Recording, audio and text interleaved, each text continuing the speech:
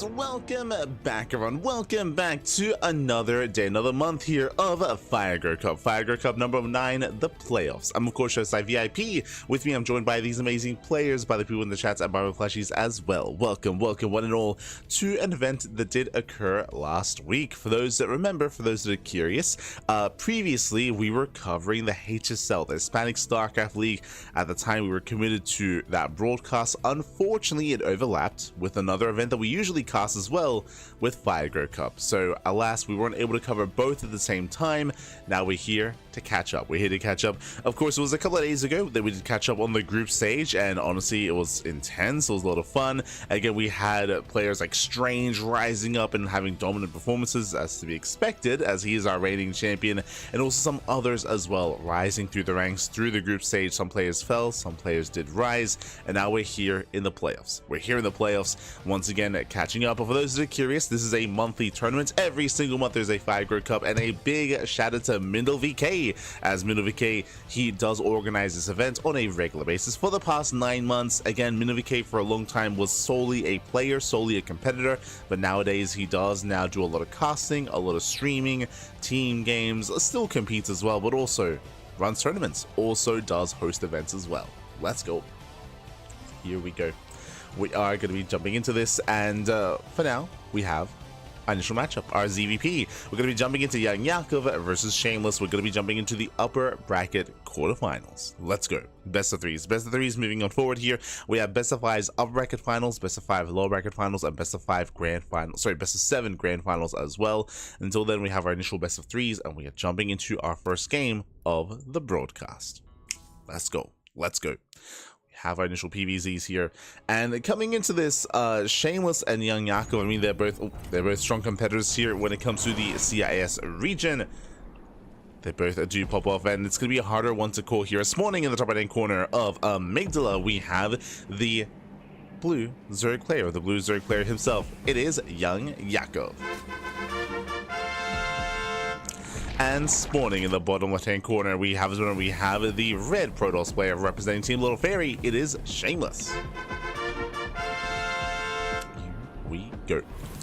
As I said, Lintus, of course, it was Shameless who I say relatively recently, I think it was at the start of the year, like back in February, back in January, but Shameless did come second place, did come in the runner-up of CranKy, second only to Wayne.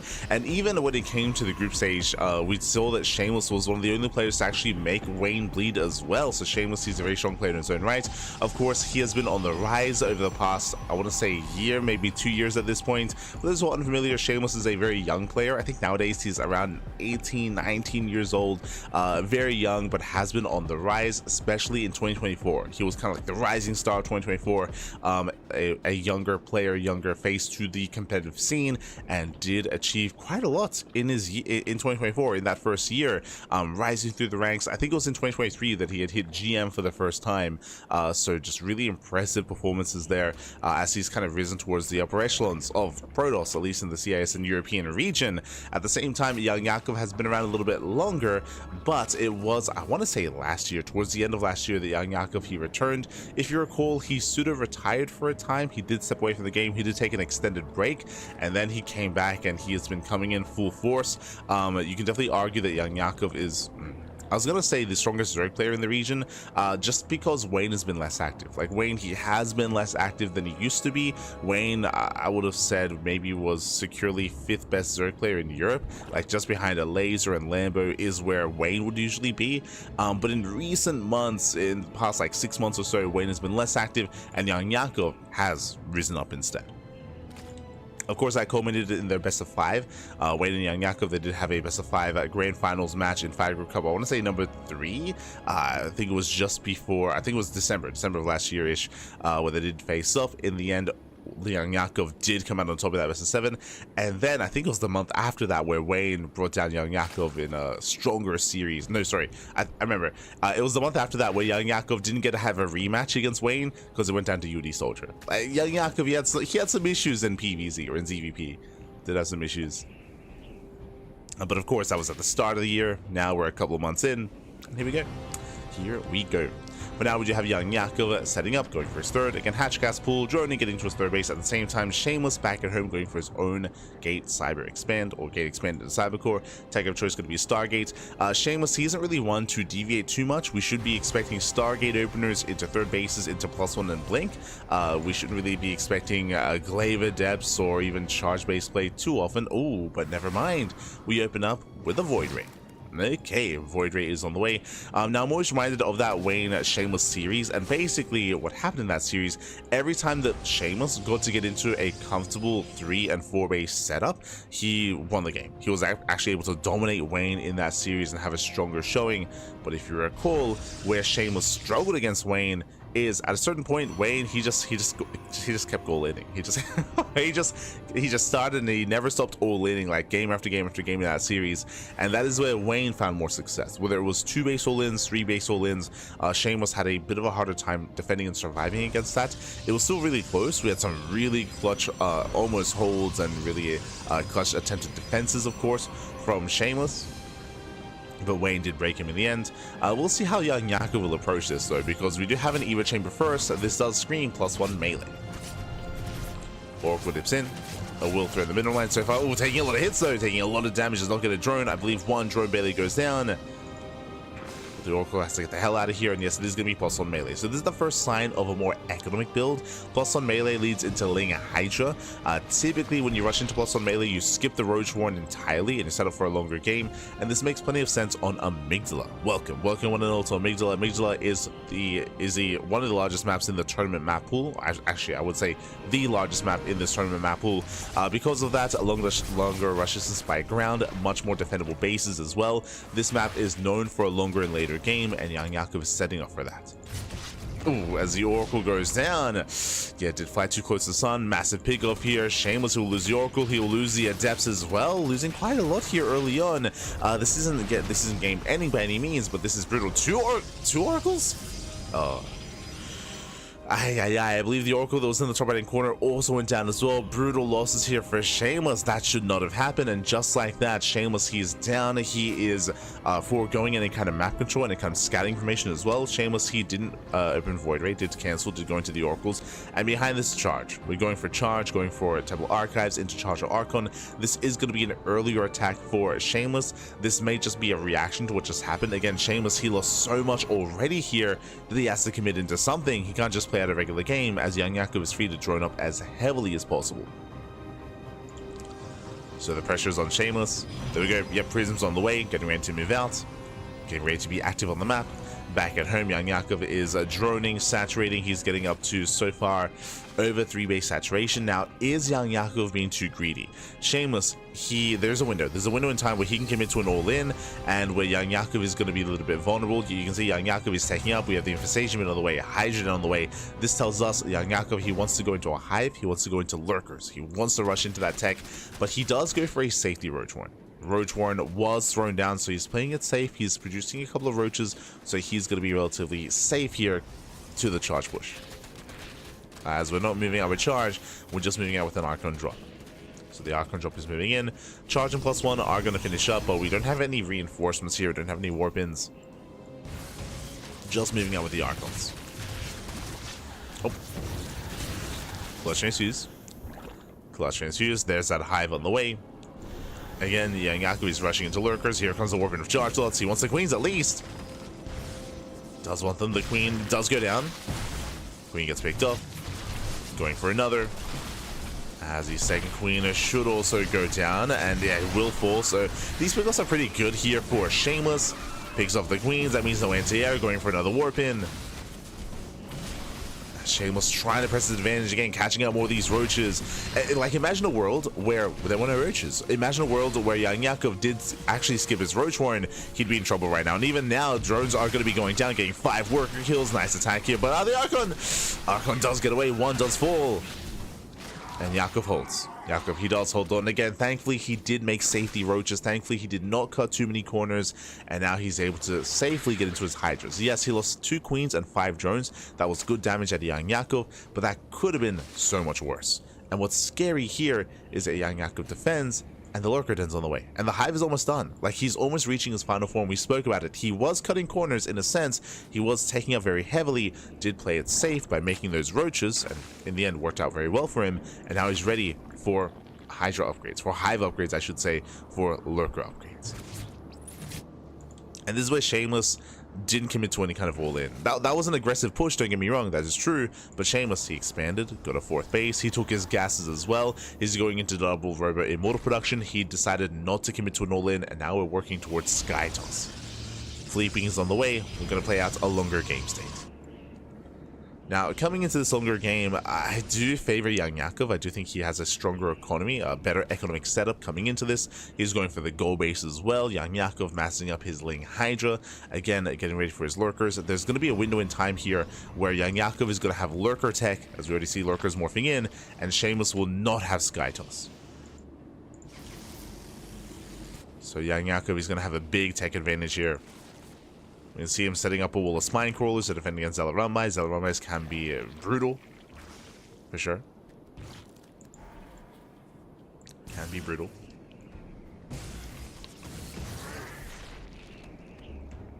And Yakov is screwing himself. He's screwing himself here on these 5 bases. Second Stargate's on the way, Mothership as well. We're still building up more Lunkers. But now YoungYakov just turtling up. How many Lurkers? So far 5, soon to be 6 Lurkers. Lurker upgrade's almost done. The Vipers are topped up. And we go for the Nidus. Now there is an Overseer here in between the bases, so there's potential for Nidus play towards the main. And if the Nidus gets up and running unscouted, I mean that can be game. That is a way to end things.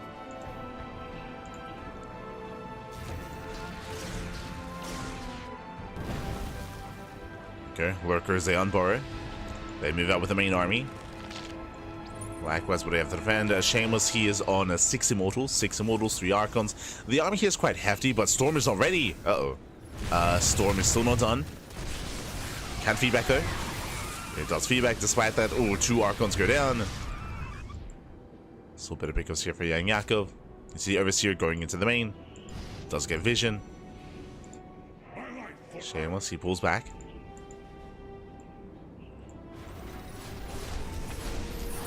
Let's pull back. There we go. Nidus into said main base. YoungYakov trying to keep the main army busy. Shameless, no reaction, no response, no warp in. Oh no. Yeah, no warp in. And what's inside the what's inside the Nidus? The Lunkers. The Lurkers are inside. And they do pop out. So going straight for the main, straight for the production. Lurkers, they can cover the mineral line. There is the Mothership, but the last detection is here. Going for the recall. Oh no, High Templar! No! High Templar!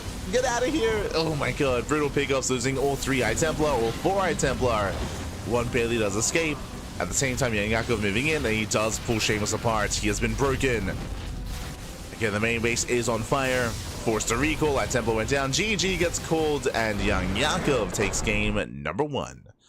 Whew, GG. GG, well played. Again, it's one of those things where when it comes to these events, when it comes to this kind of game state, one Nidus can end the game. We've seen that in ZVP, we've seen that in ZVT as well. Nidus swarms can be brutal, especially when Lurkers are involved. And unfortunately, Shameless, he barely did miss that Nidus. He wasn't able to react in time, wasn't able to respond. GG. GG, well played. If he did deny the Nidus Swarm with like a Warping of Zealots, then he would have been able to maintain his position, defend the 4th base, and the game would have progressed. The game would have kept on going from there, and we would have been able to sink our teeth into a longer ZVP, but not this time. Not this time, as YoungYakov takes the lead, and now we're jumping into game number 2. Here we go. And spawning in the top right-hand corner of Frostline, we have our red Zerg player. We have our red Zerg player himself, leading the series 1-0. It is YoungYakov. And spawning in the bottom left-hand corner, we have the blue Protoss player, the blue Protoss player himself, representing Team Little Fairy. It is Shameless.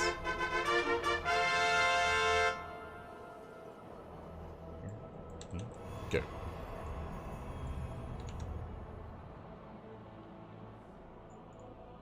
We are coming down, we are settling in. Like I know YoungYakov winning 2v2 tournaments in the past. Yeah, YoungYakov, he does play a lot in the like CIS region 2v2 events. In the StarCraft Evolution 2v2 tournaments as well. YoungYakov, he usually pairs up with Jumi. YoungYakov, he is the replacement Zerg player that Jumi did pair up with, as opposed to Eba. So YoungYakov and Jumi, they often play together. And YoungYakov, he is one of the few players that has embraced not just StarCraft Evolution, but Warcraft 3 Evolution as well. If you've been tuning into Kung Fu Cup Warcraft 3 Evolution, you will know that YoungYakov, he has been popping off, has been looking very impressive, and is our most recent champion as well. Something that I wasn't really expecting, to be honest. It was also relatively recently that they had a kind of a boot camp. They rented a team house or like a setup together. I say they. It was. Ooh, can I name them all? It was Milky Cow, YoungYakov.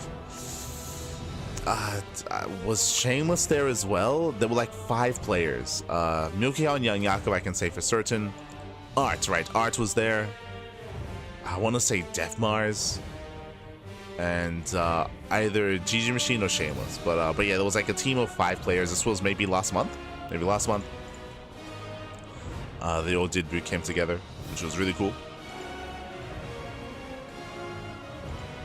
They stayed together for, I want to say, like a week or so, gearing up and preparing.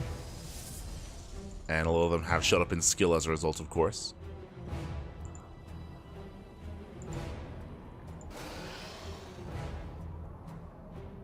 Now we are going to be moving out. Yeah, dipping in.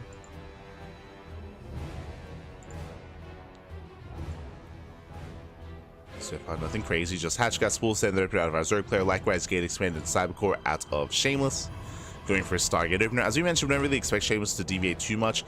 I say that last game, Shameless did go into an earlier Archon timing and earlier charge timing as well, which was relatively successful. Remember, 2 queens went down, 5 drones went down as well, and if YoungYakov had skipped his Roach Horn, then he would have been in trouble. If you remember, Shameless, I'm pretty sure part of the reason why he went for that, 1, he lost his Oracles, but 2, if you remember, he saw the early Evo Chamber, which screamed Ling Hydra. Of course, YoungYakov, he went for a later Roach Horn just to be safe. So we'll see how our players do adjust.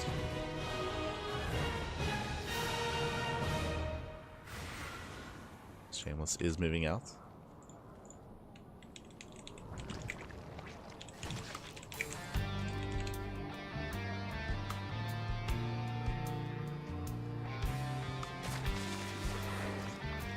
There we go.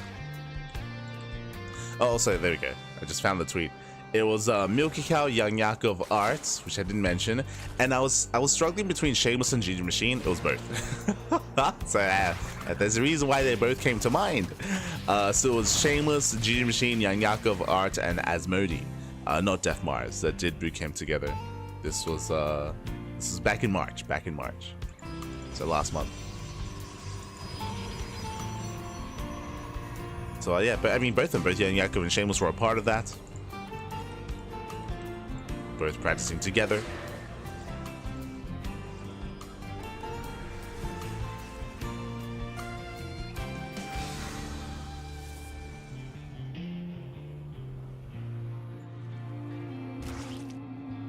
So far, it does claim his 3rd. This time being a little bit more careful with the Oracles. We do have our Forge and Twilight Council on the way. We're expecting +1 and Blink, but remember, last game we did see a charge-based opener instead. Lings, they will hit the expansion. Adepts do warp in. Adepts, they should be able to hold their own. I say that one Adept is going to go down. Oh, does get one. Likewise, Oracles, they poke in across the map of the Queens. They will deflect. I set up here from YoungYakov. YoungYakov this time going for a faster lair. Remember, last game it was Evo Chamber first into +1 melee. This time it is lair first. Ooh, and 1 Oracle goes down. That should not have happened once. I mean, thankfully not 2 Oracles, but regardless, 1 Oracle does fall. Better trade here for YoungYakov. He does not lose any drones, not yet. This has not been worth it for Shameless. His Oracle control this series has been lacking. Dipping further in. Gets 1 drone. Gets 1. Pulls away.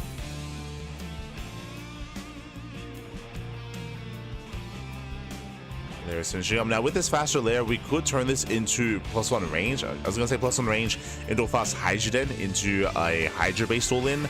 Here melee is still being researched, but this is later melee for YoungYakov. And this does lead into Hydras.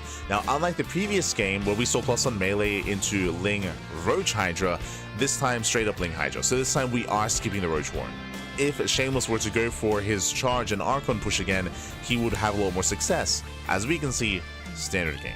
+1 in Blink Stalkers, not +1 in charge, so alas, this time he does go for a more standard build-up or a standard game. And YoungYakov, he will not be punished for skipping tech.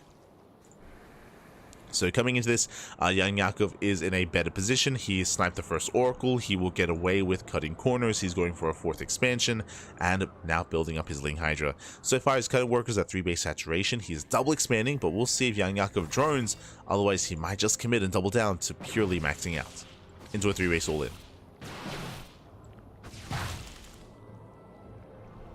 Shameless, he rallies over towards the would-be 4th base.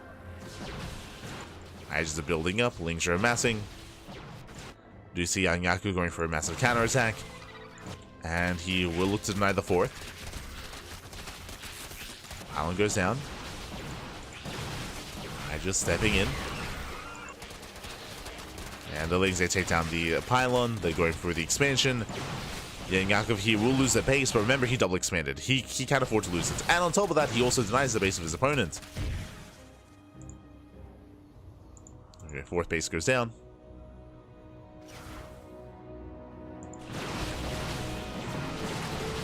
Shameless catching some reinforcements, but they do trade back and forth. And this is what I was concerned about. YoungYakov, he has not been joining. He has a 4th base. He has not been joining. He's been amassing up nothing but Ling Hydra. +1 melee is done. Hydra range is done. Hydra speed is on the way. And YoungYakov is transferring here to the base, but he is not joining up at all. He's setting up for one big push. And again, he's up against pure Blink Stalker. Like Ling Hydra, they thrive against Blink Stalkers. Charge is going to help, is going to be quite a good supportive unit here for Shameless. But he has no Archons. He has no Archons, he has no Storm. Doesn't have the best setup here against pure Ling Hydra. Yeah, and here comes YoungYakov. Revelation gets eyes on the army. YoungYakov trying to bait the army onto creep. Overlord speed on the way. Let's catch one. And I believe with Overlord speed, we can set off with some Doom Drops. So they catch another Stalker. So keep an eye on said Overlords. For now, going right down mid. Yep, speaking of Doom Drops, there it is. The Drop Lords are on the way. Oh, you don't get Overlord speed without Drop Lords. Not in this matchup. So you see YoungYakov started stepping forward. Catching out a couple of Stalkers, a lot of Stalkers going down. Drop Lords are moving in. And the Stalkers, they trade, they kite relatively well, but that's what the purpose of the Drop Lords are going to be. Going for a drop into said main base. While YoungYakov does cause a distraction. Oh. Stasis goes off.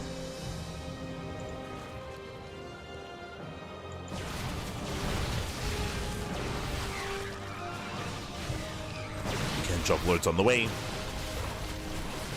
Once again, a lot of soldiers do go down to the Hydras, and he is able to trade somewhat well here, but the Zealots are running out, and the Drop Lords are diving into the main. Pure Ling into the main base, and YoungYakov, he pulls away. Zealots, they do hit the 4th base. Drones are going to be going down. A very successful Zealot run by. At the same time, we'll force a recall. Let's force a recall into the main. 10 probe kills. Lings, they can trade against the Stalkers. Can somewhat trade. They only have +1. And YoungYakov now is forced to drone. He had no intention to. He was 3 base all in. Now he's droning. Hive is on the way. Infestation Pit does finish. And now we're taking into lurkers. The game will progress. So coming into this kind of game state here, it's pretty shaky.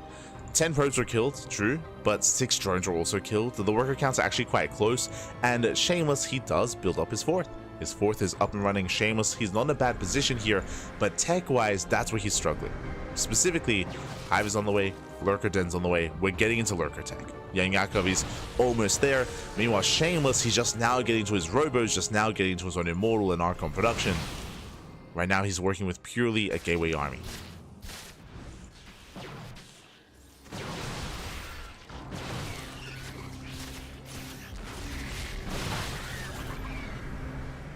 lurkers are deflected. We have more zealots amassing here for Shameless.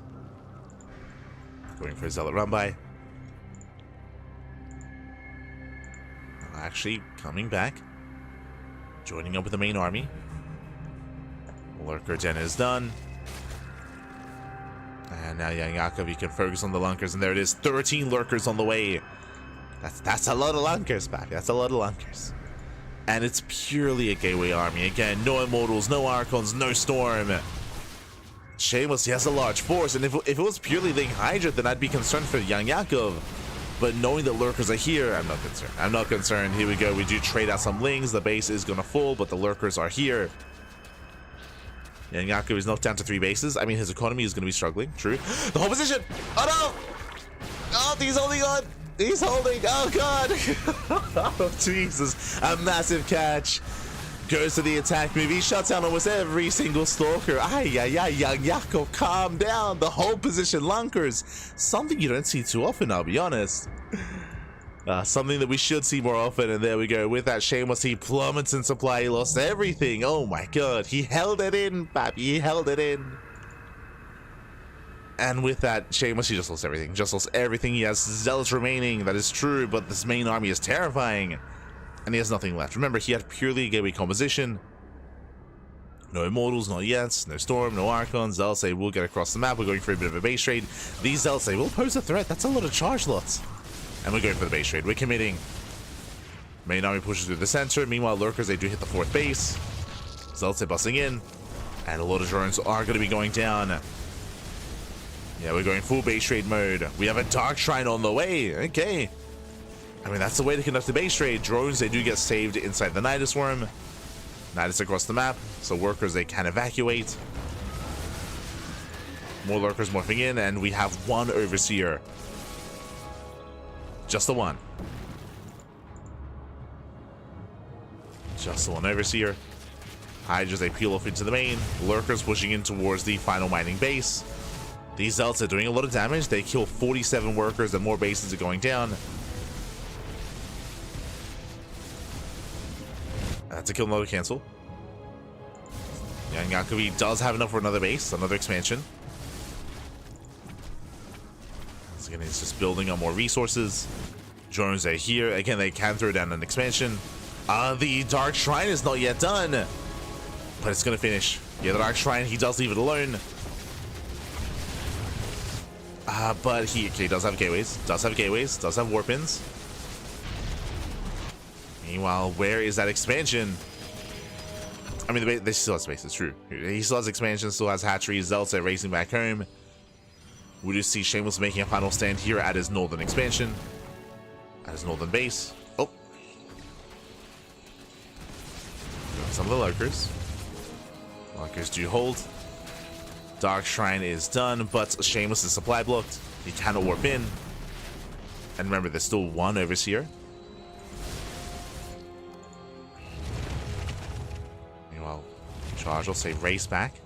It's going to be a 1 base economy here for Shameless. Meanwhile, YoungYakov, he does go back home with that Nidus. He also has a 1 base economy as well, as he has no drones in the main or at the natural. So 1 base versus 1 base. But we have Mass Lurker and YoungYakov. He just evacuates. He gets the hell out of here. Ooh, he doesn't lose anything. Does not lose his army. So what do we have left? We have 1 gateway in the main. We have gateways on the way. No gateways yet, so this army's not getting any larger. The Dark Shrine did survive, so we could warp in some Dark Templar. That is true. But now there's an economy. There's still that 1 Overseer. Shameless moving in. Let's go to 29 zealots. That's a lot of zealots. But likewise, he's moving into 12 lurkers. Unfortunately, the base trade was the best chance here for Shameless, and he didn't kill enough bases. He did not kill enough bases here. Did not kill enough expansions. YoungYakov scouts with the Overseer. He has 2 more back at home, just in case. So he has detection.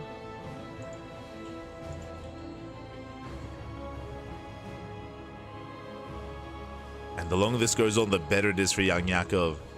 Just because he has rebuilt his lurker den, now he has saturation, and soon he can build up even more lurkers. Goes off a couple of links to go for a run by. Maybe even force a recall. Oh. True, there's only one observer. So YoungYakov, he can also try to snipe said observer as well. That would be a way to shut this down. Oh! He wants it! No! Gets the observer! Observer goes down. Zero detection now for Shameless. Lings, they do slip into the mineral line. To slip in again. Shameless, he did have the better economy at one point. Again, he was on 4 bases compared to the 3 base setup of YoungYakov, but he was slowly outscaled. And now what's he down to? He's down to 6 probes. I mean, imagine this game if he had detection, if he wasn't caught by the whole position lurkers. True, like that was a brutal moment. Contamination. Let's go. Contaminates the expansion.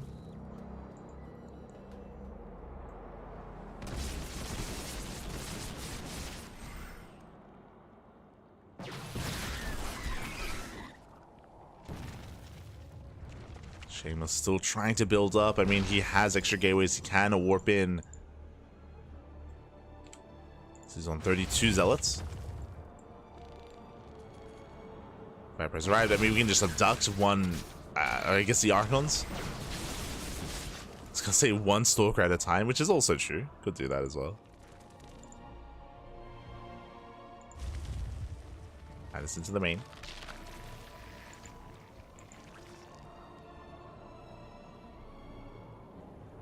DT does warp in.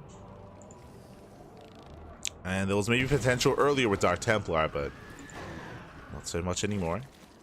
So we'll get a couple of drone kills.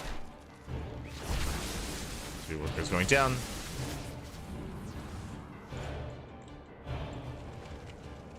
We have the robo on the way. As remember, there is 0 detection, so we need an observer. Things they focus on the Dark Shrine.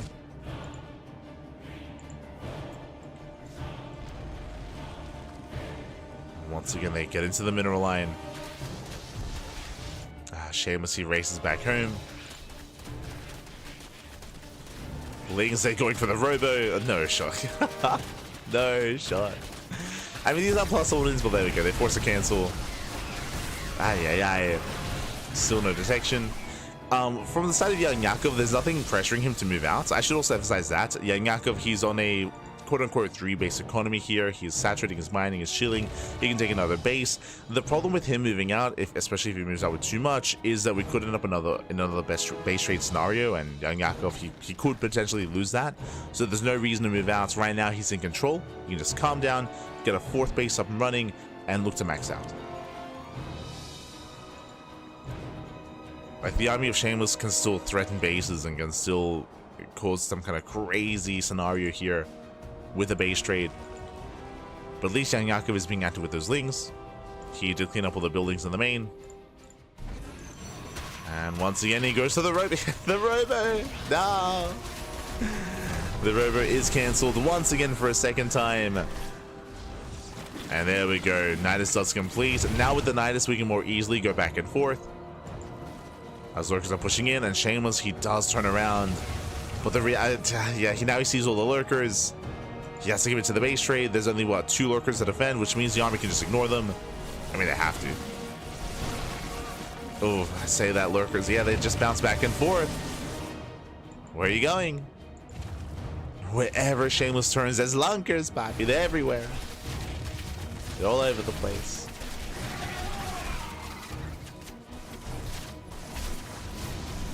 And now he commits. Now he turns back around. Now the lurkers move in. The Nidus is going to be cleaned up, which means there's no way back home. But we have another Nidus, and yeah, GG gets called, outpositioned. YoungYakov, he will take the series 2-0, advancing on to the next round. GG. Whew.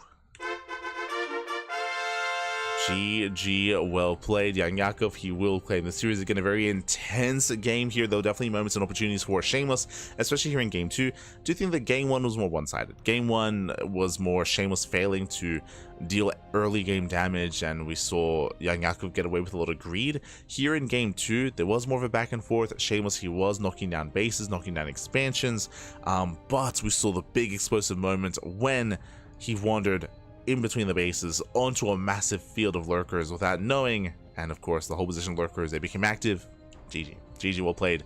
Just obliterated the army, and that's when the snowball started rolling in favor of YoungYakov. GG well played. With that, YoungYakov, he will claim the series, and now we're going to be following or jumping into another quarterfinals match. Up next, we have another PvZ between Strange and GG Machine.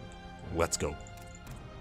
Now, of course, Strange, he is the reigning champion. He is the 5-year Cup number 8 champion here, and he was looking terrifying last month. Strange, he went Glaive Adepts almost every PvZ, and I think he dropped like one map in the finals. Like one map in the finals. He didn't drop any map in the lead up to the finals either. Now, I'm sure everyone was watching that, especially in regards to the players themselves. They're aware of Strange's style. We'll see if he can be stopped. We'll see if GG Machine can step up. Let's go.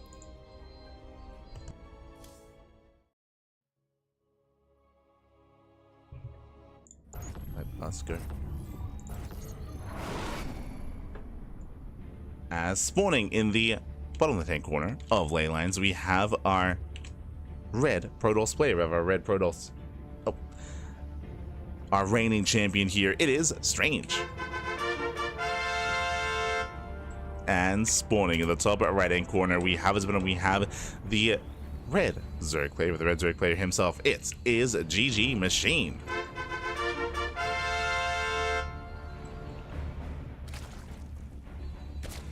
We go.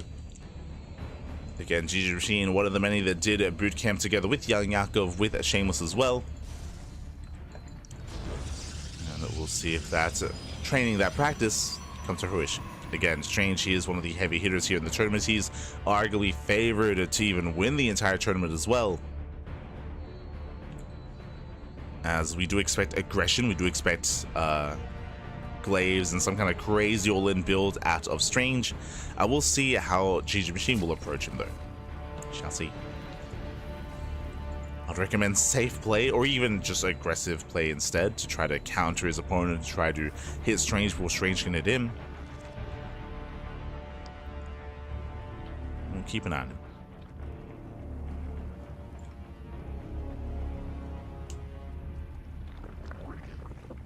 So now we are calming down.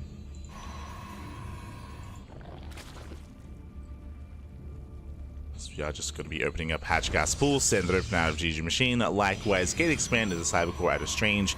Now, when it comes to Strange's style, even though he does go glaives every game, or almost every game, there are different variations. He's willing to go Stargate into early Twilight Council before expansion. He's willing to go Twilight Council first. He's willing to go 3-gate glaives into a macro build. True, there are macro variations of Glaive Adepts. There are options here. Based on the pylon placement, I'm leaning towards a Twilight Council opener, but we'll keep an eye on Strange. Typically, if it's Stargate play, you want it closer to the edge, so it takes less time to get your Oracle across the map, so you can be more active and more aggressive, but we'll see what tech structure Strange goes for.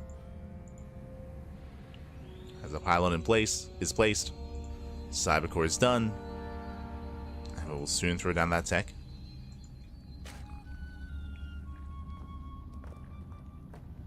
Strange in position to delay the expansion. GG Machine takes his third, and yep, there it is, at Twilight Council. So Twilight Council opener out of Strange. Now this should be glaives. Now, as I mentioned before, there are some more macro variations of this. If Strange skips his robo, then the purpose of skipping a robo is to go for a faster third expansion. So there is a macro glaive adept build that Strange did come up with, that he popularized amongst the European players. Otherwise, this could just be robo into extra gateways into just 4-gate glaives. This can also turn into an all-in as well if he stays in gas. This can turn into Twilight Council plus a Dark Shrine, but do you see what I see? I don't see a robo yet. Gateways are being thrown down, but we are only getting up to 3. So this looks like 3-gate glaives into a third. Okay. Overlord Scout is denied. Glaives on the way. No 4th gateway, no robo. So this is a macro variation of this build.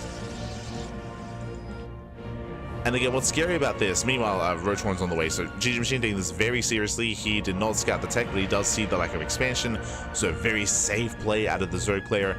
And Strange, oh, never mind, going for the robo, he throws down, no extra gateway yet, so 3 gateways into a robo.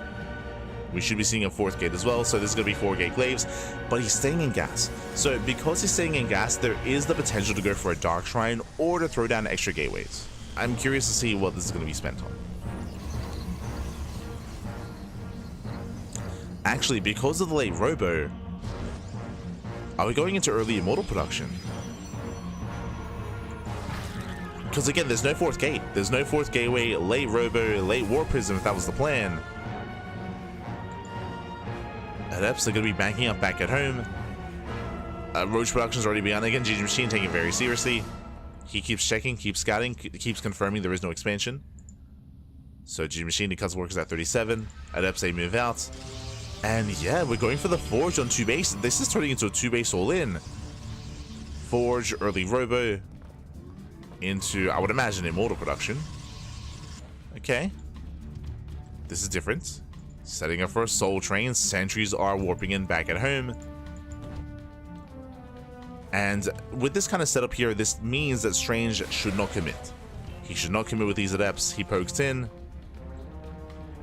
can see the Adepts are denied. So far, really good setup here from a GG Machine. The problem that's happening right now is that GG Machine should have been droning. Or at least he needs to drone. He needs to drone up here and now. Because it's hit later. And because it's later than GG Machine, he needs to have a better economy to sustain that later move out. Lair is on the way. Gas being taken. He has to be careful not to drone up too much. Remember, there's still no 3rd base. There's still no expansion. Our Zerg player is checking for that. Spoke in. All surround. Immortals are amassing. Sentries warping in as well. So Strange is getting ready for his 2 base all in. And GG Machine, he drones up to 2 base saturation. I think this is okay. Of course, he could have shown up sooner. It is the big issue. He's going to Lingbane Roach Ravager. So Lingbane Roach Ravager here on the horizon for GG Machine.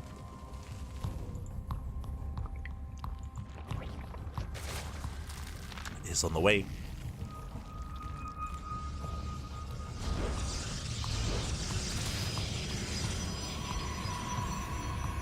Link's poking in.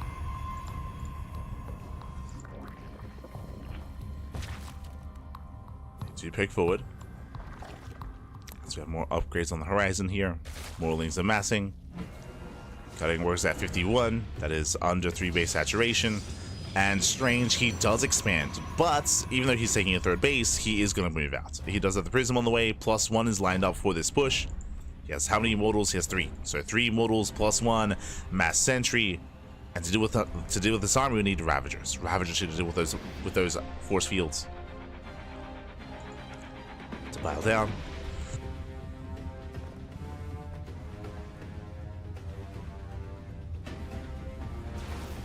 And here we go. He does push forward.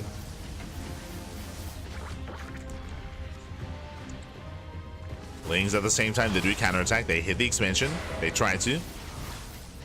Strange moving in. Shade is denied. Roach Ravager getting in position.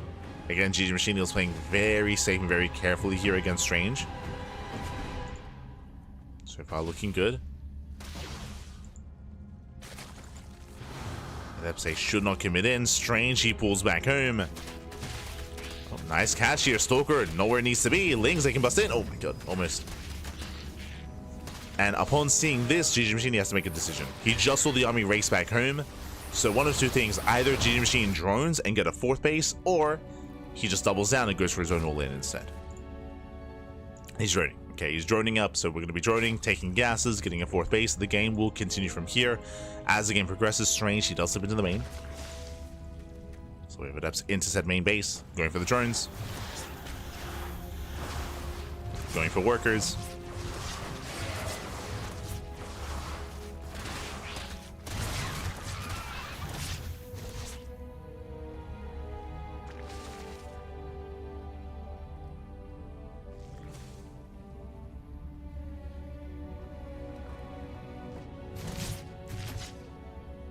Now Strange is stabilizing. Now, when it comes to this kind of game state, Strange is actually in a pretty good position. Even though, like, he opened up very committed and very all-in, I would say that because GG Machine was playing so scared and so tentative, it took him a long time to actually drone, actually saturate his bases, and even get up to 50 workers. So because of that, Strange is actually not looking too bad with his army, especially with the Colossus coming in. Now, when it comes to GG Machine, he drones up to 3-base saturation, he's getting a 4th base, but now as you can see, he's building up. He's maxing out. So GG Machine is going for a 3-base saturation to a maxed out Link Bane Roach Ravager army, and it should be on our Zerg player to break the 3rd base of his opponent and try to break Strange before he stabilizes. Before he gets out of hand and out of control. Now, ideally, GG Machine, he would want to fight this army out in the open. Strange, he should not be pushing. He should be being more defensive. Uh-oh. As, yeah, we do see Strange moving out. Oh, bit of an awkward angle here, but GG Machine is setting up for the surround. Uh-oh. Yeah, the surround is coming in. Does collapse on the army. Strange, he should not be here. Does force field. Decent force fields on the Ling Bane. But last, the walls are going to be broken here. The force fields, they keep going on. Biles, they connect. And we get the full surround. And Strange, he will lose everything. Ay, ay, ay. Again, he should not have been out on the map. He needs to be defensive back at home, and he will lose the entire army. And with that, GG Machine, he snowballs out of control. At the same time, War Prism into the main. DTs are popping off. Zelts as well. Sorry, Adepts even. Drones are going down. But the main army of Strange has fallen. As that's going to be a lot of drone damage. Oh my god, 21 drones going down. GG Machine, he knocks down the expansion. And does he come back home, or does he commit into the natural? He commits. He's committing in. Back at home, there are defenses. He's holding. But now there's 2 Colossus. Uh-oh. 2 Colossus have arrived. With that GG Machine, he does clean up all those Dark Templar. There is still a Prism behind the main. GG Machine, he's actually down in drones. He's redroning, resaturating. Now the goal here should be for GG Machine to redrone, resaturate, and to contain Strange and delay the threat for as long as possible. Just delay the expansion. Up! Hatching out Stalkers. A lot of Stalkers getting caught out. Once again, pushing in. Takes down more Stalkers. And he shouldn't get the Colossus. Ooh, but takes down the Pylon once again. Takes down the Pylon. Still droning. Prism is being somewhat active.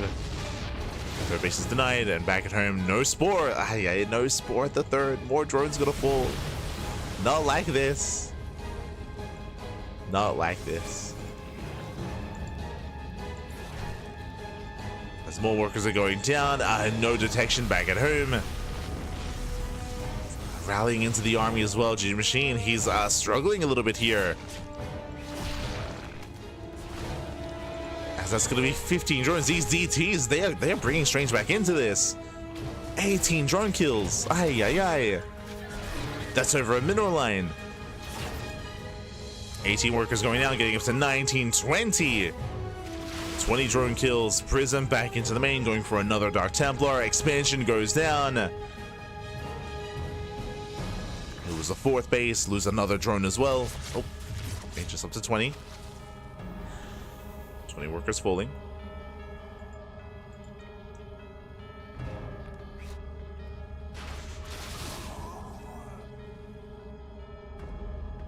And just like that, Strange has a better economy. The reality is Strange is on 47 workers, GG Machine down to 38. He lost so much here to the Dark Templar, and even still, there's still DTs wreaking havoc. Getting a queen, getting more value. Again, there were no spores. And GG Machine was punished for it. Now, he still has the greater army, that is true. Still has a very large army to work with. Oh, but he's moving into disruptors. Speaking of, disruptor moves out. Strange, he is claiming another base, is looking to stabilize, if not have just a greater economy. A GT into the 3rd, getting another drone kill. Getting another 2, denying mining. With the power of Dark Templar, Strange, as he claw his way back into this game, it's possible. It is very possible. Do you have mutas? I mean, mutas are a decent way to kind of deal with the prism at least, and also get across the map. And try to threaten the mineral lines of your opponent. It is an answer.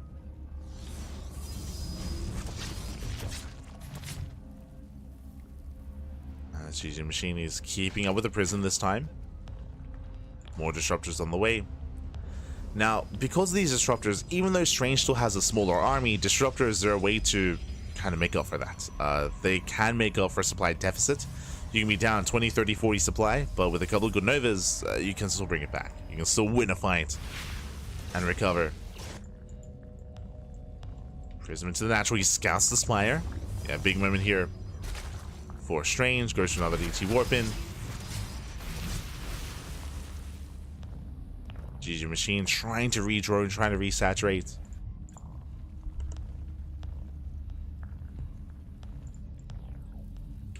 Now, because the Spire's been scouted, we should be seeing some site defense here. Cannons, shield batteries. I mean, Strange doesn't have the best economy either.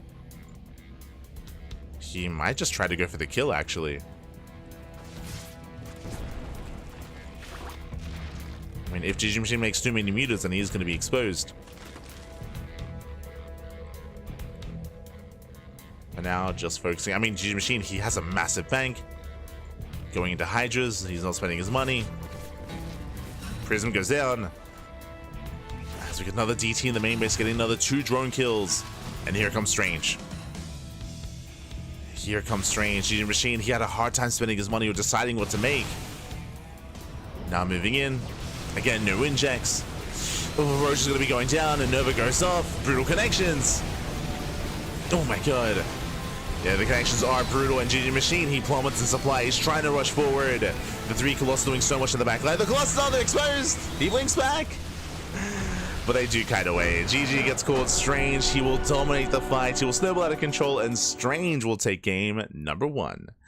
Whew, GG. Ay, ay, ay. The DTs were the MVPs. The Dark Templar, they killed, I want to say, around 50 workers on their own. Because they killed 20 in that like second wave, but when the initial attack was happening, if you remember, another 20 plus, no, it was, I want to say it was another 30 drones went down as well. So many workers went down to Dark Templars, to Zealot Rumbites, to counterattacks. GG Machine, he was initially in a better position. He was up in bases, he was crippling his opponent, he was up in supply, but the reality is he wasn't able to make use of it because of all those Dark Templar. They were just causing so much chaos, so much havoc, distracting GG Machine. And as we saw towards the end, he had a really hard time deciding on what to spend his money on. I say that, I believe part of it actually was less that and more so injects. Because queens were quite limited, they were chasing down the prism, and as you saw towards the end, as we were looking at the hatcheries, there were no injects on those hatcheries either, so larva was very limited for GG Machine.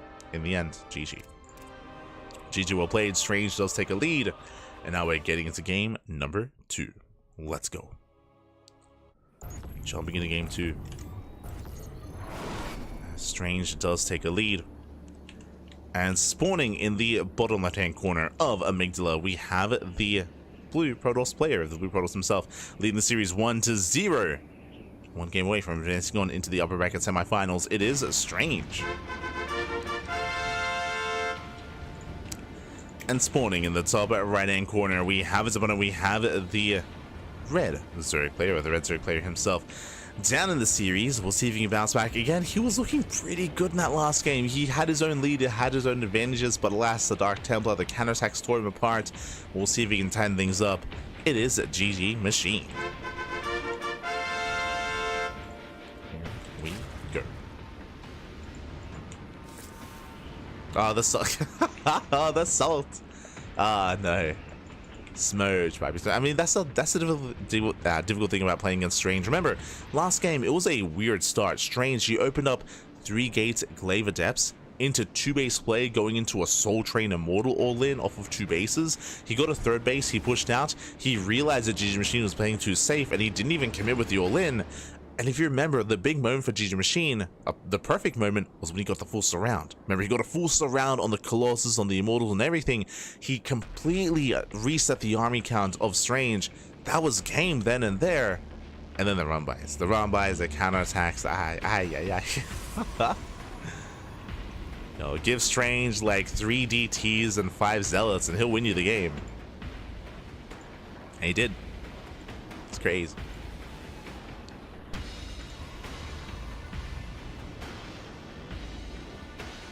From here we're settling in. Again, Hatch got full standard opener out of GG Machine. Likewise, standard opener out of Strange as well. Now, we did see, again, as we mentioned, that quirky build last game, going Twilight Council into 3 gateways, into 2 base play, into a 3rd. It was a crazy build. We could see that again. We could see something different. We could see something more committed, more aggressive. We could see something more greedy, more economic. Strange has a lot of ways to play Glaive Adepts. He has like at least 5 different builds. Oh, speaking of, Stargate first. So Stargate open out to Strange. Now we expect this to be a Void Ray to hide his build and to hide his tech. That is typically how Strange does open. If he goes Stargate, he goes Stargate into Void Ray, into a 3rd base, into Glaives. That is very much so a viable build that he has available to him. To go into delayed Glaive Adepts. As for now, he is looking to move out. Depth of Shade.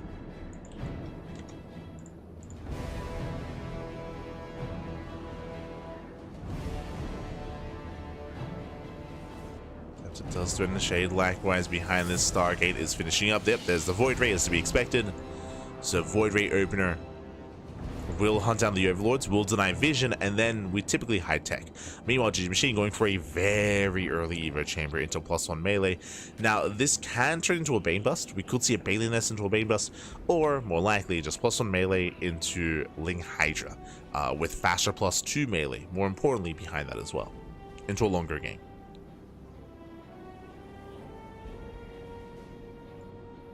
So go melee's on the way. Because melee's because it's gonna kick in so soon and so quickly, that typically means that the GG Machine is gonna be looking to skip his Roach Warren and just rely on Lings. But that can be risky, specifically against Strange, because of how Glaive Adept heavy he is. Ooh, this is not Glaives though. Void Ray moves out, and we have a 2nd Stargate on the way into a Fleet Beacon, into Carrier or Tempest Rush. Oh boy. Okay, I mean, we are loading into Amygdala, right? So Amygdala is the largest map in the tournament map pool. A long rush distance by ground, very defendable 2, 3, and 4 base setup. If you're gonna rush into Skytoss, this is the map to do it on. Meanwhile, remember, GG Machine, because of the fast +1 melee, into fast lair. That is a 4-minute lair timing from GG Machine, so this should be to rush into Hydras, and if GG Machine realizes what's going on, he can go for a 3-base Hydra all-in. He can get into Hydras fast enough to saturate his 3rd base, to move out, to max out, and he can actually break Strange with a Hydra timing. I'm getting ahead of myself, and I'm assuming this is going to be Hydras, but that should be the go-to after +1 melee. Carriers are on the way. Could be 2 carriers here from Strange. Initially 2. Not going Tempest.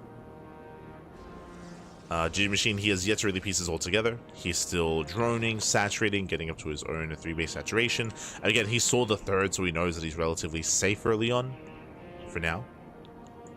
Lair is done, and we are waiting for the tech. Whether it's Hydrogen or whether it's a Spire, we need something. Ooh, going for Dropper Lords, actually. No Overlord speed. Ooh, this might be an oversight. You typically don't get Drop Lords without Overlord speed here. Lings are amassing, and he should notice how slow these Overlords are. Oh boy. Okay, going for the Spire. Spire is on the way, so it's going to be Ling into Muta, not Ling into Hydra. Roach Warren gets thrown down. Lings, they poke in, they do scout, they do confirm. Now he knows. He's aware of the carriers. Carriers are moving out. No Hydras to defend. It's going to be Queen Corruptor. Roach Warren gets cancelled. Good call. And this is not going to be an easy hold. We have 5 queens. Oof. Only 5 queens. Carriers move in. Okay, Spores, they do move forward. The slowly, let's go. Slow Link drops on the way. As the hatchery will finish, no transfuse. So the space should go down. Lings, they do hit the expansion. Alas, the boys are pulled. Warrior is in position. This hatchery, there's one transfuse, barely keeping it alive. Oh, do we have another? Not quite. The base goes down. The slow Ling drop making its way into the main. He'll get there. Carriers, they race back home. And interestingly enough, there's no additional carriers. It's double carrier into Mass Blink Stalker into a ground switch, not into Sky Toss. And Lings will confirm. Lings, they see everything. They see the Forge, Twilight Council, Weapon of Stalkers. They see that there's nothing being built here from the Stargate, so this Ling drop doesn't actually get a lot of damage done, and it shouldn't have, but he does get a full scout. Now he knows. Now he knows to focus on his ground army. Now we get the Hydrogen on the way. It's a late Hydrogen here out of GG Machine. But he is taking up. We have the Spire, I suppose, and we can still go into Muta play. But for now, GG Machine is just preserving his resources, waiting for the Hydrogen. To upgrades, yep, switching into Lurker Tech. But again, this is all late. The Hive is going to be delayed, the Lurker Den is going to be delayed. Strange is moving in. This is going to be a tough hold here for GG Machine. That's Strange, he wants that fourth, and he's going to get it. Now the question becomes, what else does he get? You know, he claims the fourth. From here, we can keep pushing and just keep moving in. We have Mass Ling getting ready. We have Queens moving in as well. Get in position. Void goes down. Ooh, brutal force field. Catches one of the Queens. Strange pushing forward. Lings are coming from behind. They catch some reinforcements. Hydras are slowly building up. Queens are holding their own. The boys are being pulled. And with the boys being pulled, can he hold on? No more transfuse. Another Queen goes down, but it's only 2 carriers. And the Stalkers, they're being thinned out. Stalkers are being thinned out. Interceptors are falling. It's a brutal hold, though. That's going to be 21 drone kills. Ay, ay, ay. And he's not holding. He's not holding. Stalkers, they warp in. Strange moving forward. Oh, he will lose 1 carrier. Whew. 1 carrier goes down. GG Machine, can he get the other carrier? He's going for it. He will. Massive pickoff. Strange, he overextends. He does overextend. He should have pulled back. Should have pulled away. We'll lose both carriers. Stalkers getting caught out as well. GG Machine, he just lost 21 drones. His economy has been crippled. But he's able to catch some reinforcements. Does pick up a couple of Stalkers. Okay, Cannon Shield Barrier is going down. Takes down the Cybercore. Cybercore gets picked off, and GG Machine is not stopping. He's moving in. Takes down the Prism. Getting on top of the sentries. These are 0-0 Hydras, but hey, they pack a punch. Up.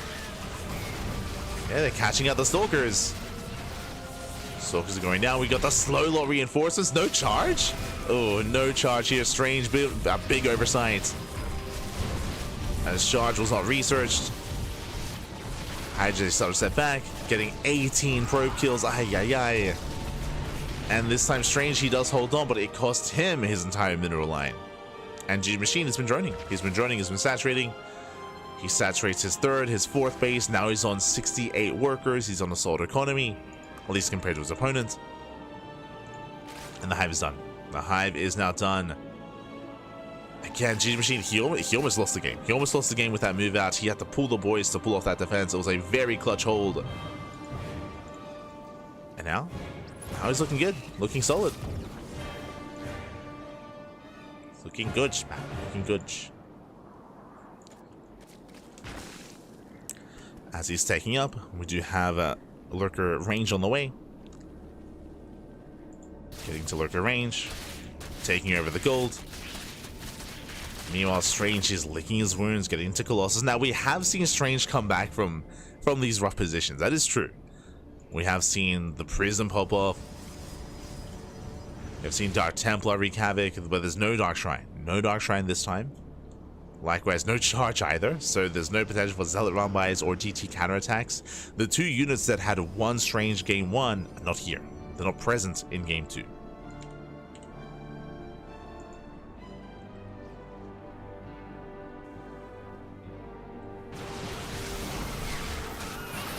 Machine does dive in. Nice force fields locking down the Lings. A nice trade from Strange. At the same time, Lings, they poke in, but there's a full wall. Strange, he defends.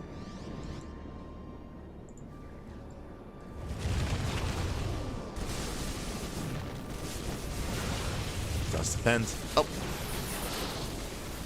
These lurkers are slowly gaining ground. There is zero detection. Ooh. And first observer's on the way. Zero detection for Strange.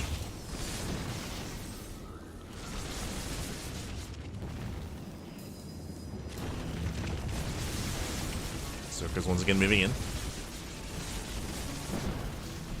Diving on the army. It does go for the dive. Can he focus on that observer? Barely will. Observer does get picked up. Zero detection. Once again, zero detection. Colossus goes down. One Colossus left. Again, the slow lots, they're coming in. I don't think that's intentional, by the way. That charge was never researched. He had the money for it. Slurker still getting ground. Yeah, there we go. Charge now begins, but it's too little too late. The Lunkers, they're still popping off. And there's still zero detection. Ah, no. GG gets called. GG Machine, he has enough. He breaks through, and GG Machine will force the ace match. Let's go. Whew. GG, well played. We are going all the way to game 3, and we'll see. We'll see who will claim this series to again. It's been a very intense back and forth, and even game 1, GG Machine, he was in a better position, right? Like he had successfully defended, he had successfully caught Strange with his pants down, successfully killed the third. Like game 1 was GG Machine's game. It slipped through his fingers. Now we're going into the ace match, and we are loading into Starchild. Let's go. As spawning in the bottom left hand corner of Starchild, we have the red Zerg player, the red Zerg player himself, tying up the series 1-1. It is GG Machine.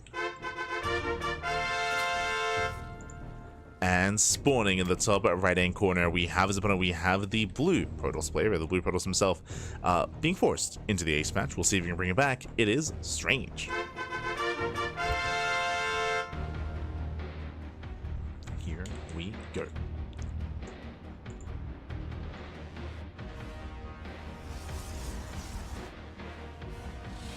So we are settling into Starchild again. Starchild is one of the larger maps in the tournament map pool. It's not as defensive as Amygdala. I should emphasize that, but it is a large map. It is a large map nonetheless. A lot of bases to be taken. This is an older TLMC 17 map, not TLMC 20. Right, Light. It is strange. He is strange. Yes. Aye. He is not normal. Not orthodox. It's crazy.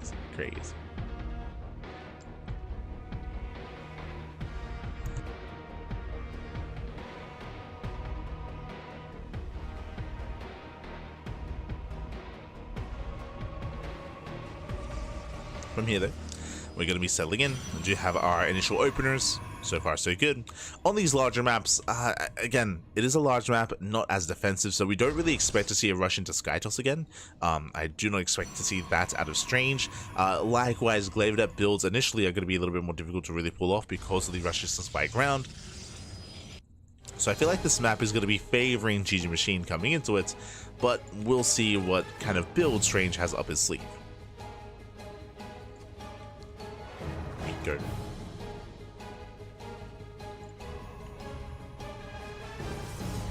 Players are setting up.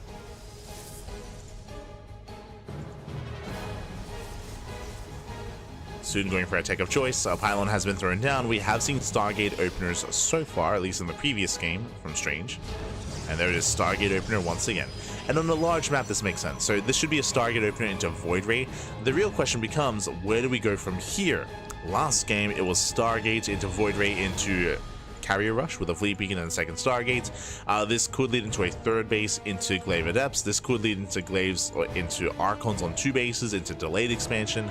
There are options here for Strange. But again, we are expecting Void Ray.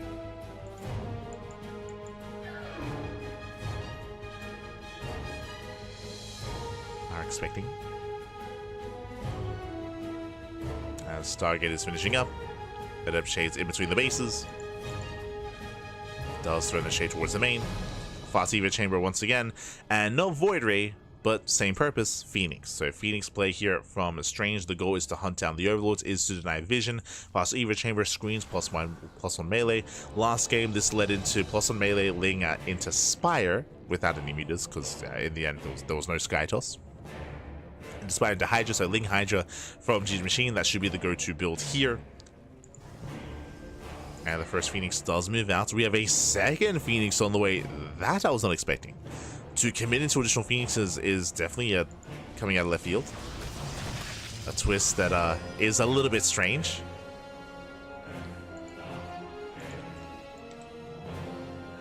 As Phoenixes are on patrol, they're hunting down Overlords. We have more Phoenixes on the way. Now this could be Phoenix into charge. We'll see if we throw down fast +1. Robo on the way. Yo, are we going Feast Colossus? I mean, with a fast Robo, we're leaning towards Immortal production. This could be for a fast Bay into Colossus, I suppose. 4-minute lair out of GG Machine. Again, he can afford it because he did go into +1 melee. He's skipping his roaches. So +1 melee into Hydra still on the table. All these Phoenixes will also deter any kind of Muta play, as we have more Phoenixes coming out. Forge for +1. Robo is finishing. The +1, I mean, there is a really fast +2 build you can go for with Colossus, but the Sentry Scream Immortal production, yeah, this should be a Soul Train. This should be a Soul Train. This should be for Immortals. Observer first. We'll keep an eye on what comes out after the Observer. Phoenixes, they do catch an Overlord. The first one. They get one Overlord, they're going for the Queen. Spore is not done, no Transfuse. And the Queen is going to go down, a massive pick off. Gets a Queen, gets into the middle line. Again, the Spores are so delayed. You have a safety Roach Warren, and there it is. Immortal production has begun, as we did assume, so it's going to be a Soul Train. It's going to be an Immortal Sentry all-in. Meanwhile, more drones getting picked up, getting up to 5 workers. Still no Spore. Ay, ay, ay. Still no Spore in the main. Not like this. And there's still no Spore at the third either. Despite the Phoenix Opener, despite GG Machine scouting the Phoenix Opener as well, he just did skip every single Spore and he gets punished for it. Ay, ay, ay. And with that Strange, he gets how many drone kills in total? 9. 9 workers go down. Overlord, a Queen, some Lings. Very efficient pickups here by Strange. Behind this, he does open Immortal Sentry, but he is looking to transition into what? Into Colossus, as the Bay is on the way. So, ¿por qué no los dos? Why not both? It's going to be Immortals and Colossus here. ¿Por qué no los dos? Yeah, true, true. I mean, I'll say Strange is in a good position. He, even though his third base is late, he has dealt a lot of economic damage. Locking down the Lings. Very nice force fields. But one Sentry goes down, he gets one. Just one. Just one Sentry. Takes down most of the Lings. Colossus on the way. And we see GG Machine trying to go into Roach play. Does have the Hydrogen. If he can, ideally does want to go into Ling Hydra Lurker. But more charts are going down. Getting another 2, 11 in total.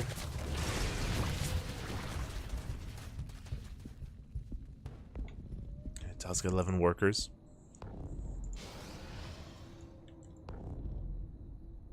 Hydras are massing. I mean, that's what the Colossus is going to be for. Again, there are no roaches. I'm concerned. Like, without a roach-based composition, these Colossus are going to wreak havoc. GG Machine, he has to scout. He has to confirm what's going on. Okay. 6 roaches on the way. GG Machine, he cuts workers at 3 base saturation. Oof. Meanwhile, his opponent has a better economy. Is a late third. But does GG Machine drone from here, or does he commit? Still bleeding out more workers. Here comes Strange. Strange, he now has the better economy. Strange also has the larger army. Zerg player here is in a lot of trouble. Again, just a really rough defense against those Phoenixes. And the base is going to go down. Expansion does fall. Colossus is revealed. GG Machine coming in for the surround. And there's a recall. Does recall in time. Oh, the Wilds! Oh my god. They catch out a couple of gateway units, but the Immortals and Colossus survive. Strange, he gets out in time. Does get out, and Cheese Machine has to make use of this army in some way. He's moving out, but back at home we are secure. We have cannons, shield batteries, the high ground as well. Cheese Machine is only taking one base, he's not double expanding. Likewise, saturation is still very low.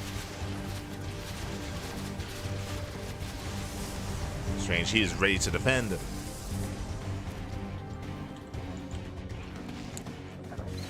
And Cheese Machine, he will confirm. He sees the defensive setup, he wants none of it.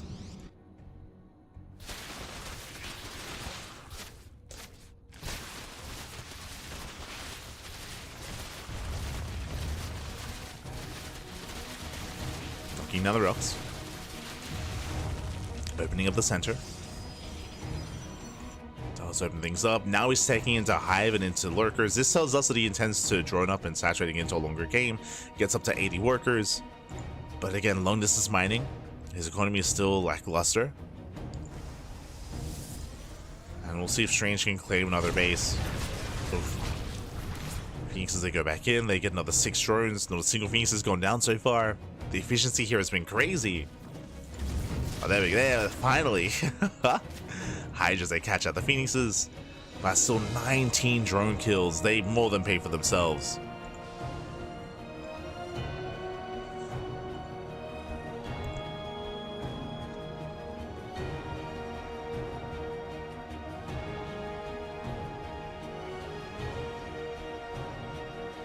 And now we have 4 Colossus moving out.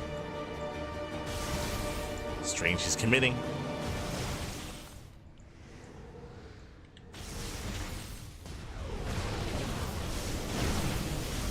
He does move in. The 5th base is going to be denied. At the same time, Cheese Machine was attempting a counterattack. Gets caught out by charge lots. Lurkers in position. Not bad. Bunkers are here. He does hold. Strange expanding with his army. So his 4th base is safe. Cheese Machine, he's maxed out. Getting to Viper Tech, and Strange is going into Sky Toss. Stargates are on the way. Getting ready for that Sky Toss transition. Getting ready for a longer game. Let's go. Getting into that longer game.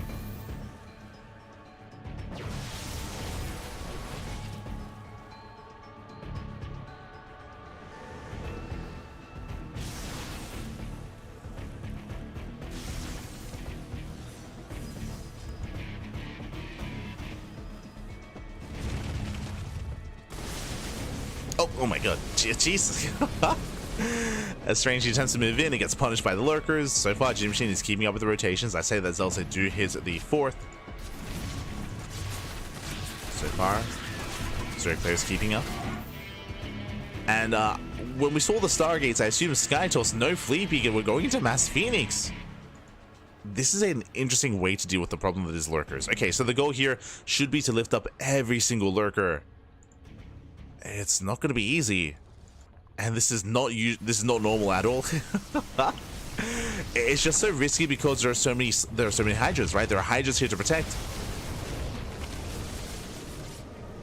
Lifting up every Lurker is an option, but it feels like one of the most difficult ways to deal with this. Like, it feels like it would be easier if we were taking up into Carrier or Tempest and Storm.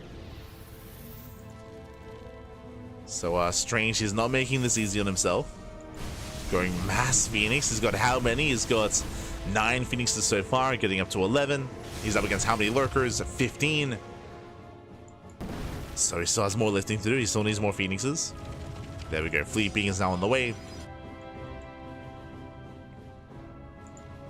And Nidus into the main. Gets spotted. There's a recall. Mineral field depleted. Strange, he spots the Nidus. We'll shut it down.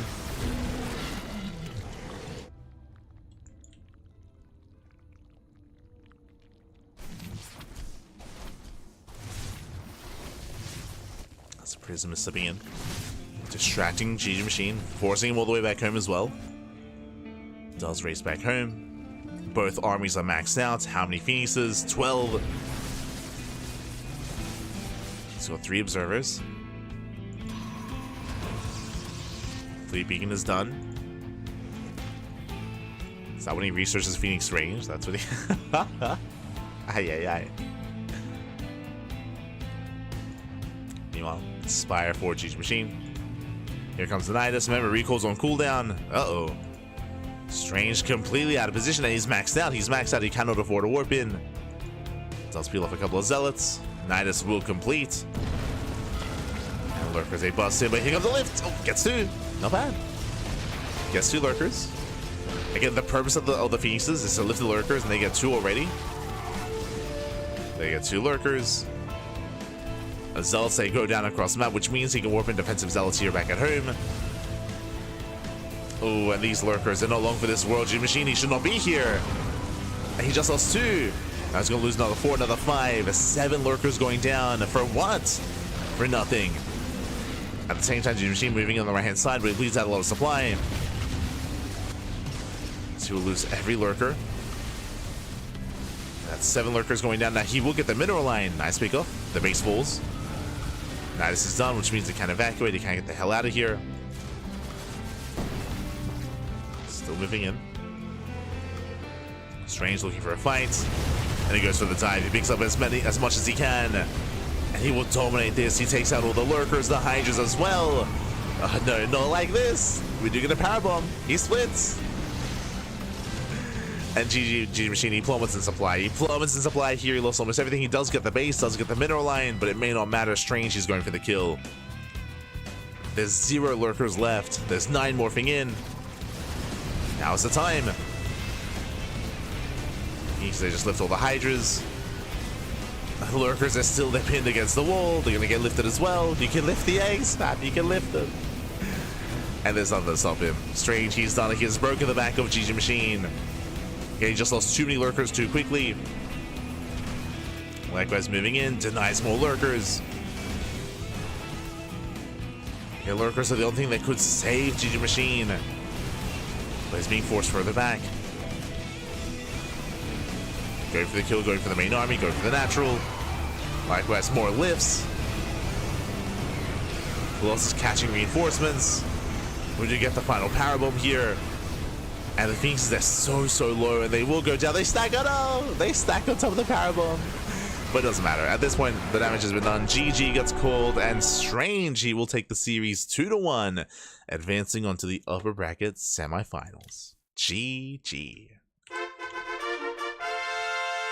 What an animal. GG, well played. Again, going for one of the most difficult ways to deal with Hydra Lurker Viper, going for a Mass Phoenix to lift up all the lurkers, but so much happened so quickly that just all snowballed in favor of Strange. Remember, we had the attempted Nidus into the main, where he lost 2 lurkers, then we had another Nidus where he lost another 5, so that was 7 lurkers going down before the main fight started. So that was already a brutal start for GG Machine, and then he got caught out of the open. Sure, he killed a base, but he got caught out in the open. He had no defensive setup there. He was completely exposed, and he lost everything. Every lurker went down, and Strange just snowballed into a win from there. If we had seen a bit of a slower approach, then I would say it would have been difficult, because I would imagine, because the fleet beacon was done, if we did have a slower back and forth, most likely Strange would have bled out some units and gone into Sky Toss and gotten out of that and into like Carriers and Tempest.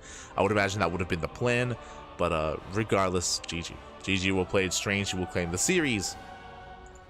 And we are getting ready for the upper bracket semifinals. Let's go. Let us go.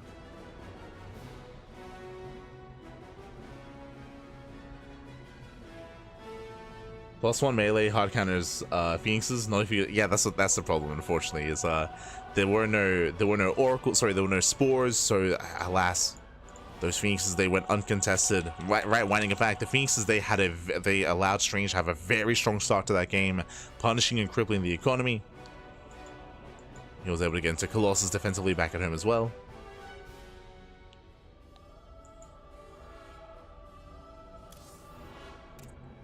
And with that, that leads us into our next series here. The 2 winners face off against each other. As we just did cover YoungYakov taking down his opponent, taking down Shameless. We just covered Strange taking down GG Machine, and now we have our next best of 3. It is going to be Strange versus YoungYakov coming up next. Let's go. We have our another PvZ. The 2 winners face off against each other. The winner of this will advance on to the upper bracket finals. Here we go. As spawning in the top right hand corner of Amygdala, we have our blue Protoss player, the blue Protoss himself. He is Strange, the reigning champion of Fire Cup number 8, and spawning in the bottom left hand corner, we have the red Zerg player. It is YoungYakov. Here we go.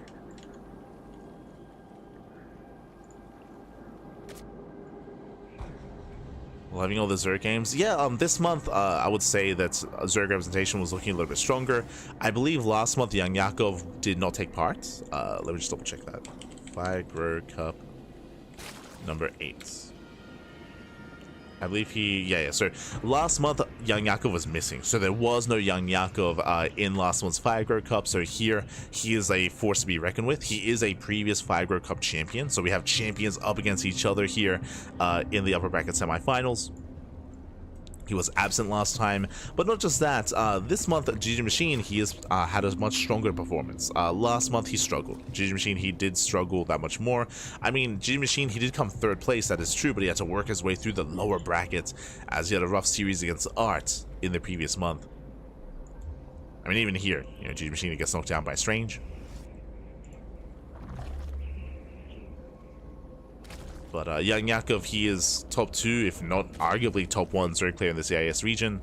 So him being here does mean that there's more Zerg representation, of course, in the playoffs. I say arguably because YoungYakov and Wayne, they go back and forth quite often. I would say at his peak, Wayne is the strongest Zerg player in the CIS region, but again, currently Wayne, he's not as active as he used to be. He is far more... or he's just far more inactive. But here we go. For now, settling in. Do you have our initial openers here? Nothing too crazy, nothing too wild. Hash gas pool, gate expanded to Cybercore. But as we get into game number 1 here, I mean, Strange, he's going to be dictating the pace of the game, I would imagine. In the last series, it was GG Machine who was trying to keep up with the shenanigans of Strange and keep up with his builds, and he was able to for a time, but whether it was Zealot run by his DT counterattacks or even Phoenix counterattacks as well, GG Machine was caught with his pants down one too many times. We'll see if YoungYakov is wearing a belt. We'll see if he can tighten things up here and keep up with Strange. So he is not an easy opponent to go up against. Not at all. Not at all. As it is going to be a Stargate opener. Now again, we expect Stargate openers on these larger maps. We saw Stargate openers previously in the last series on Amygdala and Starchild. Once again on Amygdala, it's going to be a Stargate opener into Void Ray. Now the last time we saw Strange on this map, he went Void Ray opener into a second Stargate into the initial Carrier Rush. Into Carriers, then into Ground Toss. So that is on the table. Not saying he'll do that same build here, but it's what we saw previously. So it's in the back of our minds. Meanwhile, YoungYakov rushing into 14 Lings. That's a lot of Lings, and the purpose here should be to deny the 3rd. If there is one. So Lings are amassing for YoungYakov.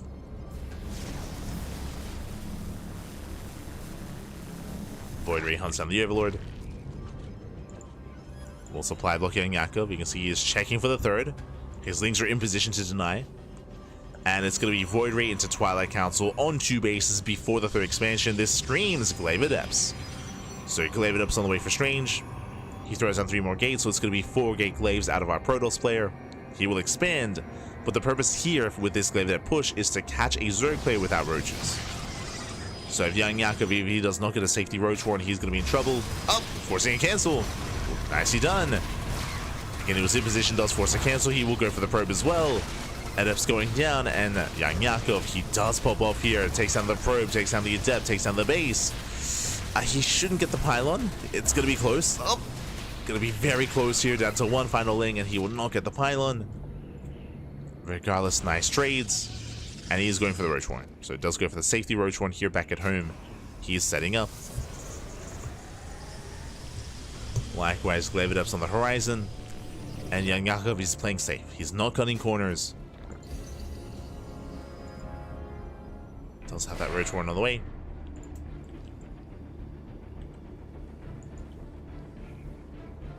Strange, threatening a shade. Does threaten. Ooh, as first step does go down. Does catch in the depth.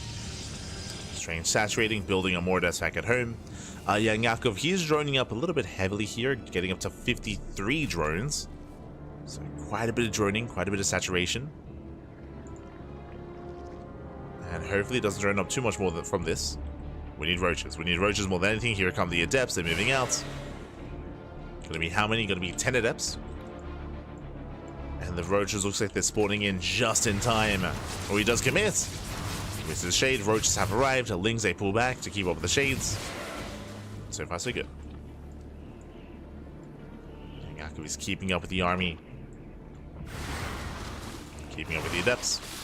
Likewise, he fully walls off here at the natural. Oh, as the wall is open. Does slip up there, but there are plenty of roaches. Yeah, there's plenty here. Strange, he's deflected, and YoungYakov, he's in a much stronger position. Oh, okay, I spoke too soon. Never mind. 4 drones. I mean, this is still acceptable losses here for Strange. Sorry, for YoungYakov, as he will shut down the adepts. Likewise, another wave into the natural. This time, Strange, he will commit. He will commit in. Takes down 7 workers. 7 drones going down. Shading to the main mineral line, and he does focus on a couple extra workers here, getting up to 9. Not quite 10. And this is okay damage, but ideally Strange wanted more. He did want more damage. Moving out with another wave. Back at home, he's building up his sentries and immortals. He's getting ready for a roach counterattack. He's preparing. That's a poke in once again.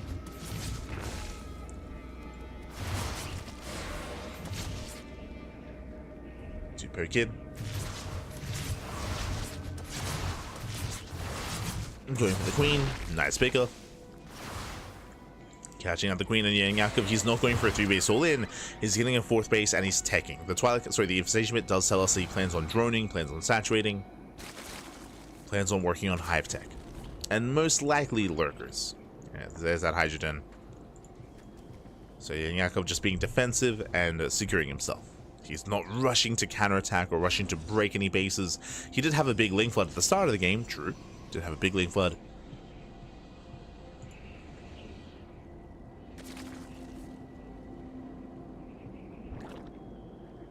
But outside of that, he's been just playing it safe. Playing it slow.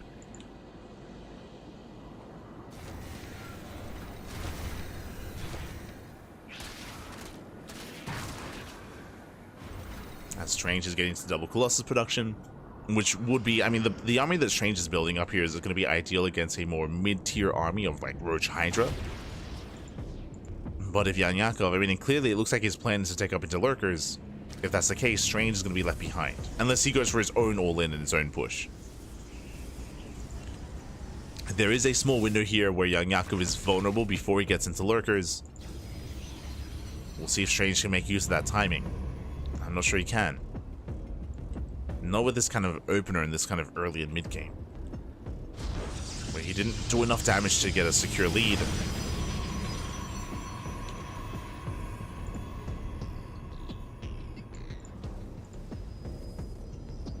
From here, getting another Colossus. We'll be reinforcing.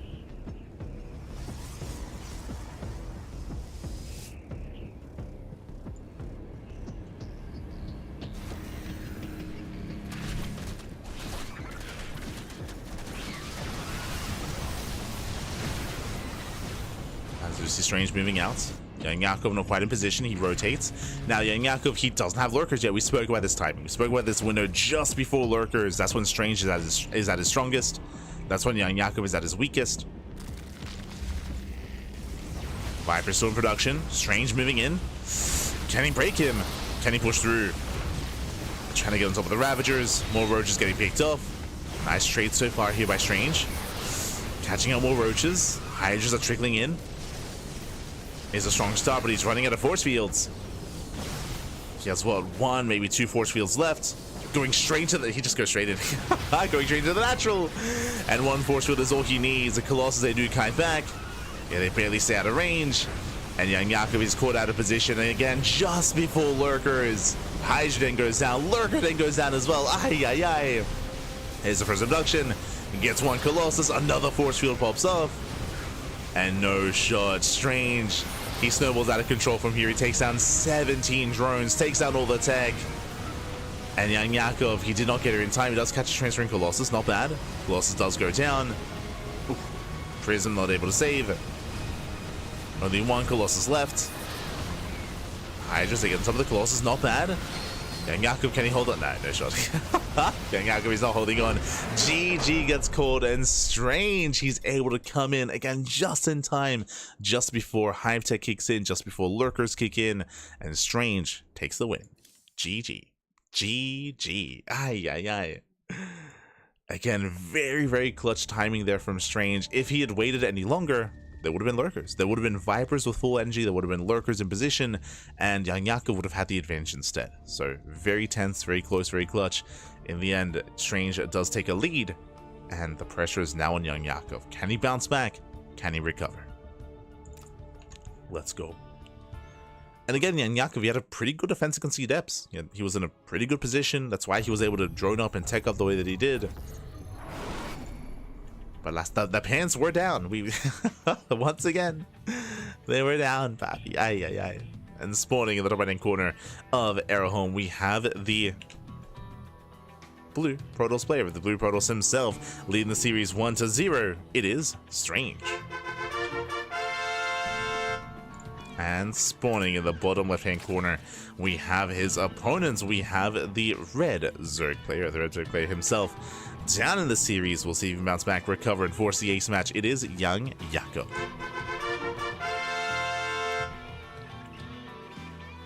Here we go.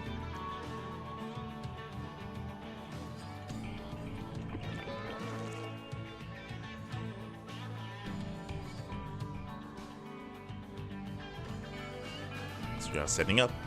So we have YoungYakov going for his own hatch first. So likewise, Strange going for his own gate, cyber expand. So far as standard openers.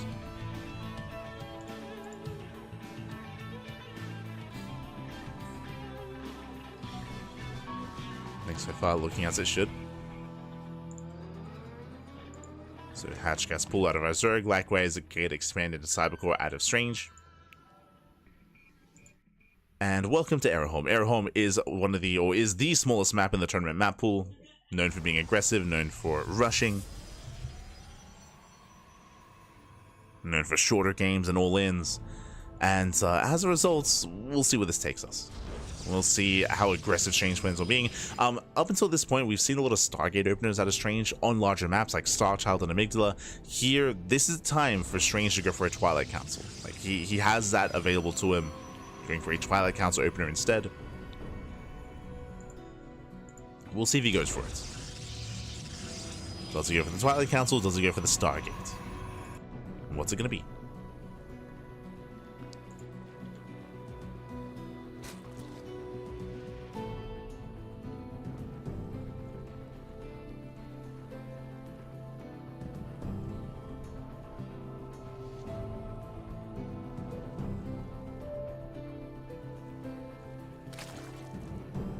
Here we go. We have our take of choice. Okay, there it is. Not Twilight Council, Stargate opener. So Strange going for something more standard. I say standard. He has not played standard at all today. It's like, so I should say, he's going for something more mid-game oriented. Most likely either Voidry or Phoenix. We have not actually seen Strange open up Oracle. That just has not happened.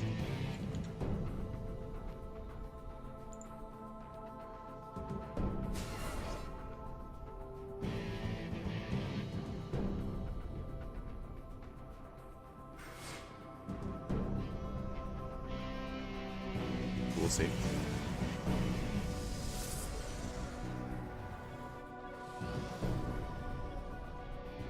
So far, yep, there it is. Void Ray opener out of Strange. Does open Void Ray. Likewise, YoungYakov droning, saturating, just calming down. Now with this Void Ray, we can go into Claim Adepts, we can go into, I guess, Fast Forge into Robo, which we did see previously. We do expect something on 2 bases first, before the expansion. That's all we expect. Overlord dips into the main. Overlord will confirm the opener. Does confirm the Stargate. Fast Eva Chamber out of YoungYakov, going into +1 melee.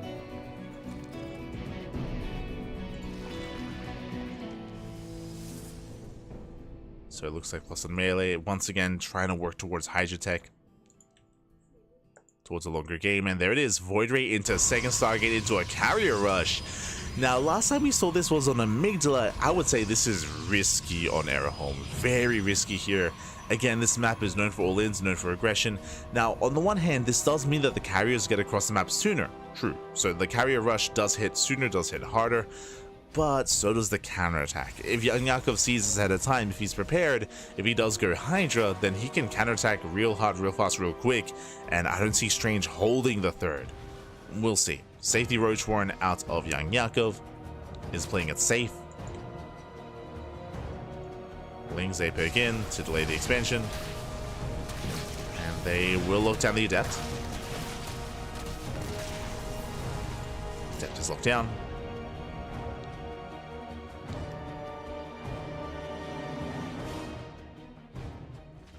And carriers are on the way. So Strange is building up his carriers.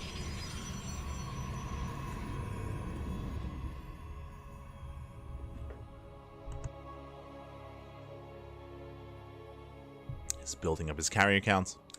Likewise, Roach production has begun for YoungYakov, again playing it safe, cutting workers at 3 base saturation or just under it. Has a solid drone count.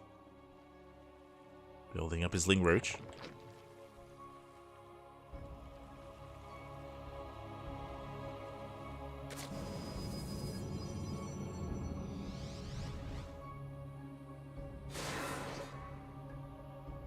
Likewise, the carriers have arrived. They should be moving out as quickly as possible. As we can see, it's going to be carrier into a ground switch. So this is the same build that we saw on Amygdala against GG Machine. So initial carrier rush into ground switch.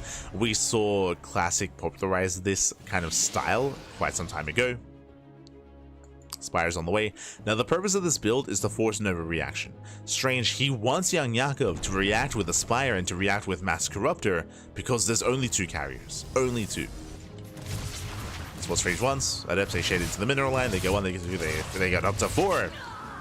4 drone kills decent damage. At the same time, Lings, they go for a counterattack. They do try to hit the natural. So far, Strange, he is walled up. And carriers, they go straight for the main. Spores in position. Queens as well, going for the carrier. Carrier takes a lot of hits, takes a lot of damage. Oh my god. It does take a lot of damage here. Forced to recall. Lings, they bust in. Oh, that should not have happened. Lings, they bust in towards the natural. No shield battery, no warp in. As 16 probes already going to be going down. The +1 melee Lings, they just wreak havoc. And with that, Strange, he's in deep trouble here. As he's going for the pylon, will depower, catching up more probes. 21 workers. And he doesn't kill his opponent, but he does cripple. He does cripple, he does force everything back home. Still in the main, going for one more. Oh, can he get it? Not quite. Does an eye mining. Now the Link Scout also confirms no more carriers. He confirms the Twilight Council, Forge, Robo, Gateway Explosion. He knows that now it's going to be a ground switch. He's making a couple of corruptors for some anti-air, but he only needs enough for 2 carriers. Really 1.5. So YoungYakov, he knows he can now focus purely on Roach Ravager. On the ground army. And not just that, here comes the counterattack, here comes the counter all in. We can see YoungYakov, he has a 4th base just for Larva, he has 3 base saturation, and the German taxi is coming. Dropper Lords are morphing in. Queens are going to jump on into said taxi, moving out, and back at home Strange, he's not ready for this. He was already crippled. Strange is trying to stabilize, taking up, throwing down more gateways, getting to Storm. But YoungYakov, he should hit first. Especially because of the map. I mean, we spoke about this. We spoke about my concern, at least, about going for this carrier rush is if it fails to do damage, the counterattack hits so fast. Now the Observer does spot the army. Strange, he's aware. But just because he knows what's coming doesn't mean he can stop it. As YoungYakov, he does go in between the bases. Sets up the queens. Oh, clutch fuse. The last tumor barely gets thrown down. Corruptors, they come in for the flank. The carriers, they will fall. Losing one, losing both carriers. And there's nothing left. There's nothing left. GG gets called. YoungYakov, he fights back. He puts a point on the board. We are going to the ace match. GG. Whew. GG, well played. We're going all the way to game 3. Again, Strange had a fun build, to be fair, but typically we do see this thrive a little bit more on larger maps. It was risky to do this on Arrowhome of all maps, and we saw the punish was so hard, and YoungYakov forces the ace match. Let's go. We're going all the way to game 3. We'll see how this story ends.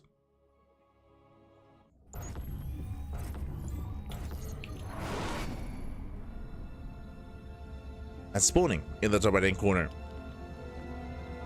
of ley lines, we have the blue Protoss player. We have the blue Protoss, the reigning champion of Fire Cup number 8, being forced into the ace match. It is Strange. And spawning in the bottom left-hand corner, we have as opponent, we have the red Zerg player, tying things up 1-1 and bringing us to that ace match. Momentum is on his side. It is YoungYakov.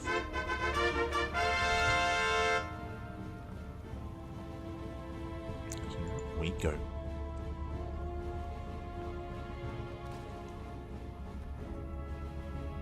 So we are setting up and settling in. Now it is going to be our initial hatchcat spool, standard openers all around. Welcome to ley lines. Ley lines, I believe we're actually loading into ley lines for the first time here this broadcast. But the rush distance by ground is very direct. It's also a little bit shorter here. Not as short as Arrowhome, I should emphasize that. But this is a smaller map compared to Starchild, compared to Amygdala. Is known for, at times, more aggressive builds. Again, I'm leaning towards Glaive Adepts here from Strange. He's already done his Skytoss build. That's now off the table. Don't expect to see it again. But again, even if we expect Glaives out of Strange, he has just so many variations. Going into 2 base all-ins, faking out a 2 base all-in, going for a 3rd base, being greedy, taking up. He's a very difficult player to read. A very difficult player to play against. As a result, I mean, there's a reason why he's a reigning champion. There's a reason why Wayne had such a hard time against Strange. But we'll see. Oh.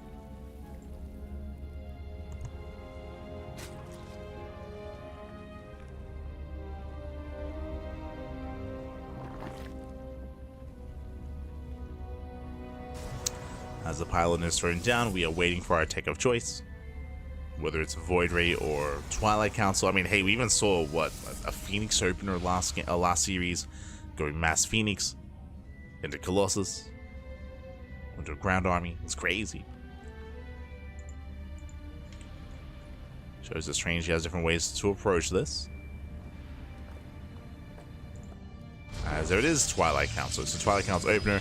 We did expect this on a map like Ley Lines, especially after the Stargate build and the Skytoss did fail last game. This should be Glaives. This should be Glaives. Now, whether or not this is committed, yet to be determined. How many gateways get thrown down, and do we get a robo alongside this? That's what we're waiting for. Overlord Scout is denied by the Stalker. YoungYakov is in the dark.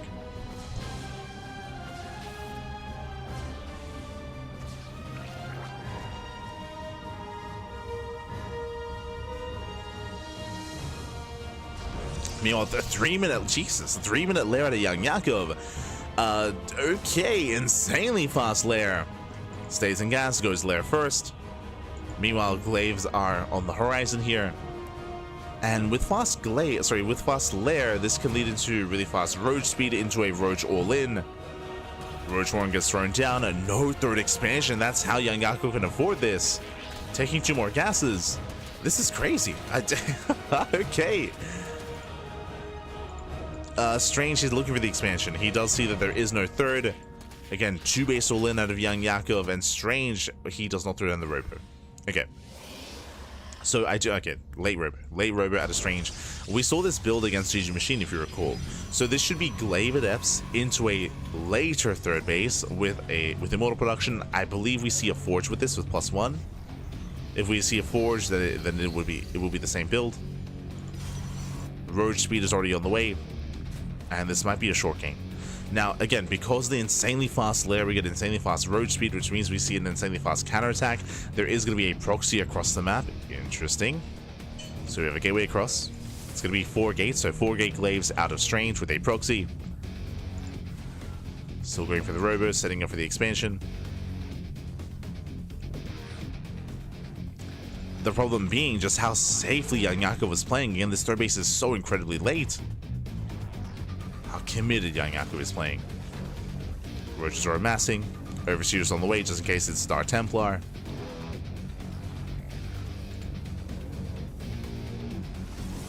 And just because of the sheer amount of roaches early on for YoungYakov, like I have to favor him. I'm hoping that the best chance for Strange would be to threaten Shades but not commit. To threaten Shades to keep YoungYakov busy and then to build up an Immortal count back at home. Remember, he has the robo. He has access to Immortals. YoungYakov is checking for a third. Adepts are going to be shading in. Roaches are keeping up. Adepts, they can cancel the shade. They catch a queen. Not bad. One queen goes down. Some of the Adepts are punished.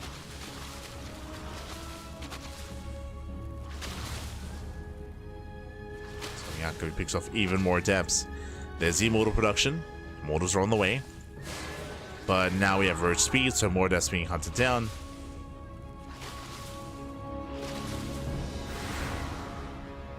There's that Fortune +1. Strange is trying to build up towards a longer game. Now the question becomes, does YoungYakov drone from here, or does he commit to the all-in? He's committing. Ravagers are morphing in. Roaches fan out. He does find the proxy.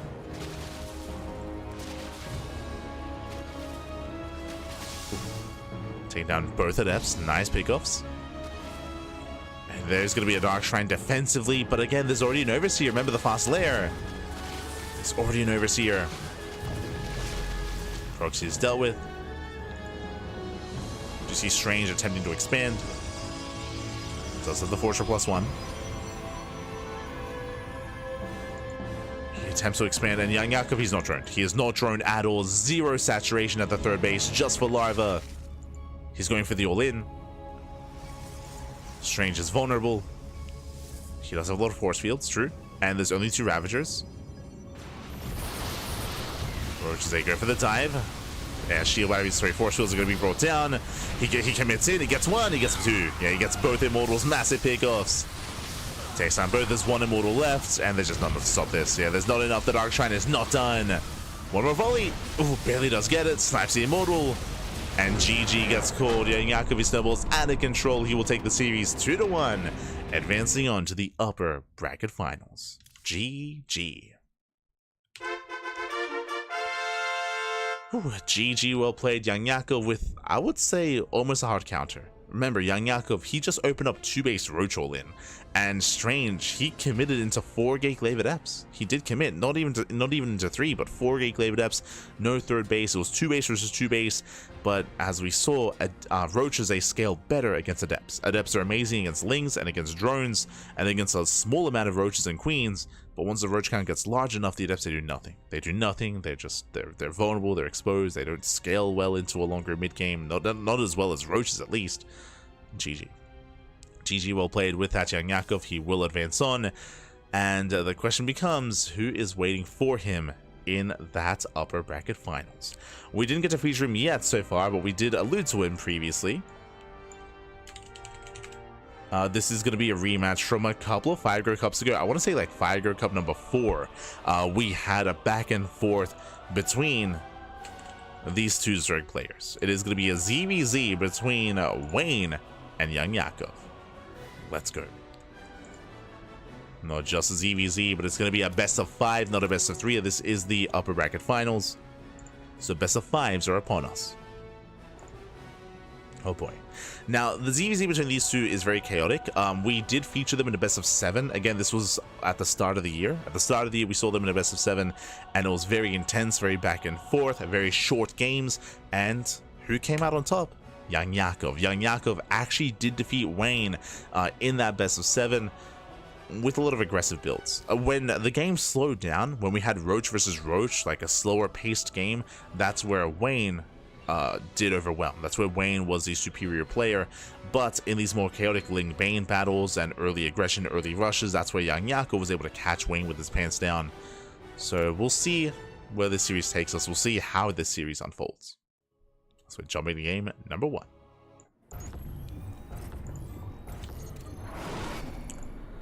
Here we go, and spawning in the top right hand corner of a Killer's Mile for the first time. Oh, going for the 12 pool. We have the yellow Zerg player, the last month's runner-up. It is Wayne. He is last month's runner-up, going for the 12 pool, and spawning in the bottom right-hand corner. We have the red Zerg player. He just took down last month's champion. He just took down Strange.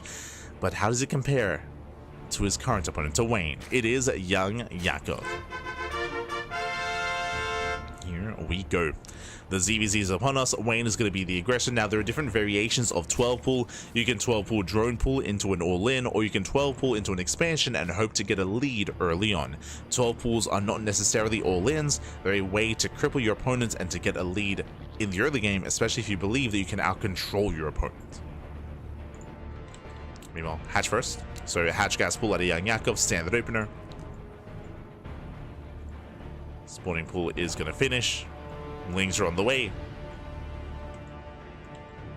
And Wayne, he should be expanding. Yep, there we go. Does move out for the expansion. He is going to take his natural. And this is going to be a macro opener. Now, again, the purpose of this build is to get across the map and specifically to get around 3 drone kills. If he can pick off 3 drones, then he will take a lead. So the purpose here is to get economic damage.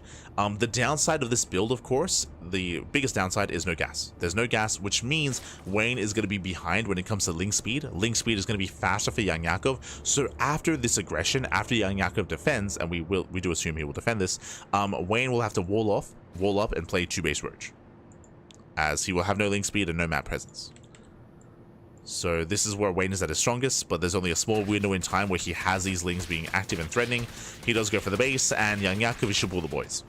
Yeah, there we go. He does pull the boys. Boys are being pulled, lings are on the way, Queen's in production, and here it's all about the drone control. YoungYakov, he can't lose the drones. Oh, as he gets caught out, and oh, 1 drone does not go down. Nice drone drilling here in the mineral line, but 1 drone is very low, as we do see him trying to drone drill. Oh, as workers are getting low once again. They barely survive. Not a single drone kill yet. Oh, but he gets 1. He gets 1. He gets 2. Yeah, 2, 3 drones go down. This is what he wanted. This is what he was hoping for. He gets 4. And just like that, Wayne, he is getting enough damage. Can he get 5? Not quite.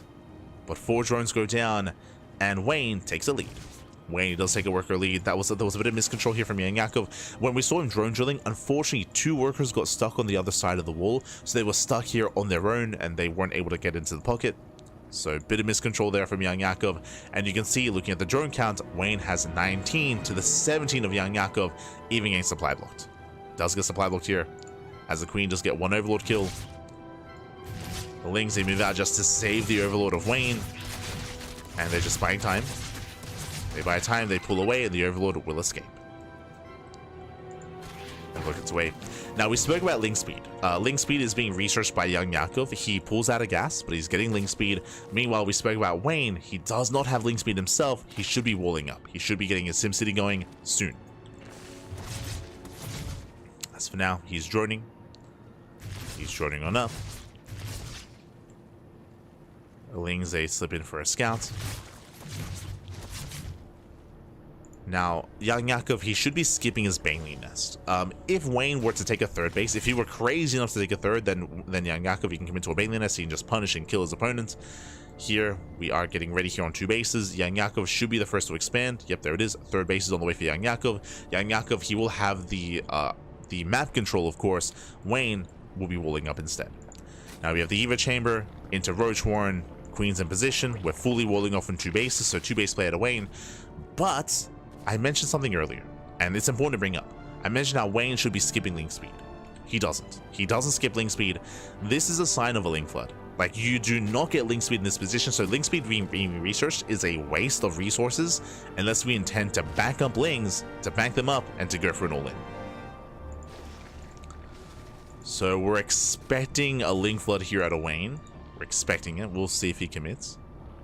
Otherwise, you could always just cancel. He can just cancel link speed. Ah, it's taking gases. Okay. Plus on range on the way.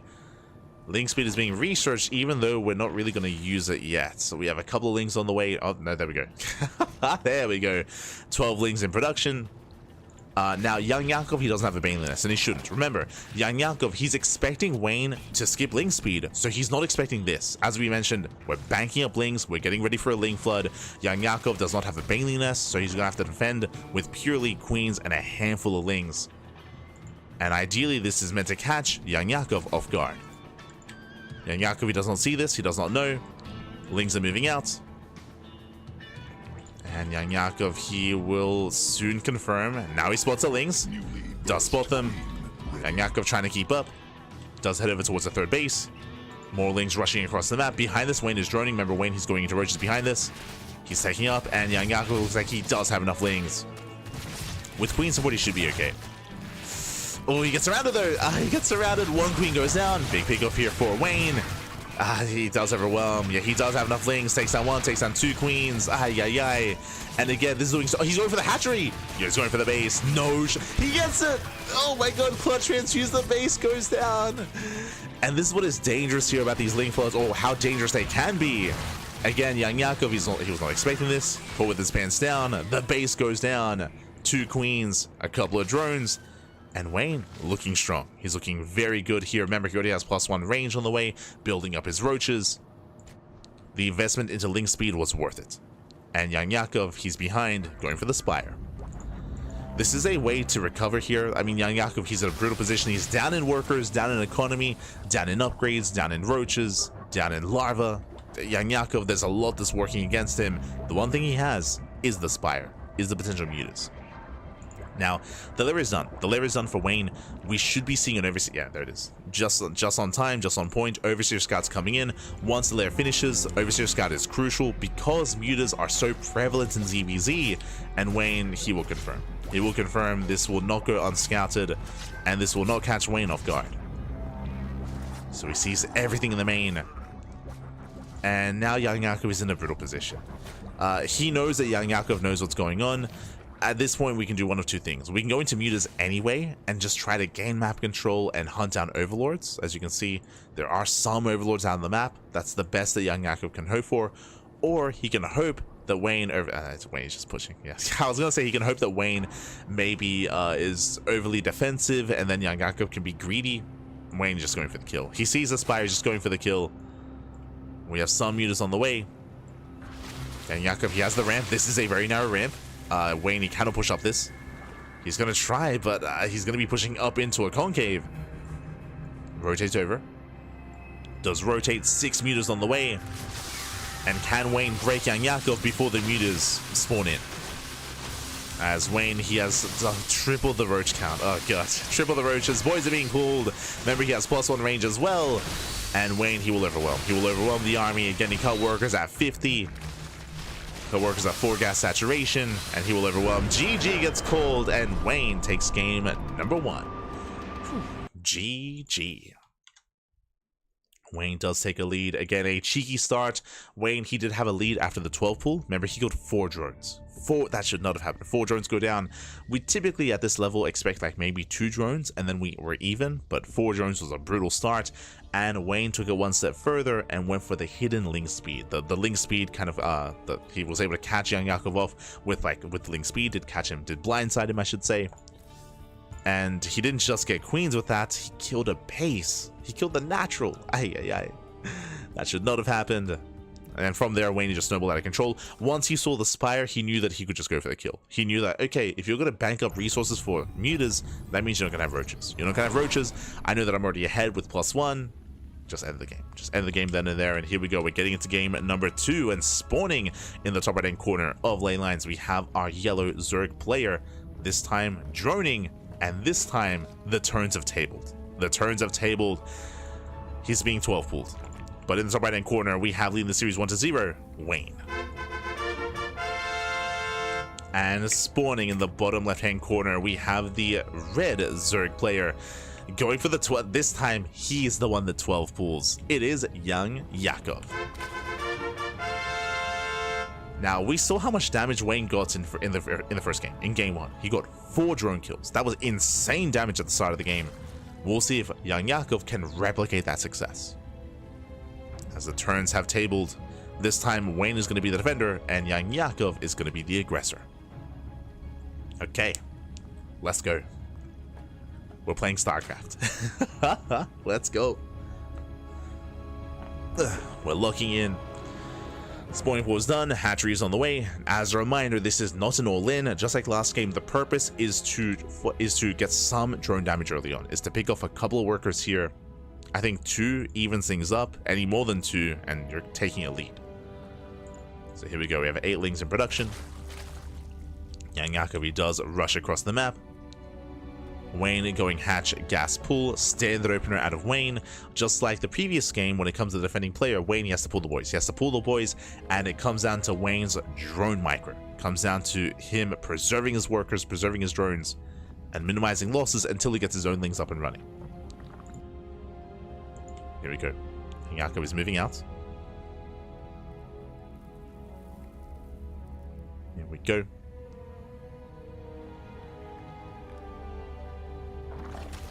Does move out. Lings, they do hit the natural. Lings are on the way. Wayne has to pull the boys.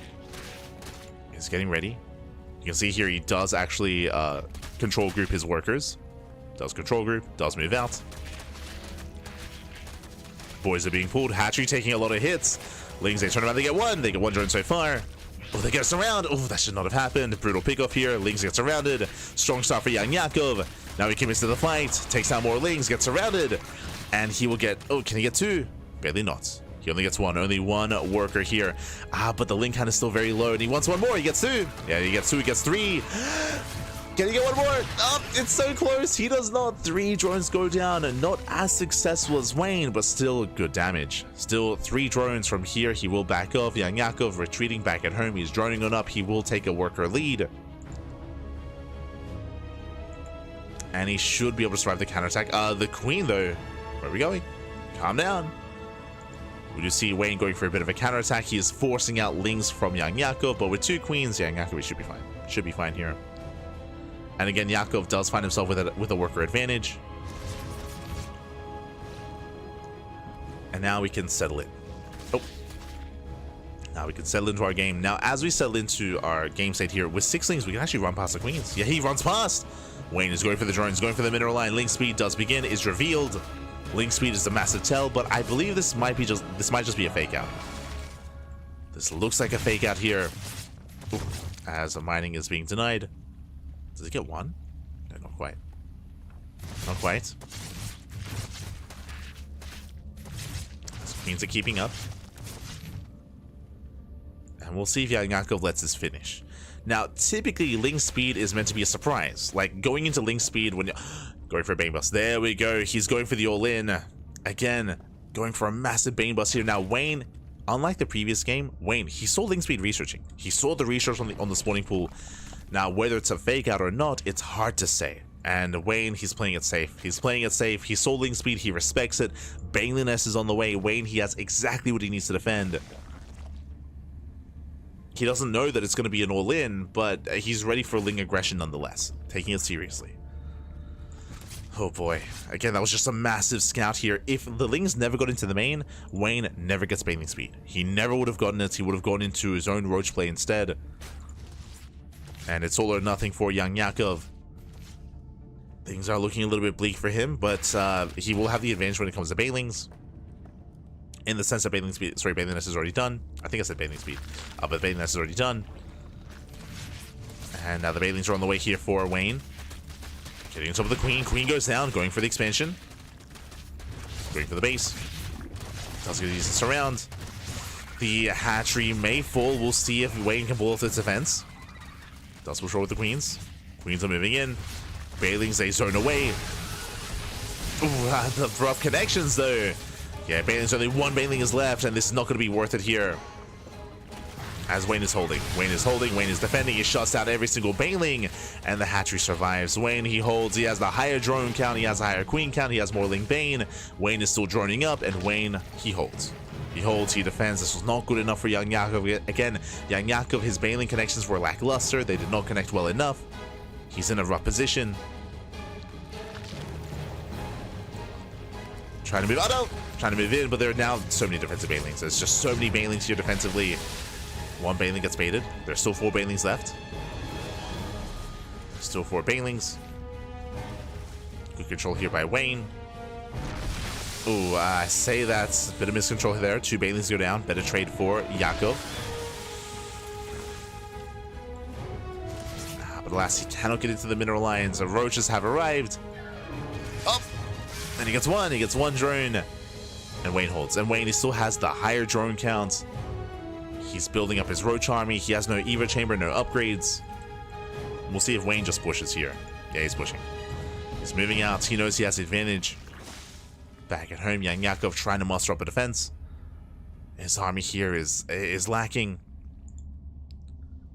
This is one of the only ways he can come back here is going for a counterattack. He's hoping that he can drag Wayne back home. But Wayne, he spots this with his Overlord. He's aware. He's in position. Baneling is ready. Oh, Baneling overextends. Oh, no! Oh my god, brutal connection. Wayne holds. Wayne defends back at home. He comes in with a counterattack. And again, the Bane bust failed for YoungYakov. He was all in. And recovering from an all-in, it's difficult. It's not easy. Oh, Baneling gets started down. Nicely done. YoungYakov, he trades well here. Took down the Baneling, surrounds the roaches. YoungYakov taking a very nice fight. But there's still reinforcements. Reinforcements, they come in, they get a surround. Banelings are targeted. That was the best start of the fight that YoungYakov could have hoped for, but it's still not enough. It's still just not enough here. As Wayne is breaking through, getting on top of the roaches.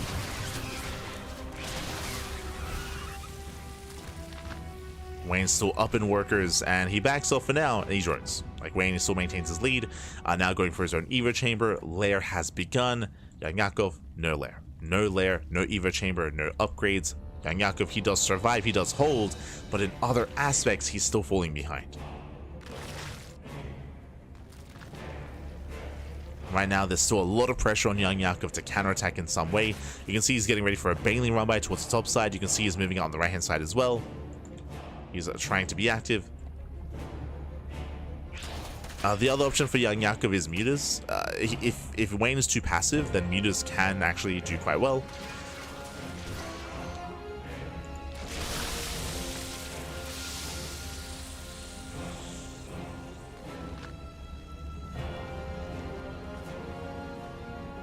So Wayne pulls away. Good evening, Chapapi. Good evening. Buenos dias, buenos dias. As Yakov at this point, he has to commit. He is droning though. So it looks like he's basically feigning aggression. He's faking a push. He should have no intention of committing into a fight. As he does move out behind this droning, yeah, but he pulls away. So again, this was a fake out. As he tries to fake out his opponent, Lings, they come in for a counterattack. They take down the queen. And YoungYakov just being torn apart here. Ay. And the fake out did force Wayne to mass up roaches. So Wayne, like, economically not ideal, but going for the Spire as well. Going for Mutas. Why not? He can afford it.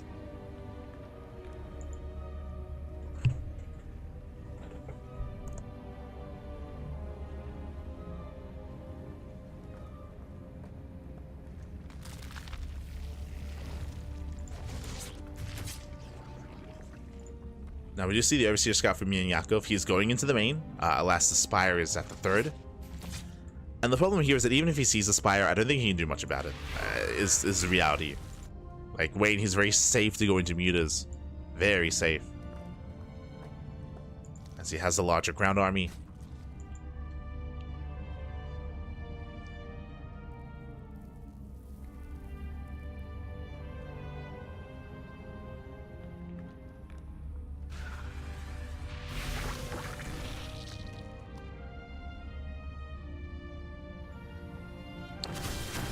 still moving in. The main army's due posture. Both players have +1. I mean, the armies are quite comparable in size. Oof. But here come the mutas. It's going to be 7 mutas for Wayne. Is going to +1 air attack, which is what you want in this kind of game state. +1 carapace or flyer carapace is superior when it comes to muta versus muta. But if you know you have the muta lead and if you know you have the advantage, then air attack is just better here.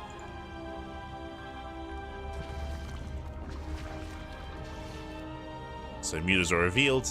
Hydrogen is on the way. Wayne is maxed.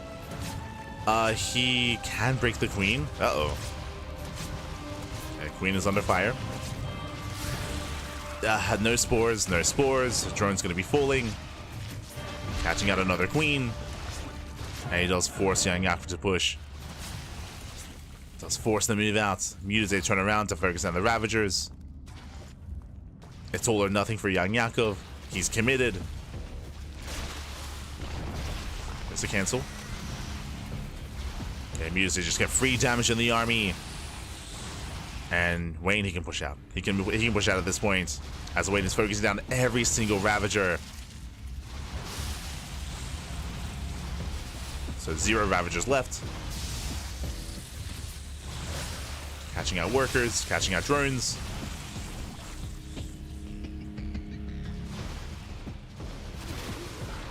It's going to be the one final fight here for YoungYakov. Does collapse in. Now, Yakov does have more roaches here just because he didn't waste or he didn't spend resources on mutas. But mutas are catching reinforcements.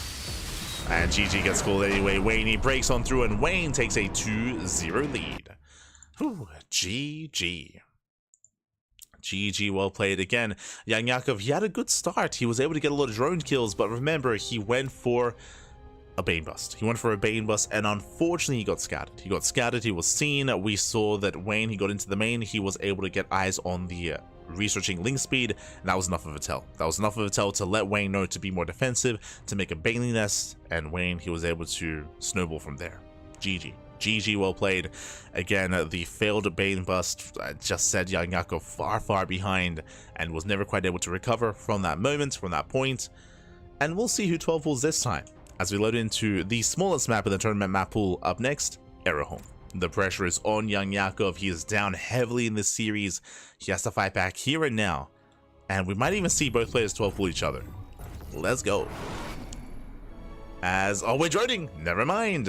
Oh, okay. Yeah, we're joining up. Spawning in the bottom left-hand corner of Arrowhome, we have the yellow Zerg player. The yellow Zerg player leading the series, Suda0, the runner-up of last month's Firegrow Cup.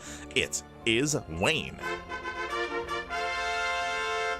And spawning in the top right-hand corner, we have the red Zerg player. We have the red Zerg player himself down heavily in the series. We'll see if he can recover, bounce back, and make a series out of this. The pressure is on. It is YoungYakov. Going for the initial 15 hatch instead. So slight variations here. It is going to be a standard hatch gas pool out of Wayne. Meanwhile, YoungYakov going for a 15 hatch timing. I think it's safe. From here, we are going to be settling in. Calming things down. And for the first time this series, no one 12 pulls. Remember, game 1, Wayne 12 pulled. Game 2, YoungYakov 12 pulled. Game 3, no one 12 pulls. It was either that or both players 12 pull, which I was hoping for. I was hoping for it. Never mind. Now that both players are just going to be joining up and saturating. Now, we still expect aggression here. First things first, welcome to Arrowhome. Arrowhome is a very small map. Aggression is favored here. But because the map is so small, I actually don't mind the idea of 2-base Roach. I feel like 2-base Roach, especially because there's a ramp coming into the natural, 2-base Roach feels quite strong on this map, just because you can go for these 2-base Roach all-ins and hit even harder and faster than normal. So really what we're going to be looking for here is if either player skips link speed. With Hatchgas Pool, we shouldn't be skipping link speed. We'll see if either player walls up. We'll see if either player doesn't get a third. That's what we're looking for. So we are looking for, as hatcheries are finishing up, Players are settling in. Link speed is on the way for both players, so standard openers so far. And this is going to be leaning us towards a third expansion. Ooh. Wayne, he pulls out even further. He only has one mining gas, so this is a big sign already here. This does mean that Wayne is going to have later Bailey Nest. He'll have a later Bailey Nest here compared to YoungYakov if YoungYakov wanted to be more assertive and more aggressive. Both players are going to be expanding. YoungYakov with the extra gas. I assume Bailey Nest is going for a Roach Rush. He's going for the all-in. Okay, so he's going for the Roach Rush. Right now, it perceives to be a standard build. You know, he's getting link speed, he's droning, he's getting a third base. So far, from what Wayne can tell, everything looks normal. We can see it's anything but. So we have a hidden Roach Warren. We do throw down the standard Bailey Nest here at the Bailey Nest timing. Wayne, we did assume he would be skipping Bailey's because he did pull out earlier. So he is skipping Bailey's, going straight into Roaches instead. So Wayne is being greedy here. YoungYakov is going all in. So Wayne, he will not have defensive Banelings. And I feel like as these builds compare to each other, YoungYakov, he should be able to pull this off. I mean, there are going to be defensive Roaches, true, but again, gas income is very limited here for Wayne. Ling's going to be that much more potent for YoungYakov, specifically reinforcing Lings. Oh. But he can't afford to get supply blocked. Overlord taking a lot of hits, and so Overlord should go down. Massive pickoff. And that will supply block YoungYakov. Oof. Yeah, brutal supply block, especially when we're all-inning. YoungYakov slips in. He does spot the Roach one. He's aware of the lack of Banelings. And then Yakov, he has to commit to the all-in. There's no turning back. And Wayne is droning. The more that Wayne drones, the better this is going to be for YoungYakov. As Wayne, he's pushing out. Remember, Wayne, he's faking aggression here. Like, he's moving out, don't get me wrong, but he's droning. He's droning up behind this. And YoungYakov, he might just be able to catch Wayne with his pants down. Got some safety Banelings on the way. Wayne, he's committing here to the third. YoungYakov, it's on him to punish. Now moving in. Doesn't want to waste the Banelings. Roaches are revealed. And he goes for it. He sends it. Does get a Queen. Queen gets caught. Back at home, Wayne, he has been droning up to 35. Drone's getting caught out. He gets one. Ooh, rough movement there by YoungYakov, taking a lot of hits. Takes a lot of hits, takes a lot of damage, catching out the Roaches. Yeah, nice around. Oh my god. Ooh. As the Bailey does not connect with the Roaches, they get surrounded. And Wayne's in trouble. Wayne is up against the wall. This is YoungYakov's time. Now moving in, catching out the Lings, trying to get us around with the Roaches, and he will surround. Yeah, Lings, they come in from behind. We have these reinforcing Banelings rolling in as well. YoungYakov is trading well. He's going for the mineral line. Up, he's going for the drones. Nice splits. Very nice splits. Does split, does pull away. Ooh, Banelings, they get spent on Roaches. Not ideal. Yeah, not ideal here. Boys are being pulled. Wayne, can he hold on? It's close. Oh, he barely is. He's barely holding. These Roaches are so incredibly low. They're on barely any HP. And the longer this goes on, the better it's going to be for Wayne. Wayne, he still has the high drone count. He still has better saturation, higher drone count. YoungYakov, he's not droning. He's still massing on more Lings. He's still all in. Morphing in the Ravagers. Okay, Wayne, he's crazy. Denies one Ravager. He denies one. Takes down two Roaches. Very ambitious here from Wayne. He gets away with it. Oh! Does get away with it. Nice snipe there on the Bailing. Does snipe. And Yakov trying to catch out the Roaches. Does transfuse. Bile does not connect. And GG gets called. Wayne, he runs. Sorry, YoungYakov, he runs out of steam. YoungYakov is completely all in. And Wayne holds. GG Wayne, he will take the series at 3-0.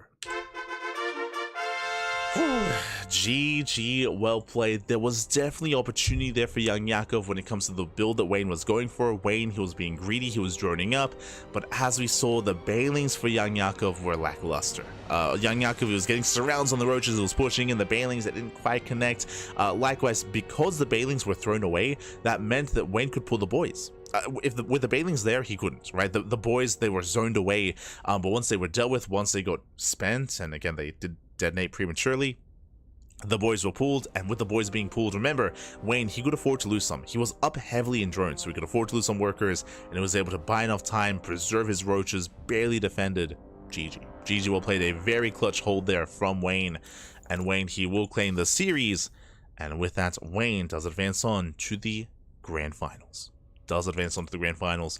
And we will be catching up with YoungYakov in the lower brackets. So YoungYakov gets knocked down to the lower brackets. Instead, we're going to be going on a short break. Here. When we come back, we'll have the remainder of the broadcast. We'll be catching up with YoungYakov.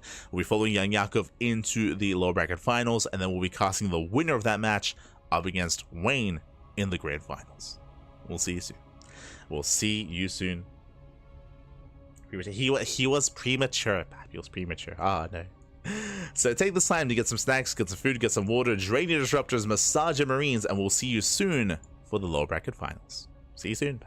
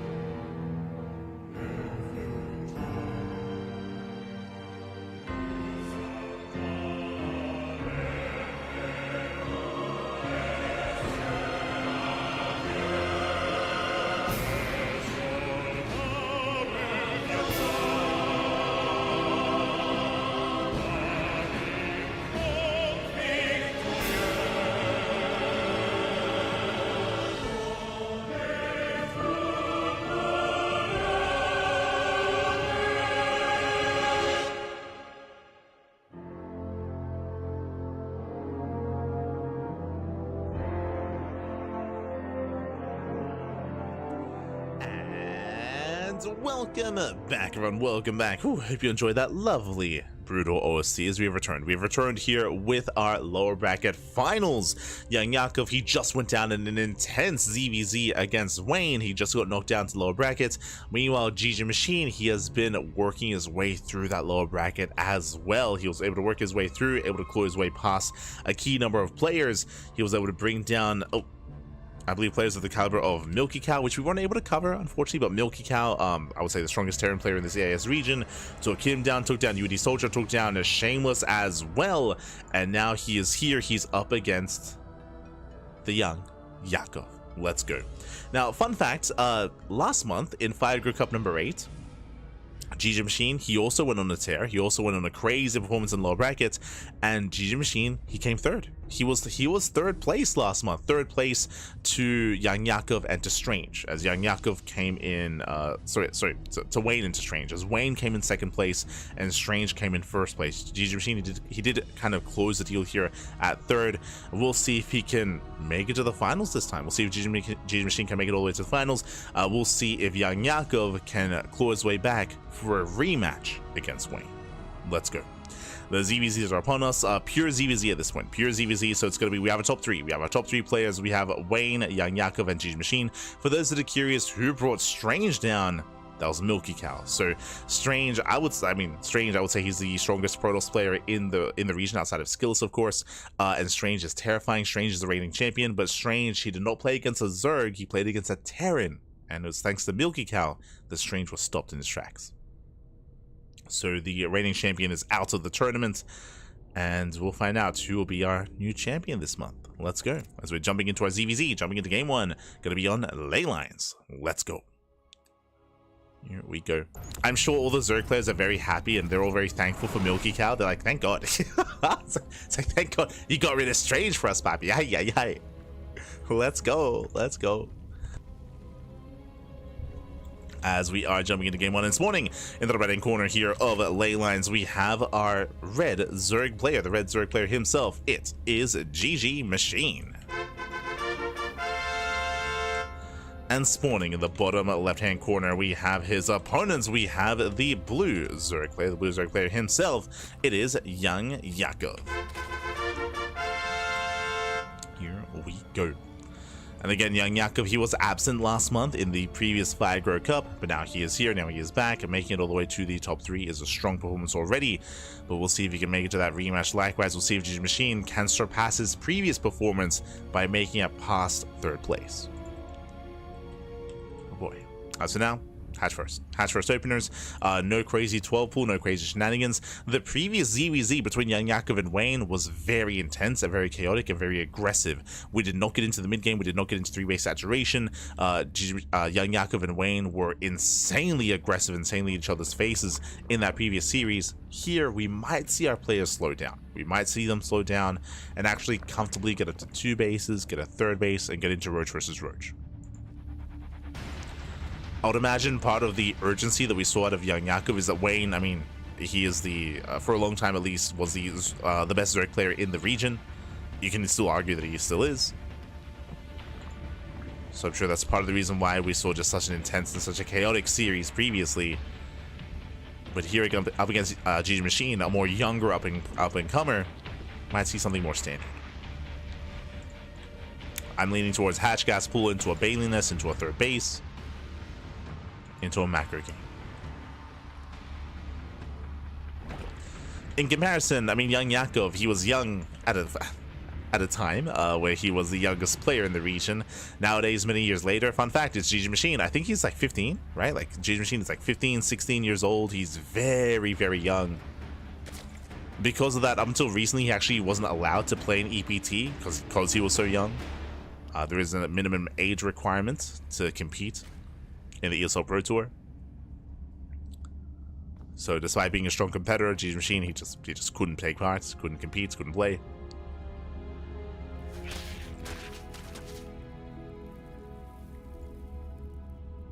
As there have been a lot of younger players kind of rising up through the European scene, whether it's players like Arrowfire, GG Machine, Shameless, Art, it still blows me away that Art is like 18. Like, like in my mind, Art is a little bit older, but is one of the younger ones. Not to be confused with the Polish Art, the other Art. Rather. But now we do have our safety Bailiness on the way. Again, so far, Hatch Gas Pool, third base Bailiness. We should be seeing the same from YoungYakov. So far, he is delaying his Bailiness, which is a little bit concerning. But as you mentioned, coming into this so far, this is the most passive game. But I spoke too soon. We have a Link Flood. We have a massive Link Flood here from YoungYakov. Now, this is not an all-in. This should be a Link Flood into, I was going to say a Roach Warren, but it's going to be a delayed Bailiness here. Regardless, insane aggression here out of YoungYakov. We'll see if GG Machine can hold on. I mean, he has the tools to defend. He has a Bailiness. It comes down to the control. It does come down to his unit control here. So far, there's the first Bailing. Roach Warren's on the way for GG Machine. And the Queen is exposed, and the Queen gets surrounded. And the first Queen is going to go down. Massive pickup. Can he get the other Queen? The Bailing is going to finish up in time. Oh, detonates on 3 Lings. And now we get a surround, and GG Machine is in trouble here. Only one Bailing. Only one. Losing 2 Queens. Brutal losses here for GG Machine, and this might just be it. This might just be game. As boys are being pulled, a drone's going to be going down. GG Machine can afford to lose some workers, but despite that, YoungYakov now takes a worker lead. Behind this, switching into Roach play. He also scouted the Roach Warren of his opponent. Hidden Roach Warren by GG Machine. So he does defend, he does survive, and looks like he's going for a big Roach counterattack. Has this around, not bad. Does around. Going for the hatchery. Oh my god, Bailey does not quite go off. Not yet. But again, this is all off of 1 gas, and GG Machine is not joining. He's not joining up. He's sticking with 31 workers. Basically 1.5 base saturation. Is now moving out. Spine Crawler's on the way. GG Machine is getting ready for the all-in. He needs his own roaches, and he can afford to abandon the third. He can abandon it. Doesn't need it. He's got the better economy. As Bailings pull away, 1 Roach should be surrounded. Up as he does not slip away. Whew. Oh, he does. Oh, that should not have happened. Roach does survive. Bailing gets spent on the hatchery. Oh. Likewise, at the same time, Lings get across the map. They will catch a Queen. Yeah, Queen goes down. And GG Machine is droning. He's droning up. He's trying to transition out of this. He does scout. It does get eyes on the lair. Sees droning in the main. And he's attempting to macro out of this. Meanwhile, YoungYakov, what do we go into? Getting his lair. Gas is now being taken as well. He's stuck on 2 bases. GG Machine not in a bad position. From here, he can drone and take a greater economy. Meanwhile, poking further in. Has to be careful. Does poke in. Ideally, he wants to snipe at Bailing. Or pick off some Lings. Behind this, droning up. Now, he doesn't over-drone. You can see here he does drone up to 10 workers here at his third base. He doesn't want to over-drone. Doesn't want to get caught by an all-in. Playing it safe. And now droning up further. Taking gases. Likewise, GG Machine pushing right down mid. He does have the Roach lead. Likewise, going for a 2-base Muta, 2-base Spire. Ooh. Nice connection. Bailing goes off. No Overseer for GG Machine. No scout into the main base. He's playing blind. GG Machine, he's in the dark. Overseer is now on the way. It's a late... Oh, sorry, that's from YoungYakov. My apologies. There it is. GG Machine moving out across the map. Going for the Overseer scouts. Trying to figure out what's going on.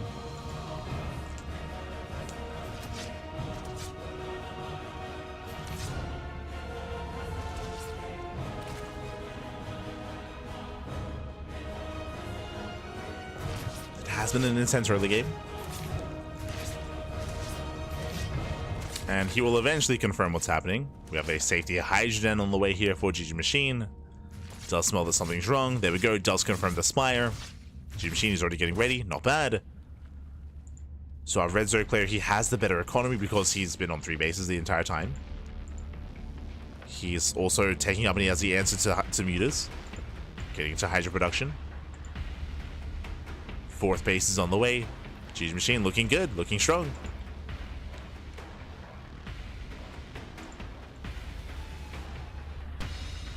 It's in a good place. Well, Yakov, he did get eyes on Ling move out earlier. Does miss them.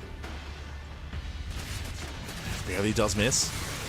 Oh, I say, oh no! Ooh, massive connections. The Lings, they get caught out, mutas are revealed, and back at home, GG Machine, he's massing up Hydras. Hydras are on the way. Now, he has to be careful not to make too many. Hydras, they're going to be amazing at zoning, but YoungYakov, he can just turn it, or he just can just turn this around and go into Master Roach Ravager. Mutas, they hunt down Overlords. They contain his opponent. GG Machine is turtling up. Infestation Mist on the way. That's going to be for Lurker Tech. For Hive Tech even. For both.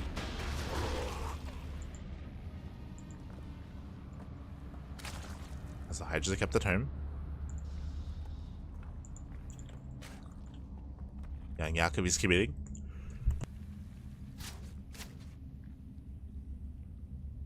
We have 7 more Hydras on the way. Sorry, 10 more Mutas on the way. What I meant to say. So YoungYakov is committing here and doubling down, going to more Muta production. Meanwhile, GG Machine going for the Infestation, but not for the Hive, going into Infestors. He's building up his Infestors. Red Zerg still has the better economy. Still more drones. Well, that's going to be how many Mutas? It's going to be 17. 17 Mutas moving in. If they can avoid the fungal, they can still wreak havoc in these mineral lines.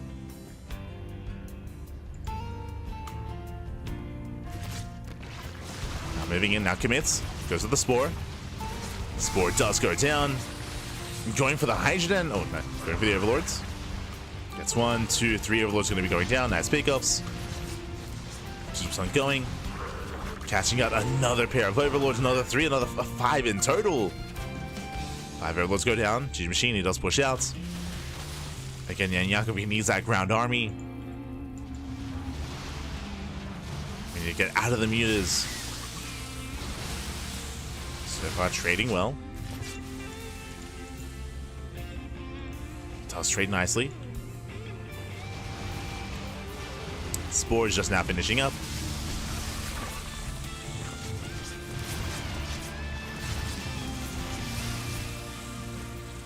Spores are finishing. YoungYakov breaks out towards the left-hand side. Ooh, Fungal does connect though. Yeah, Brutal Chain Fungal as a lot of mutas go down. But at the same time, GG Machine is out of position. He's completely out of position. The base is exposed. And Hatchery's going to go down. Likewise, it's going to be 13 drone kills as well. Brutal pickups. GG Machine just being torn apart. Baileys are rolling in. They want those Hydras. Does he get past the Roaches? Roaches, they tank well. GG Machine, he does hold. Does take the better fight. He will lose the expansion though and the mineral line. And Muta's not done. They go back in. Baileys, they crash into the mineral line. Mutas, they can go for the Infestors. Alas, pulling back for now. And again, Yakov, he's done with Mutas. He's just making nothing but Roaches behind this. Morphing in Ravagers as well. Just making whatever he can. Oh. Buying time. Mutas, they catch more reinforcements.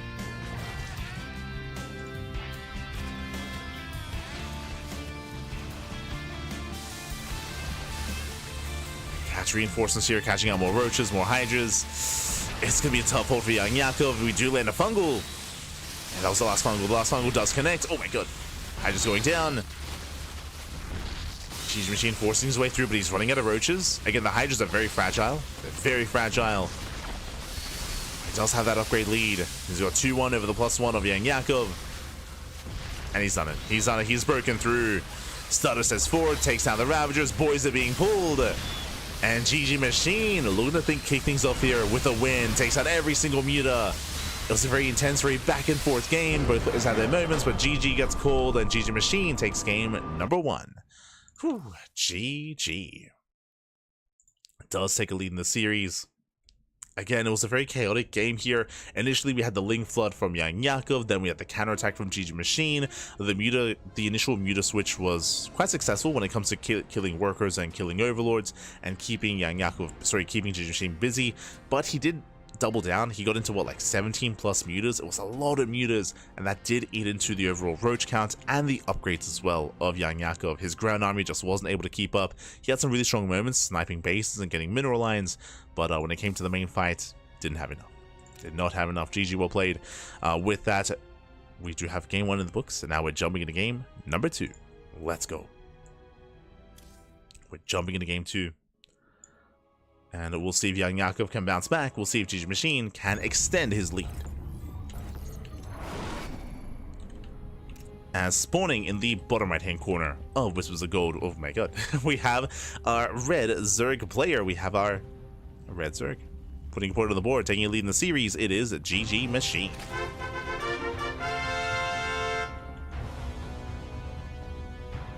And spawning in the top left-hand corner, we have his opponents. We have the blue Zerg player, himself, down in the series.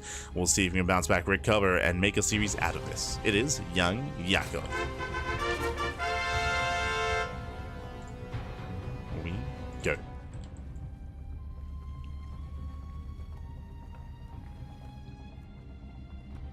We are calming down. We are settling in. We do have our initial hatch first from both players. No 12 pool. Hatch first here out of our players. And welcome to Whispers of Gold. Whispers of Gold is one of the smallest maps in the tournament map pool, or is the smallest map in the ladder map pool at least. Aggression is favored on Whispers of Gold.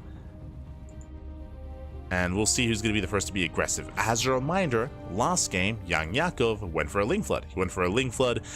It was relatively successful, was able to get some damage done, but he did struggle when it came to the counter aggression of his opponent, where he did lose his third as a result. In the end, GG Machine, he was able to save his expansion, save his base. Was able to counterattack with early roach aggression instead. So right now we're going to be keeping our eyes open for Baneling Nest timings, Roach Warren timings, and Ling Floods. Eyes are open. We don't expect 2 base roach on this map. No shot. Unlike on other maps, there's no ramp coming into the natural, and the rush distance background is really short. Roach play would be difficult to pull off here, I feel. We'll see. Specifically referring to like 2 base roach play.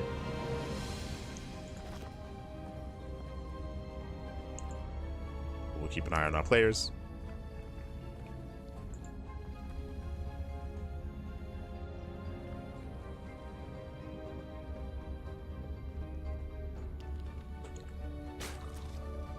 So far, settling in. Link speed is being reassured, so no one skips link speed.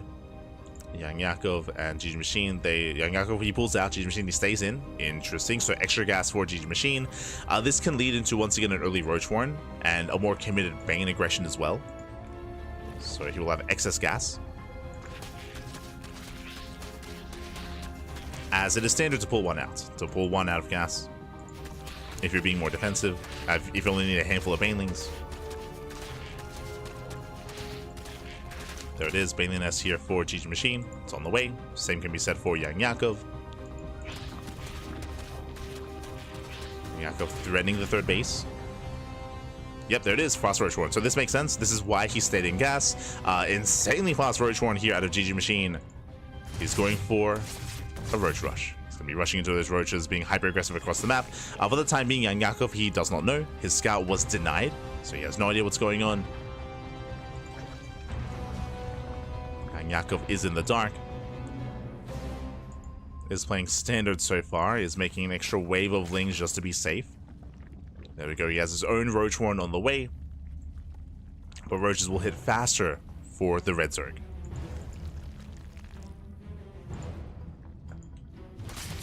Oh, Link Scout is denied.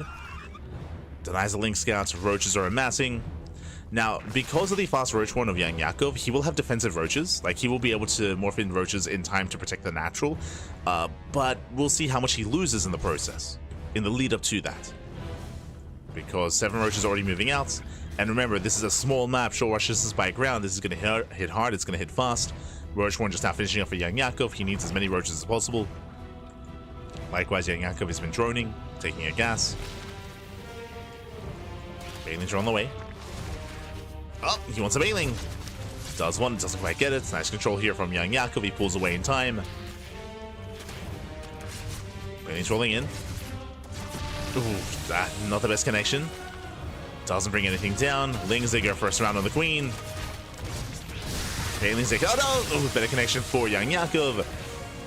But roaches have arrived. He's rushing on top of the Queen. The Queen is going to be targeted down. Should take down the Queen. Never mind, the Queen actually stands strong. Does finally fall. But roaches are coming out. They're coming out just in time. And with that, YoungYakov, he's holding. He's holding. He defends. He survives. Yeah, GG Machine, he did not get the damage he was hoping for. And now he is falling behind in the army. But he did drone. GG Machine, he droned up behind this, getting into full 3-base saturation. No gases yet, though. The gases here are limited. And YoungYakov, now it's his turn not to drone. Cutting workers at 35. 35 workers, all on hashtag as well. No lair. He's moving up. So here comes the counterattack. GG Machine, his army is lacking. Looking at the army sizes here, it's going to be 6 roaches to 11. Of course, GG Machine does have the defense advantage.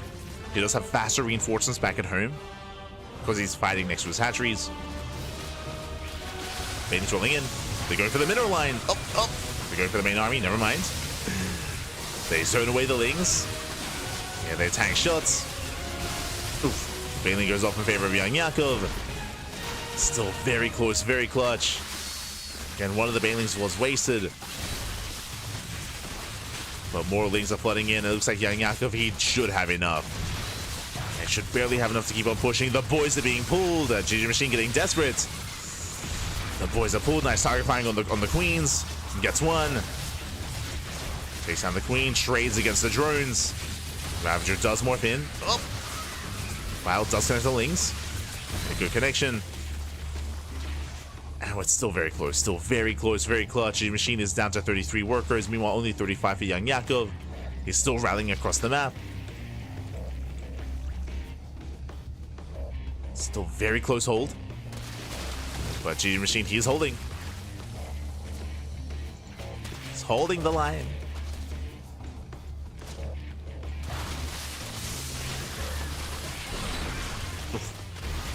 Yeah, as we do once again head towards the mineral lines, or just trading against the Lings. Not bad. But there are just still so many roaches. So many roaches left over at GG Machine. He holds on. He has a massive roach lead. No one has a lair. No one has roach speed. We're counterattacking. We're whittling across the map. Oh! He's sending it. The pendulum swings from one player then to the other. Both players still very committed. YoungYakov, he was droning. Now has the worker lead. And it's on GG Machine to try to punish him. But alas, he doesn't have enough. Yeah, he doesn't have enough. YoungYakov, he should be able to hold on here. Say that Lings, they peel off in towards the natural. Distracting YoungYakov. Main army moves in. Does try to move in here. Lings, they pick off one drone in the main. But YoungYakov, he has the better concave. He still maintains a better economy as well. This one, YoungYakov, he's done it. YoungYakov, he has done it. He has held. He has more than enough. GG Machine, he made the decision not to drone, so he's just falling behind, falling further and further behind here. Baneling zone.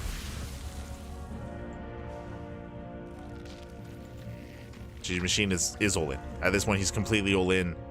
He has to end the game with this. And he's not.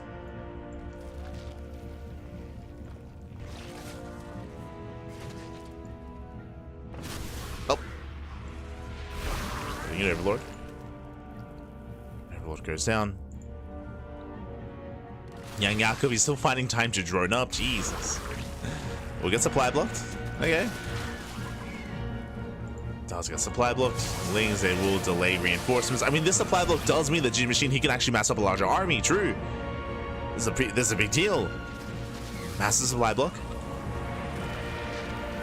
GG Machine massing up 30 Lings. He's got Thirdlings filing in. And it's all or nothing. A lot of this will come down to the Baneling connections from both sides. It's going to be that much more important here for YoungYakov to preserve his Banelings, to not waste them. Speaking of, Baozu connects. He's still got 4 Banelings behind this. Down to 3 Banelings left. Lings, they just head towards the natural. YoungYakov out of position. Banelings not where they need to be. Biles connect.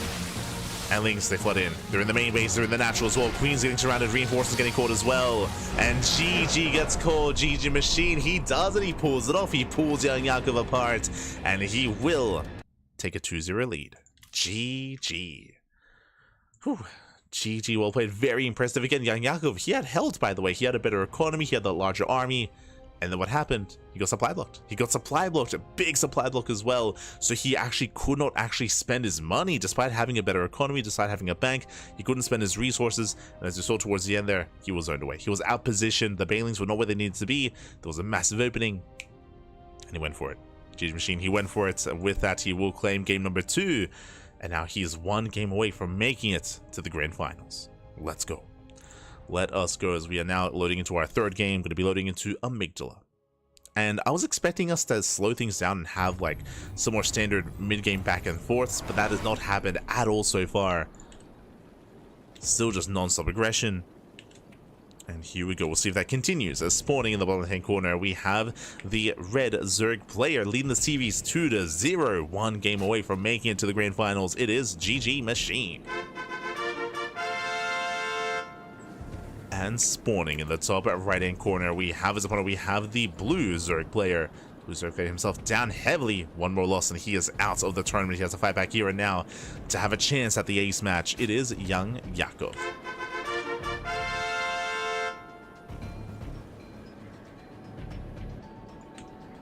Okay.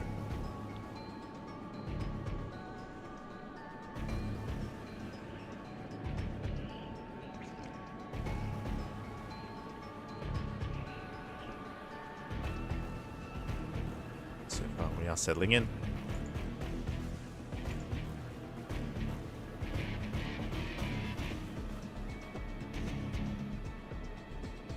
Our initial openers. So far, just our initial hatch gas pool. I say that, yeah, hatch gas pool out of GG Machine. Same can be said for YoungYakov. Slight variations. Slight variations here. Otherwise, we are settling in. We are loading into a larger map as well. Welcome one more to Amygdala. If we were to see something more standard and something more slow-paced, then this would be the map for it. Amygdala, I mean. To get into a 3rd expansion, proper saturation, into Roach versus Roach. It's something that we have not experienced at all today. Despite the 2 ZVZs that we've had, we have not actually, like, calmed things down into Roach versus Roach. It just hasn't happened. Just non-stop aggression. Which I'm all for. But this would be the map to slow things down on. You don't get more passive, more macro, more turtley than Amygdala.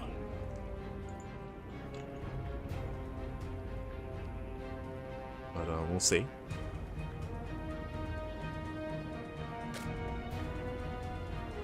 We shall see. So far, just droning, getting into link speed. From here, we should be claiming a 3rd base. We should be getting a safety Baneling nest.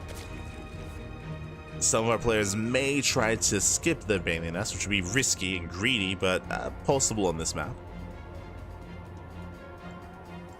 As 3rd bases are being taken. Again, no one is playing 2 base. Do see YoungYakov pull out of gas. GG Machine, he also pulls out of gas. Remember, he did not do so last game. So this tells us macro. This tells us that we're not going for a fast Roach Warren, we're just going for a Baneling nest. Yep, Baneling nest on the way. Into droning, into saturation. We're calming down. For the first time this broadcast, we're getting to a standard back and forth. Into a slower start in the ZVZ. Now, at any moment, either player could commit into extra links and could try to apply pressure at the 3rd base.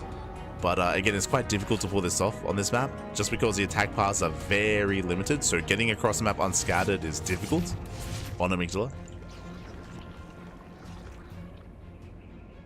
And borderline impossible. I would say impossible. Just because we have one overlord here on the right and one overlord towards the left. Again, it's only 2 attack piles, so 2 overlords all you need to see everything you need to.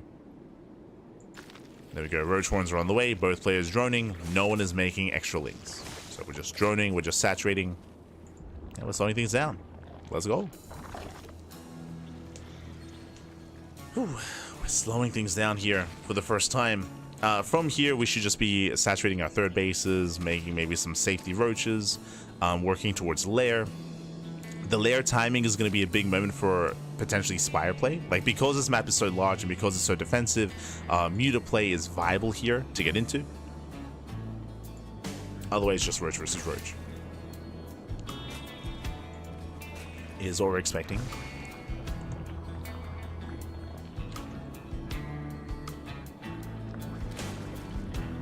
So now we're joining. Gases are being taken. Lair is on the way for both players. Just working towards that lair. Taking gases.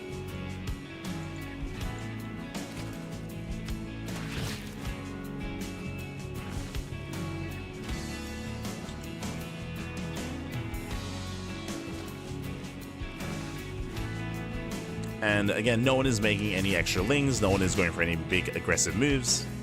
We're just running. We just chillin'. We chillin'. We just see GG Machine moves out with a small force here, but this is just a fake out. This is a fake out. This is ideally, I mean, it's working. Spinecoil is, oh my god, Spinecoil is on the way. YoungYakov overreacting to this. Army moves in. YoungYakov getting in position. He's massing up roaches. I should, there we go, he does cancel. Now he realizes as GG Machine, he pulls away. Remember, this was a fake out. A successful fake out here from GG Machine. YoungYakov did overreact. And GG Machine was just droning. He was just droning up the entire time, just saturating his bases, Overseer into the main.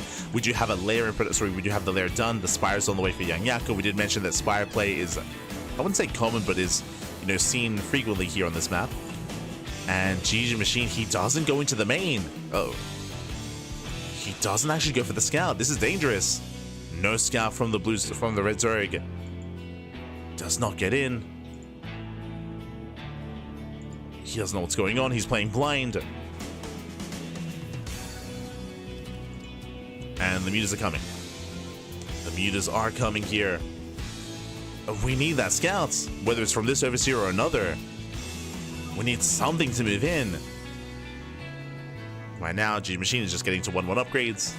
+1 carry plays, +1 range, droning up, saturating, building up his roaches, getting up to, I mean, both players are on 3 base saturation. And the Spire is still completely unscouted. And YoungYakov, he does feign aggression. He pokes out. He pokes out, forcing a response here from his opponent. Spire, the Overseer now moves in. Now moves in for the scouts, and now he does see, now he knows what's going on. And he responds with spores. Spores are on the way. Again, it's a late scout here from GG Machine. Late scout, late reaction.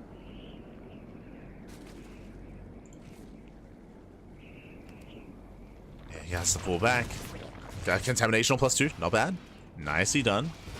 Does go for contaminates. We have the Hydrogen on the way, Bailing Speed as well. Bailing Speed is going to be crucial here just because that is the answer to the Bailings. Sorry, to the Hydras, I meant to say. As he knows that Hydra is going to be a response. Mutas, they hit the bases.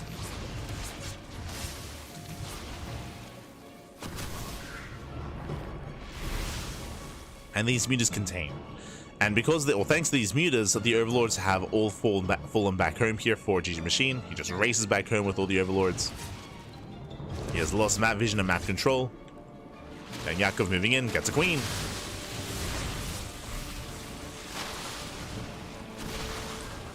Takes down a queen.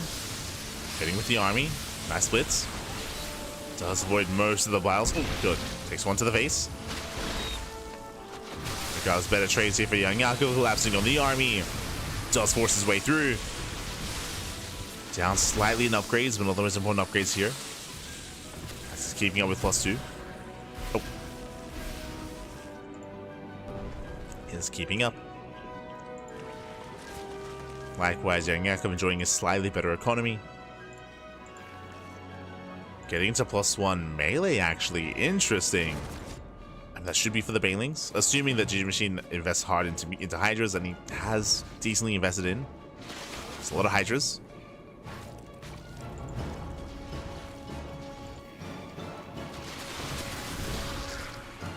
There's going to be a lot of Hydras here.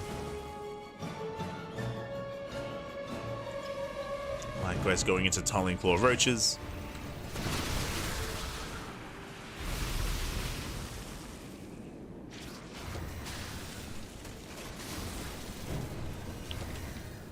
So YoungYakov still looking for a way in. GG Machine, he has control of the ramp. Does rotate. At the same time, Roach Runby slips into the natural. There are some reinforcements. Drags the main army back home. These Roaches are going to be dealt with. YoungYakov moving in. Banelings are morphing in as well. It's going to be a lot of Banelings. Yeah, they roll on past. Looking for those connections. And they do somewhat break through. Yeah, they break through in the end. The army's going to be broken here. YoungYakov getting on top of the Hydras. Getting on top of the Ravagers as well. Brutal Baneling connections. And with that, YoungYakov, he has broken the main army. Now moving in towards the fourth. And he will take this fight, take down the base. And YoungYakov, he's going to make a series out of this. He may be down 2-0, but he will put a point on the board. Behind this, only Roaches remain. And we have +1 melee Lings coming in to reinforce as well. They slip into the mineral lines.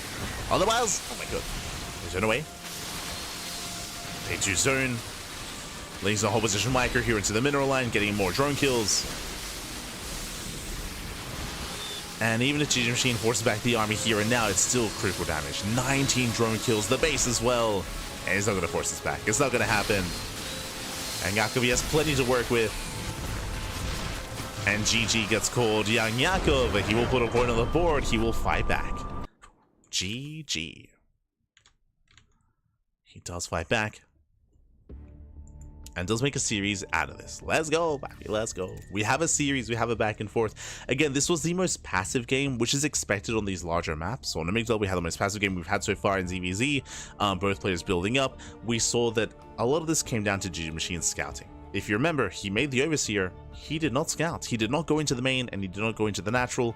Obviously, the Spire wasn't in the main base, but he didn't even go into the main, so it was a very late scout of the Spire, so it was a late reaction. He had to morph in Spores. He was stuck at home. He had to just relinquish map control. It was a very different dynamic than what we saw previously, and with that, he was overwhelmed. And we'll see if he can recover, or if we can force the ace match. As we are loading into Frostline and spawning in the bottom left-hand corner of Frostline, we have our red Zerg player, the red Zerg player himself, leading the series 2-1. Still one game away from claiming the series. It is a GG Machine. And spawning in the top right-hand corner, we have his opponents. We have the blue Zerg player. The blue Zerg player himself down in the series. We'll see if he can bounce back. We'll see if he can recover. We'll see if he can force the ace match. It is YoungYakov. Here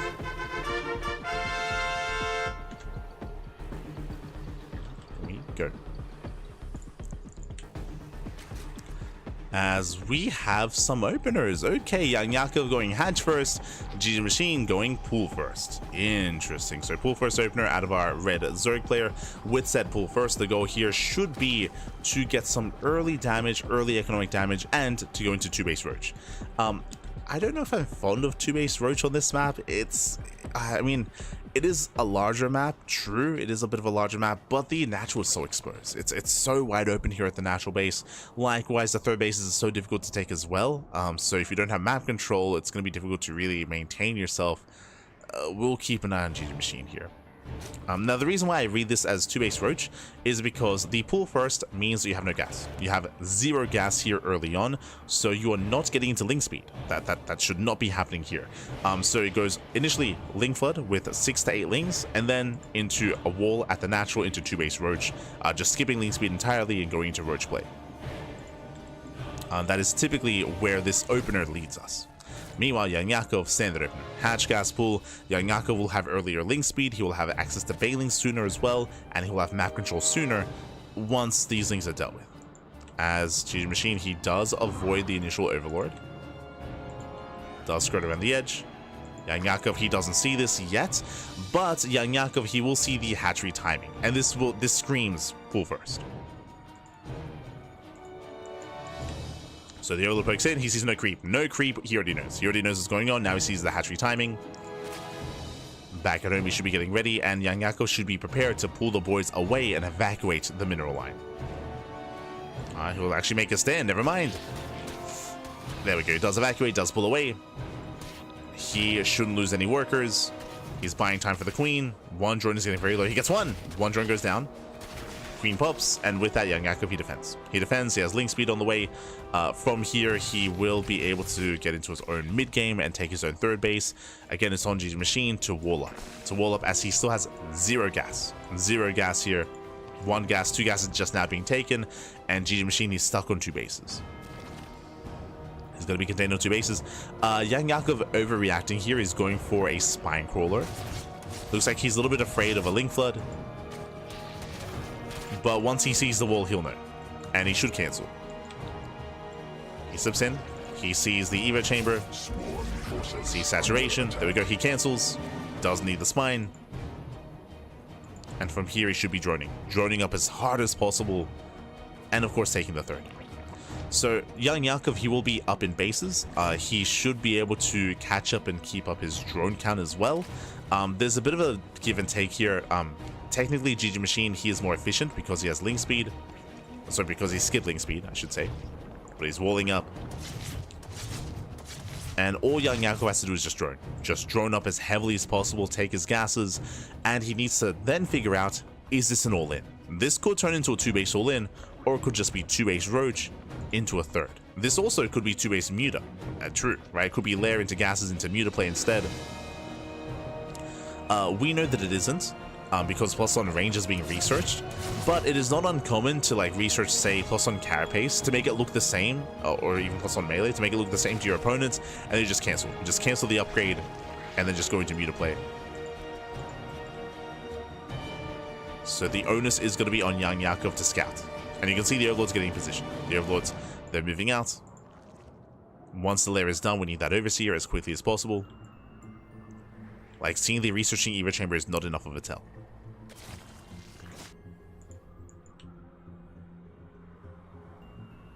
So right now we're droning, we're saturating.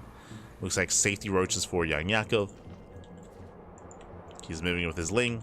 And he will confirm... Oh, nothing quite yet. Sees the third. There we go. Now he knows. Sees the third base. Now he knows that he is safe to drone. He knows that his opponent is investing into a hatchery. Lings, they do confirm all the upgrades. One of them does get into the main. Does confirm gases. Does confirm saturation. He confirms there's no hidden tech either, at least not in the main base. There could be maybe something behind the natural.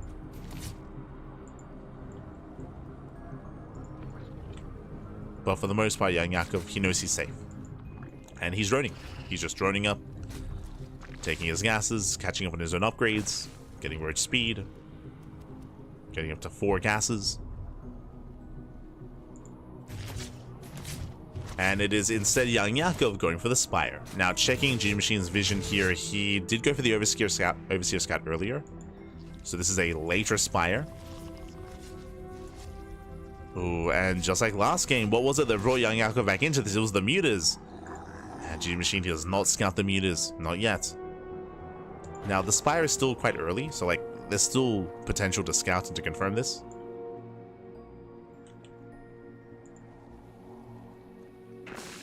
YoungYakov is droning, getting to faster +2. He will have the better upgrades for his roaches.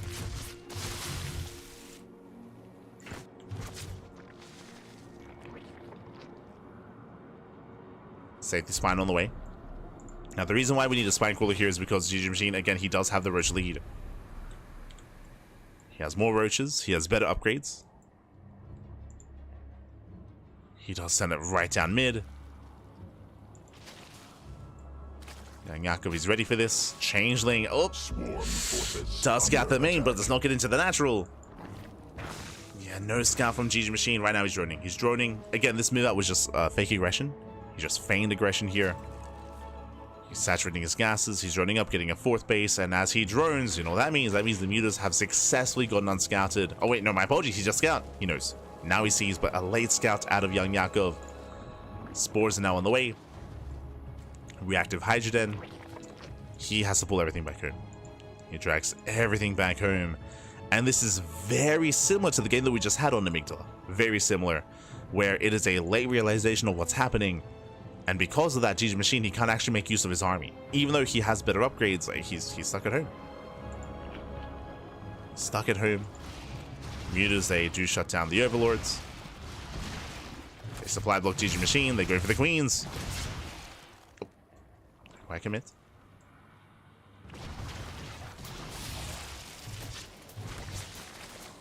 Instead of threatening the 3rd. Getting a Queen. Getting 1.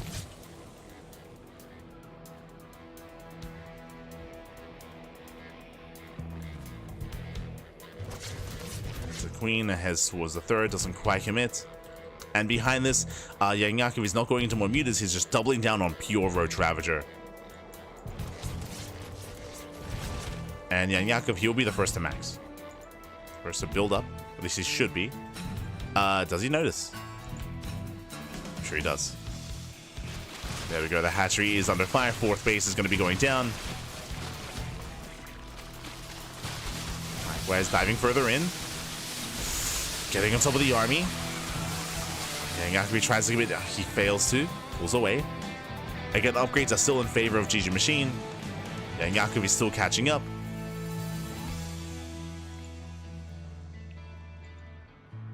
Still catching up. Meanwhile, we have Talon Claw Roaches from GG Machine. He can counterattack. We have Spores on the way. Looks like YoungYakov, he somewhat noticed. They're getting the Overseer. And mutas, they catch out the Roaches. This is still active. GG Machine should be working towards Lurker Tech, towards the Hive. And YoungYakov is doing the same. Okay, so we haven't gotten here before in this broadcast, but we are actually heading towards Lurker versus Lurker. Like it's up next. Like coming up next here is Lurker versus Lurker. We'll see if we can get there. I guess we could just commit into Roach Hydra Viper versus Roach Hydra Viper. There's no Lurker Den yet.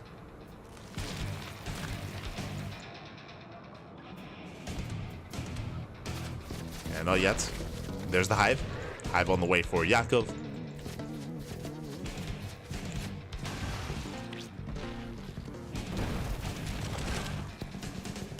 Just barring across. Mutas, they do buy some time. They drag back the army. GG Machine out of position.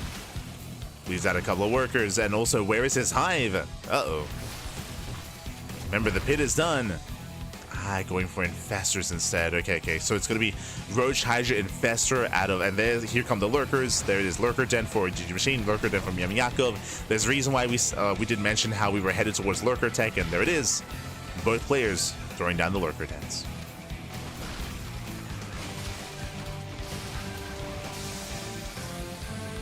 I will say that YoungYakov is in a better position. So it isn't just that both players are working towards Lurkers. The Hive is so much faster here for YoungYakov. The Lurker upgrade is going to be crucial.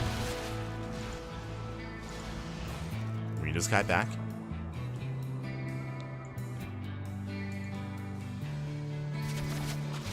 Army's about to clash. Oh. As YoungYakov, he rotates. Trying to keep up. Mutas, they're going to be thrown away. At this point, the mutas, they've done their job. It's all about the lunkers. Upgrades are more or less even. Yes, GG Machine, he has +2 carapace over his opponent, but it doesn't really matter. Like, +2 is not the most important upgrade. And then we go Lurkers are morphing in for both players. We have Lurker range already on the way for YoungYakov, so he does have that upgrade advantage.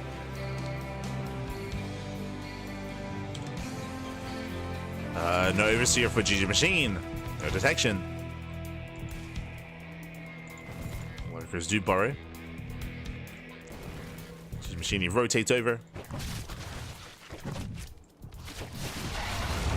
Does rotate. Likewise, Lurkers, they do get in position. Couple of Bowser connect. G-Machine trying to force his way in. And Lurker range is still not done. Decent Fungal. Fungal pops off. Hatchery's under fire. At the same time, YoungYakov pushing towards the south side. The base is going to go down. Massive pickup. Takes down the expansion, but YoungYakov, he will win the fight towards the south side. Takes down all the roaches, takes down all the hydras. Lurker range kicks in, but Lurker range is going to finish up in a couple of seconds here for G-Machine. Oh, he burrows. Jesus. Does burrow. Upgrades will complete. Vipers on the way for YoungYakov. No Vipers for G-Machine. Not yet. So there we go. Just now making them. Just now morphing in. Both players are maxed. YoungYakov, he double expands. We'll take both bases. Both players are still maxed out. We have Mass Sling on the way here for G-Machine to reinforce. Interesting. As Yakov is just building up more lurkers, gathering energy with the Vipers as well. Getting them stocked up.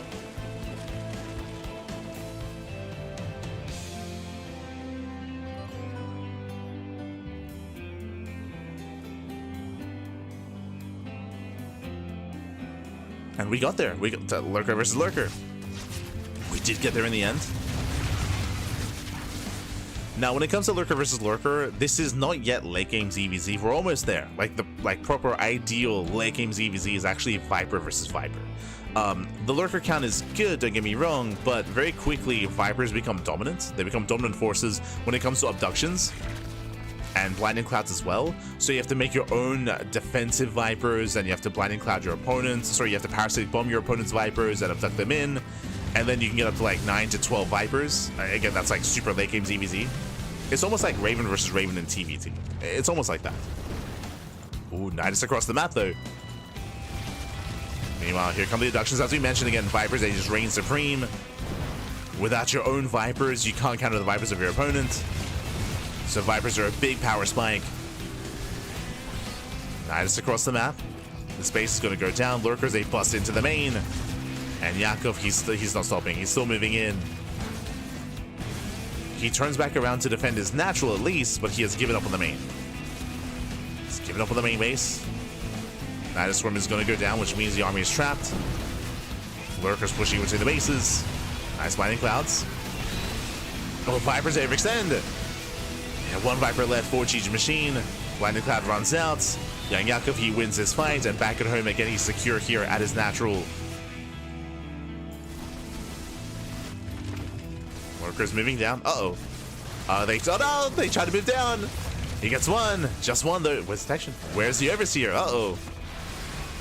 No Overseer to defend. Hydras are getting on top of the Lurkers. Better trades for G-Machine. Just barely getting on top of them. He will clean them up. And takes on every single Lurker. And back at home, he's in the mineral line. Yakov is down to 2 bases, but he does now race back home. We have GC's got a lot of Hydras. I believe he has 0 Lurkers left. 0 Lurkers remaining. That one Lurker will kill the natural. Likewise, Hydrogen going down as well. Natural falls. So does the Hydrogen. We don't have anything. What I mean by that, YoungYakov, he has no lair. He has no lair, he has no Hydrogen. He can only make roaches at this point. Only roaches and mutas. Not even lings, he lost the spawning pool. So only roach production for YoungYakov. Meanwhile, across the map, roaches, they're popping off. They're getting into middle lines. Drones going down. Nice burrow here, saving the drones. Does save the workers. Meanwhile, G-Machine, he also lost his own Lurker 10. But he is rebuilding. So worker counts are neck and neck, but YoungYakov has a massive army. And he has 3 Vipers. So even though YoungYakov has no Lurkers, even if G-Machine morphs in like 3, 4, 5 Lurkers, like the Vipers are the answer. Vipers are still the answer to that. YoungYakov is pushing. He has a massive bank. He's still rebuilding his spawning pool. Like, he can't really reinforce outside of just roaches. Lurker production has begun. We have 6 Lurkers on the way for G-Machine. And it all comes down to the Vipers. It all comes down to the abductions. All the blinding clouds. I mean, both, really. YoungYakov, he can still pull this off. Does go straight down mid. Oh, gets on top of the lurkers. They're the blinding clouds. Does blinding cloud. Oof. Will pull away. Does pull back. He still has energy left. He still has more energy. Here comes another blinding cloud. Oh, not quite. YoungYakov, he pulls away. Does pull away for now. He's down to 2 Vipers. Remember, he has no hive. Abducts. Gets 1. Gets 2. 3 lurkers left. 3 lurkers left. Yakov taking a crazy expansion. As is a Burrowling here bottom right. Does take a 3rd.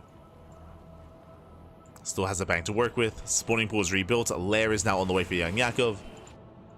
GG Machine out of position. Completely out of position. Catching a couple of Hydras. YoungYakov, he doesn't commit, but he does peel up a couple units into the mineral line. He does focus down one of those lurkers. One more lurker just went down. 7 drone kills. Lurkers are exposed, but Lashy doesn't quite commit. At the same time, Roaches, they do peel off into the northern base. They get more drones.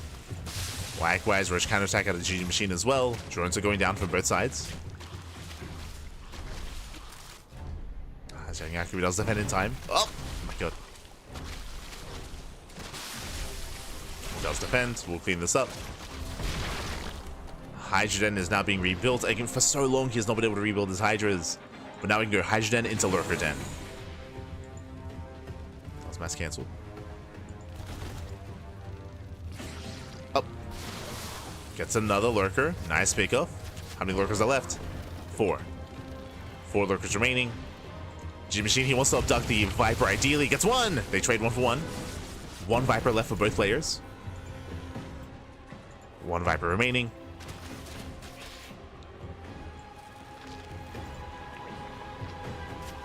We are rebuilding the hive. No, the lair. We just got it. Yeah, lair goes down. Massive pickoff. The hive is denied. YoungYakov has been trying to retake the hive. Once again, the hydrogen goes down as well. He just can't rebuild. For the 2nd time, no lair, no hydrogen. He has to start from scratch once again. There it is. Lair's being rebuilt. He just wants to make something other than roaches. Now, what's been impressive here is that for the past like 5 minutes, YoungYakov has been stuck only reinforcing with roaches. He hasn't been able to rebuild any Vipers or Hydras, but he still preserved his army. Like, he still preserved Hydras from long ago. Same with the Vipers as well. Does counterattack, gets across the map. He has GG Machine out of position. Takes down the mineral line. Massive pickoff, getting 13 drones. 13 workers, trades well against some of these Hydras, but now he has to back up. Lurkers are exposed. Lurkers, what are they doing out here? He's being pulled apart. That's gonna be what? 3, 4, 5 lurkers going down for free. GG Machine. He abandoned his boys. He abandoned the lurkers. He saves. No, he doesn't even say the base. Doesn't say the base. Doesn't say the expansion. 14 drone kills the base and 5 lurkers. YoungYakov achieving a lot with a little here, at least tech-wise. Here comes the hive. Hydrogen's being rebuilt.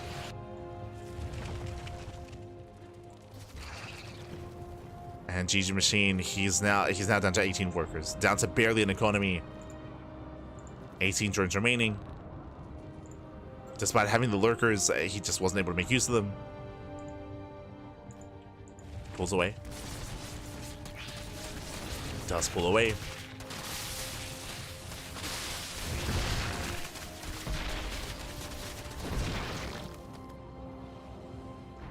Okay, some safety infestors, just for something, some kind of spellcasters. We have more Hydras on the way. Hydrogen has been successfully rebuilt. Hive is almost done. All he needs is a couple of Vipers. A couple of Vipers and he's good to go. So that's just the 1. Ling's going for the spawning pool. Up. Gets an overseer. Gets a lurker. Massive pickoff. Down to how many lurkers left? 3. 3 lurkers left for GG Machine. Up. Gets the Viper. Fungal connects though. And there's barely an army. There's barely a standing army. It's 3 lurkers and a handful of Hydras. GG Machine, he cannot take the head-on fight. Likewise, spawning pool gets saved just barely. I mean, it's gonna eventually bleed out. And there it is, 5 Vipers in production. YoungYakov, he's been stuck with, what, 2-3 Vipers for so long. Now he's finally able to rebuild and replace them. Finally. Another Roach run by, gets a Mineral Line. I say Mineral Line, 4 more drone kills. Every worker counts. Oh, he will drag the army to his hidden base. Now he knows. G Machine, he's aware. He finds the base. But it doesn't matter. We're going for the base right here. G Machine, he might take down bottom right, but he will lose top left. Expansion goes down, but yeah, we're just counterattacking at this point. YoungYakov, he can keep going. He can commit. He races back home. He's racing back home. He's more concerned with defending. He does peel off a couple units. Takes down the Lurker Den, massive pickup. GG Machine, that tech advantage has been the only thing keeping him in this game. As he's up to how many? Now to 6. 6 Lurkers. How about the Vipers? Yeah, they yoink, they abduct. They take down almost every single Lurker. There's 1 Lurker left. Down to 0. Yeah, with that YoungYakov, he's done it. GG gets called, and YoungYakov, he will fight back. He will tie up the series 2-2. We are going to the ace match. Whew, GG. Hi. GG, well played. YoungYakov, he was in a very rough position. He was losing all of his tech, the spawning pool, the Hydra Den, the Lurker Den, the Hive as well. Time and time again, he would lose his tech structures. He was stuck with only reinforcing with roaches, but he preserved the Hydras, he preserved his Vipers more importantly, and he was able to outtrade. He was able to out-trade, able to out-control GG Machine. Despite GG Machine, I mean, he was still down in economy is what I will say. GG Machine, I mean, he was down in economy, down when it comes to the bank as well. But he had the higher quality army, but he couldn't quite make use of it. He was just being torn apart by the Vipers of his opponents. GG. GG, well played. With that, we're going into the final game, the ace match. Let's go. We're going to game 5.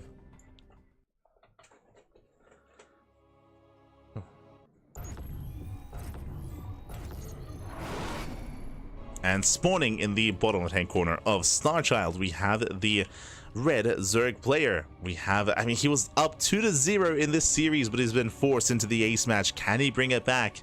Can he bring back that momentum and make it to the finals? It is a GG Machine. And spawning in the top right-hand corner, we have his opponent. We have the blue Zerg player. The blue Zerg player here. He was down 0-2. He was down in the series, down and out, but he is clawing his way back into this. 13-12 by the... Oh my, he's crazy. 13-12 on Starchild? Oh boy, okay. But in the right-hand corner, he has whittled himself back from the brink to the ace match. It is YoungYakov. Here we go. So 13-12 out of GG Machine. He's rushing into Link Speed. He's rushing to an early Bailey Nest. So this is going to be hyper aggression out of our red Zerg player. And YoungYakov is going Hatch Gas Pool. Standard opener out of YoungYakov. Now YoungYakov, he will have the tools to defend. It comes down to the execution, comes down to the unit micro and the unit control. Likewise, welcome to Starchild. Starchild is one of the largest maps in the map pool. This does mean that it takes even longer to get across the map, so I'm not too fond of this build on such a large map. We'll see if GG Machine can pull this off. So he can pull this off. Now, because it's so large, he can maybe try to avoid the Overlord for as long as possible. We'll see. We'll see. Again, with 13-12, we stay in gas, link speed, and Baneliness. So it's going to be the Bane bust here from GG Machine. It is hyper committed. You can try to macro out of this, depending on how much damage you get done. It is kind of predicated on just how much damage you get, whether you kill the expansion, and how many drones you kill as well.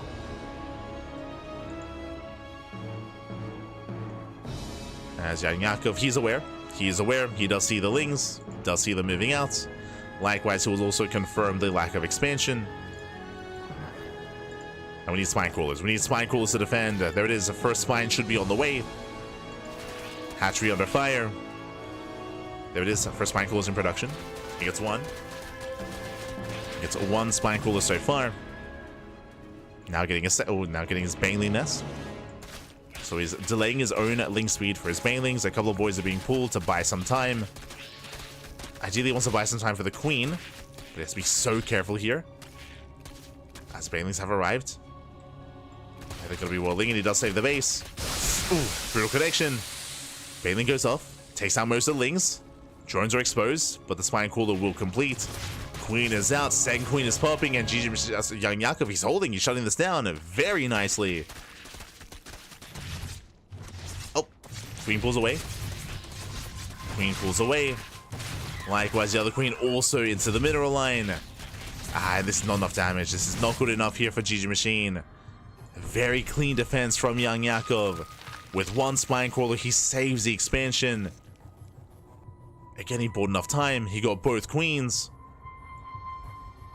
And now he should be fine. He should be perfectly fine here. He has a massive lead. YoungYakov, sorry, GG Machine, he was hoping to at least kill the base, to at least kill the expansion, but he fails to.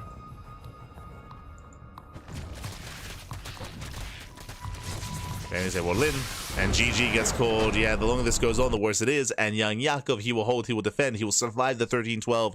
Very clean defense, and YoungYakov will advance on to the grand finals. GG. The reverse sweep. That's crazy. There are 3 wins in a row. The reverse sweep here. YoungYakov, he brings it all the way back. Very intense final, very intense lower bracket finals, very intense series. We saw a bit of everything. We saw 13-12s, we saw Roach all-ins. We even had a longer macro game of Roach v Roach into Lurker versus Lurker. We did get there. That was over on Frostline, of course. We got everything out of this ZVZ. And with that, GG. Congratulations, YoungYakov, you'll make it through. And that is 2 months in a row. That is 2 months in a row that GG Machine will finish in 3rd place. My heart goes out to GG Machine.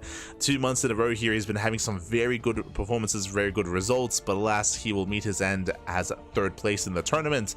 And we'll see who's going to be our champion this month. Will it be YoungYakov or Wayne?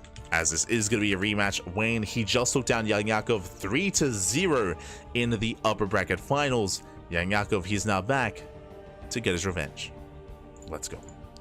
Let us go as we are getting ready here for our best of 7, by the way. Best of 7, not best of 5. It's a lot of games. A lot of games are ahead of us, a lot of games to come. But as a reminder, even though this is the best of 7, because Wayne already won the previous time they face off, because he's coming in from the upper half of the bracket, Wayne has a 1-point lead. So Wayne, he is up 1-0. We'll see if YoungYakov can overcome that. I mean, he just did. He just did with that heavy deficit against GG Machine. But now we have the rematch. Let's go. We have our rematch here. As we load into... Oh my god. God damn it. I mean, not the first time we've seen this, by the way. Not the first time that we have seen Yakov embrace the Protoss. Here we go, spawning in the bottom right hand corner of Whispers of Gold. We have the yellow Zerg player. We have the yellow Zerg player himself from the upper brackets. He is last month's runner-up, and he is here to claim the win, to claim his championship. It is Wayne leading the series 1-0. And spawning in the top left-hand corner, we have his opponent, usually Zerg. Not the first time we've seen his Protoss, though. Similar to Eba, similar to Raynor, for example, similar to Clem. To avoid the mirror matchup, at times he does whip out his Protoss. It is YoungYakov. He's an animal. Now, whether he commits the Protoss for the entire series is yet to be determined. But again, just to reiterate for the second time, this is not that we have casted YoungYakov's Protoss before against Wayne. We've actually casted Protoss against GG Machine, and I want to say Nikic as well. I think he's committed to pure Protoss in these tournaments in the past, specifically against Zerg, not against Terran, not against Protoss, of course, just against Zerg. And this most likely is a reaction to the fact that Wayne did 3-0 YoungYakov. He already 3-0'd YoungYakov earlier in this tournament, so YoungYakov probably not feeling too confident with his Zerg. So he's like, you know what? What if I whip out the Protoss? What if I Protoss him? True. He's gonna Protoss all over Wayne. All over him. No.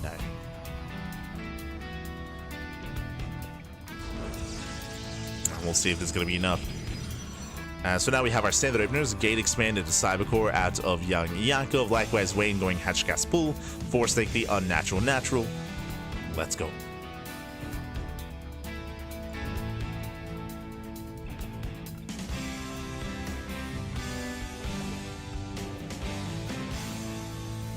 So we are poking in. Are going to be poking in.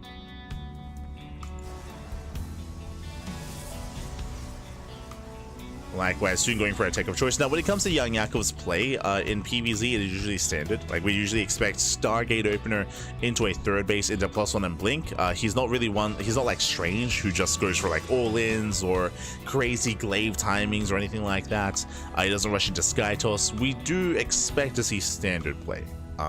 To be fair, it has been, what, 3-4 months since I've casted YoungYakov's Protoss, so what I'm saying may be a little bit out of date. At least, you know, at the start of the year, when the last time we saw his Protoss, he was playing standard. That may be different now. That may have changed.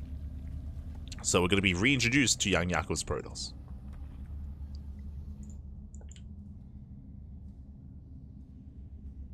Alright, reintroduced. As Stargate's going to finish, we'll see if we go Oracle or Void Ray. Based on the rally, it looks like Void Ray, but we'll keep an eye on YoungYakov. Nah, Oracle. Okay, Oracle Opener out of our Protoss.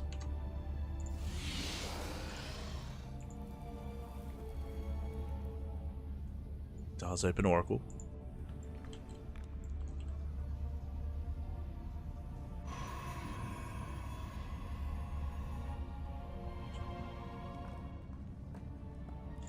Likewise, they get across. Now they attempt to scout. Alas, the scout is going to be denied. Scout is denied.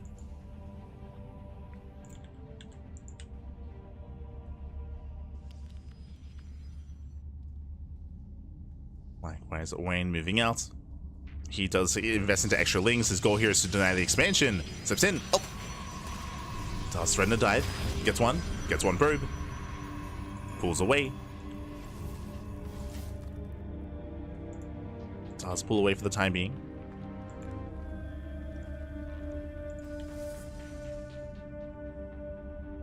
As he pulls away, Wayne's still just droning, just saturating, building up a second Oracle. So again, double, triple Oracle Opener into a third base. You know what's crazy? And this feels so refreshing. We casted quite a lot of PvZ already tonight, involving players like Strange and UD Soldier, and throughout the course of the tournament. This is the first time we're seeing standard play because Strange was an animal. like Strange, he never opened Oracle. Remember, he never went for an Oracle opener. It was always Void Ray or Phoenix or Twilight Council. So for the first time tonight, we're actually experiencing like a standard opener, a standard game. I mean, I say that. I guess true. I guess it's been a long broadcast. Shameless also went for standard play as well. Oh, got off, oh, but the Oracle does go down. Brutal pick-off. Does get 3 drones, but that is not worth an Oracle. Ay. But yes, I should give credit to Shameless. Shameless did play standard as well. True. Bane Bust. Bane Nessa gets thrown down. We have Fast Pulse on melee here out of Wayne. And welcome to Whispers of Gold. Remember, this is a rush map. This is the smallest map in the ladder map pool. Aggression is favored, and we are about to be aggressive. Now, we do see that, as we mentioned, triple Oracle into +1 and Blink. Standard build here out of YoungYakov, but losing the first Oracle was brutal. Second Oracle moves in. He does scout the Baneling Nest. He knows. He scouts. He's aware of what's going on. Knowing is, again, only half the battle here. Has to pull back. Gases are being taken.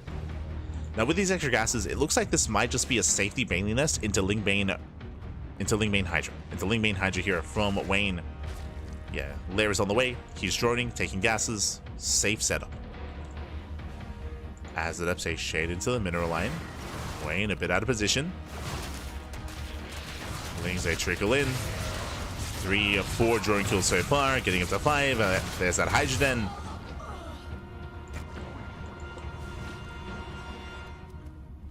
As they get 6 drone kills in total. Not bad. Not bad here for the Adepts. Behind this, we do see we are taking gases, so no 3-way soul in at a YoungYakov, taking his gases, and taking up into Storm and Archons. So again, this is like as standard as you can get, like as macro base as you can get here in PvZ. So very standard play out of YoungYakov. Meanwhile, Wayne getting into his own Lingbane Hydra. Wayne, I would say he's in a better position. He did successfully get away with skipping roaches. He skipped roaches. Now he's on, what, 3.5 base saturation. From here, he can either max out or he can take up into lurkers. He can go for an infestation, infestation bits, into lurker, then into hive. So Wayne is looking very comfortable this game. And I worry for YoungYakov. I do worry for him here. Now, there is going to be a window, true. There's going to be a window here in time where YoungYakov can try to break Wayne before Lurker attack. As he's going to have a lot of storms. True. Going to be a lot of storms. But that's only if YoungYakov hits that timing. Otherwise, Wayne will snowball out of control. Boy. Rocks get knocked down. There's the hive. There's the lurker den. The timer has begun. YoungYakov, he's got to do something before these lurkers. He has how many high Templar? Six high Templar. That's a lot of storm. Like there's a window. Like he has an opportunity. He can do something. For now, though, he's getting another expansion. He's throwing down a bunch of static defense. Fleet Beacon is on the way. He's not pushing. He's not pushing. YoungYakov is now taking up into Skytos. He is going to move out, but he is taking up behind this into a second robo. Oh, sorry, the first robo even. First robo. Contamination on charge. Yes, YoungYakov, he pokes out, but he can't really threaten him. Like, he has nothing to really threaten Wayne. Wayne is safe. He's comfortable. He throws down a wall of spine crawlers to be ready for a zealot run by. Likewise, hive is almost done.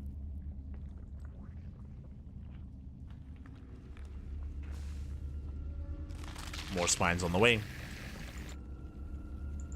Here come the first wave of lurkers. Here comes the Nidus worm as well. There's here's behind the bases, ready for the Nidus. And if the Nidus gets up and running in the main, that's game. That would be game then and there. Or it may just force a base trade. That's the other option. Depending on the location of the army. And here we go. Lurkers. They're diving into the Nidus. How many lurkers? It's going to be 7, soon to be 9. There we go. Lurkers. They're going to be jumping in. Lings, they thread on the right-hand side. They scout the army. There's the Nidus into the main. Here come the lurkers. And Lings are trying to distract. They're trying to keep YoungYakov busy. Does he notice? He doesn't. Now he does. Now he does. Here comes a warp in, but this is late. Late reaction out of YoungYakov. Late response. Here we go. Recalls into the main. The recall may be enough. Lurkers, they burrow in. Yeah, storms, they blanket the army. Hydras try to push forward. And he defends. Whew. He does defend. He will clean up every single lurker here. Again, clutch recall out of YoungYakov. He does recall. He does hold. Now, the scary thing for Wayne is that he just lost almost every lurker. He has one lurker left. He has one lurker remaining.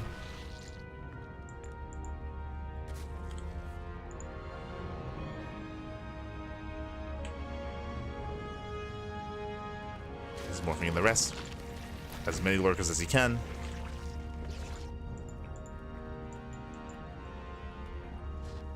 Oh, it's in the Nidus. There. I was like, where's that lurker? There's one in the Nidus. One in the Nidus worm. Now, YoungYakov, if he can weather the storm one more time, he can counterattack. And if Wayne loses all of his lurkers for a second time as well, he could just die. He could just fall out, just topple over here against the mass storm army. So Wayne, he has to be careful here. Now moving in. Remember, Tempest production has begun. Here comes the cloak. No Overseer. Uh-oh. No Overseer position. Storm on the main army. Massive storms. Oof, Mothership does go down. But Wayne, he bleeds out a lot of Hydras here. So another storm pops up. And more storms as well. Tempest should be pushing in. Yo, we got some Tempest. We gotta use them. There we go. Tempest, they poke forward. And they should force back all these lurkers. We can see the Hydras trying to reinforce. But this is just free damage here. Tempest getting free hits. More storms. More storms on the main army. Hey, YoungYakov collapsing in. And he will clean this up. YoungYakov, he will kill everything here. As this is not worth it for Wayne. Oh, the Tempest though. They do overextend. Where are we going? Tempest, calm down. What's going on? Base falls. Base does go down. We got carriers on the way. I mean, Wayne, he does at least get the expansion, but that was not a clean trade for Wayne. He bled out a lot there. He lost how many? 20 lurkers have gone down. Ay, ay, ay. 20 lurkers were killed. 8 hydras, 145 lings. He does get the expansion, I suppose. Does get that at least.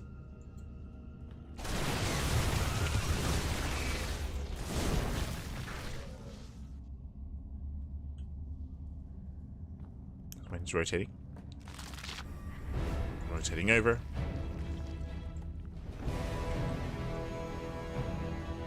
Let's get spotted. Oh. Carrier production has begun, and I'll be honest, coming into this kind of game state with YoungYakov securing his 4th, I do kind of like YoungYakov's position here. Unfortunately, Wayne, I believe, is a little bit tunnel visioned. He has no spire. No spire, so he's not ready here to go up against a late game army. He's stuck on Hydra Lurker, and he will lose his army here.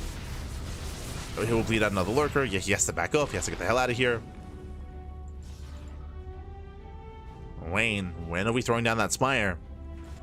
The spire, the Ultra Cavern. Wayne, he's being stubborn. He's being stubborn. He's like, you know, he's like, I want to end the game with Hydra Lurker. I don't want to tech up. And he can still pull this off, don't get me wrong. It's just risky. It's very risky here. Storms, they do blanket the army. Massive storms on the Hydras. Nice fungal though. Ooh, the High Templar go down. Yeah, brutal fungal. YoungYakov, he bleeds out all of his High Templar, but he cleans up all the lurkers. Nidus into the main. YoungYakov, he will chase down the Infestor. He doesn't notice. He does not notice the Nidus. What's inside? What is inside? Oh, lings. Okay, Massling. Massling into the main. But alas, YoungYakov doesn't care. He breaks out. He took a fight. Lings have to be used back at him to defend. Lings, they come in for the surround. Do we recall? Archons, they stand their ground. But they will be cleaned up. Oh, no detection. Likewise, no anti-air. Uh-oh. There we go. Observer has arrived. The base will fall. At the same time, Lings, they counterattack. They catch out some free immortals. Very nicely done. Nice catch there from those Lings, taking down the entire mineral line. Ay, ay, ay. Mineral line goes down. Hydras, they trickle in. And Wayne, he will barely clean this up. He takes down a Tempest, takes down a carrier. YoungYakov, he will lose the entire expansion, the entire mineral line, and now he's broke. YoungYakov is broke. He has no money. He has no resources. He made the choice not to go back home. And now this is all you get. This is all we have left. 2 Tempests, 1 carrier, 1 mothership. We have some reinforcements on the way, making 1 carrier at a time. But YoungYakov has no money. He has no money. He cannot sustain himself. And Wayne, he's on what? 80 workers. He's on 80 workers, has plenty of bases, plenty of economy. Another carrier goes down. And this was stubborn by Wayne. Because of that, this game has been very close, much closer than it otherwise should have been. But Wayne, he will still take it. He will still take it here. This is the final push of YoungYakov. He has 5 High Templar. He has 5 Storms. So 2 Tempest. I believe there are 0 lurkers. So technically, he can storm this army. Oh my god. He can pull this off. But it's all he has left. Yeah, Lings, they trickle in. Storms on the Hydras. The Storms are doing well for themselves, don't get me wrong, but that's it. That was the final storm. GG gets called. We get a full surround, and Wayne, he takes game number 2. Whew, GG. Wayne, he will take the game. He will extend his lead. A very intense game, though. Shout out to YoungYakov. He did have some stronger fights, some stronger defensive positions. I will say that Wayne did overextend maybe too many times. I'm referring to, 1, the Nidus into the main. The first Nidus into the main base. Once he recognized that he would not be able to do damage, he needed to get out of there. And he lost, what, like 9 lurkers at the start of the game. Then he also overcommitted into the 4th base on the right-hand side, where he also bled out a lot of lurkers. If you remember, he lost 20 lurkers in that assault. Some really brutal trades there for YoungYakov. But towards the end, he was able to he was able to like force a big overreaction over response, and he was able to kill the base, get the mineral line as well. I'll be honest, if it wasn't for that move out from YoungYakov, he probably could have remaxed. He probably could have chilled back home, remaxed, rebuilt, and extended the game. Not saying he would have won, but there would have been more to it. There would have been more to it. Regardless, GG, well played. With that, we're getting into game number 2. Let's go. Oh wait, let's go. Yo, it's time. I don't think I've casted this before. We have another PVZ, but a little bit different here, is spawning in the top right hand corner. We have no longer the Zerg, we have the yellow Protoss player leading the series 2-0. It is Wayne. The turns have tabled, and spawning in the bottom left hand corner, we have his opponent. We have the red Zerg player now playing his main race down in the series. We'll see if he can bounce back. We'll see if he can put a point on the board. It is YoungYakov. Let's go. Let's go. God damn it. Okay, so we have mix things up a little bit here. Now it is Wayne's turn. It's Wayne's turn to play Protoss. It is YoungYakov's turn to play Zerg. Whether they keep alternating throughout the series or if they only do this the first 2 games, yet to be determined. Yet to be determined here. But I don't think I've casted Wayne's Protoss before. We've casted YoungYakov's Protoss like plenty of times in the past. Again, it was at the start of the year specifically. Wayne, I don't think I've had the luxury of casting his Protoss though, so I don't know what to expect. I don't know what skill level he's at. YoungYakov, he is GM with his Protoss. As you saw, like he was quite competitive with Wayne in that last game. He had some strong moments and some strong fights. But here, I'm less certain as to Wayne's skill level. So we're about to find out. We're about to find out.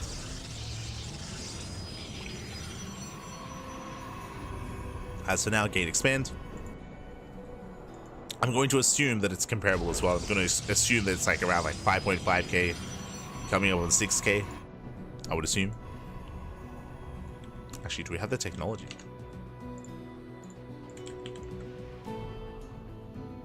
As we're settling in.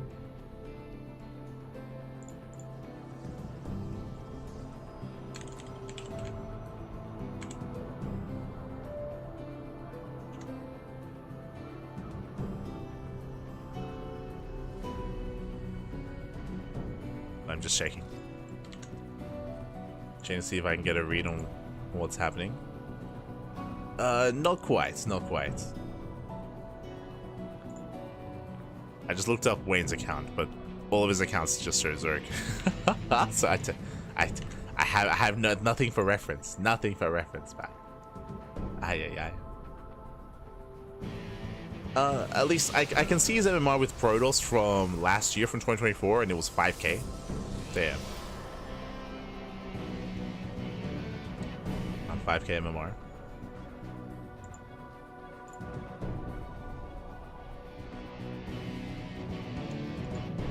There we go. And we do have an initial Stargate opener out of Wayne. So being 5k, I mean, he should have his builds down. So Stargate opener most likely into Oracle into a third base. I'm expecting Wayne to play standard like YoungYakov. I don't really expect him to be too cheeky, but we'll see, because I don't really know what to expect. I'm also casting this blind here. As one probe goes down, Adept shades into the main. Shades into the main base. Likewise towards the natural as well. Does go down. Remember, YoungYakov, he was the person to bring down Strange, something that Wayne couldn't even do. You could even argue that YoungYakov, his EVP is stronger than that of Wayne's. I think I would actually agree with that statement. So not gonna be easy for Wayne.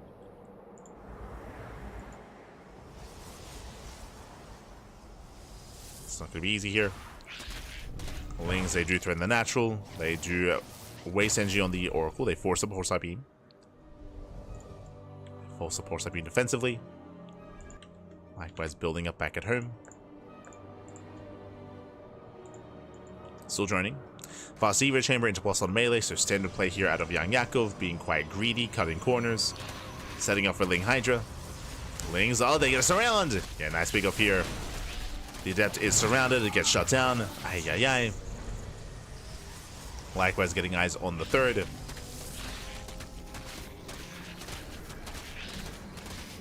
they threaten the pylon. The pylon is going to go to... Oh, barely not.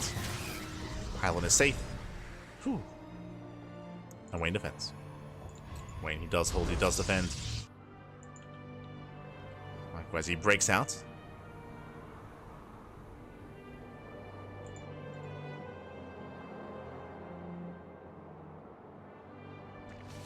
Does break out. Dips him between the bases. Oh. Anyone getting 2 drones so far. Picks off 2 workers. Nothing too major though. Lings, once again, they counterattack, getting another transferring worker. They get a probe. Overlord into the main, confirmed standard follow +1, and a Twilight Council. Sorry, Forge and Twilight Council +1 and Blink. Looks like a standard follow-up, just like how YoungYakov was playing last game. Going triple Oracle into +1 and Blink into a standard game. From here, we should be saturating our 3rd base, taking gases, going into Storm, going into High Templar and Archons. Not playing cheesy. Not being overly aggressive. Ooh, we'll lose 1 Oracle though. Brutal pickoff. Oracle goes down. Queen survives.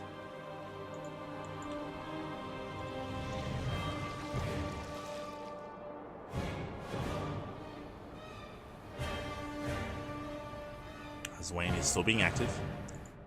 Still looking for damage. We do have a gateway explosion. Okay, getting up to 6 gates. Wayne, he hasn't taken his gases. Okay, so no gases at the 3rd base. If he delays his gases any further, he can go for a proxy across the map, and he can go for a 3-base all-in. So he has the opportunity to potentially go for a 3-base all-in here. If he goes up to 8 gates. My eyes are... Ah, no, he's expanding. Never mind. Never mind. Pro moves out. He's expanding. He is being active with these Stalkers, don't get me wrong, but it looks like he does plan on, yep, taking it 4th and getting to a longer game. So from here, we should see gases soon. Gases in towards either Storm or into Colossus. Can take in either direction. 2nd Forge on the way. Okay, going for the 2nd Forge, getting into 1-1 upgrades. Being more gateway heavy for now. Still not taking gases. Still no gases. Meanwhile, Hive is on the... This is a sub 7-minute Hive. This is so greedy. Insanely greedy out of YoungYakov. He sees the 4th base. With the 7-minute Hive, he can rush into Lurkers. So very greedy here from our Zerg player. Typically, you'd be punished for this, but Wayne, he doesn't really have much to punish. Oh, as he gets caught out. Yeah, he's gonna get locked down. Brutal pickoffs here. Stalkers, there's no escape. And he will lose 1, 2. He will lose almost every Stalker. Oh, God. So many Stalkers go down. A brutal catch. And YoungYakov is fine. He can drone up to 80. If he really wants to, he can just drone up to 80. Drone up to 80. The Hive is almost done. Get into Lurker. Tech Lurker Den is almost complete as well. Getting into Lurker upgrades. YoungYakov is going to be the first to max out. Wayne, he has to do something here. He's now reinforcing with more Stalkers. He has to force out units from his opponents. But YoungYakov, he got away with droning. He does reach 80 workers. He's up to 80 drones. Has the next wave to finish. 81 drones even. Zealot Run-by gets spotted. These are still slow lots. Spine Crawlers are on the way, getting ready for the Zealot Run-by.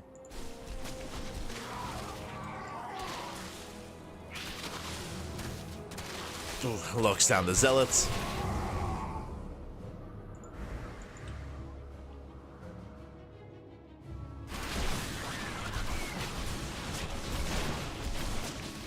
Does lock them down. Stalkers pushing in.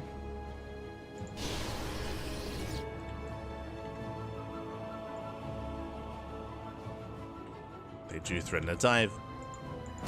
But now going to be forced back.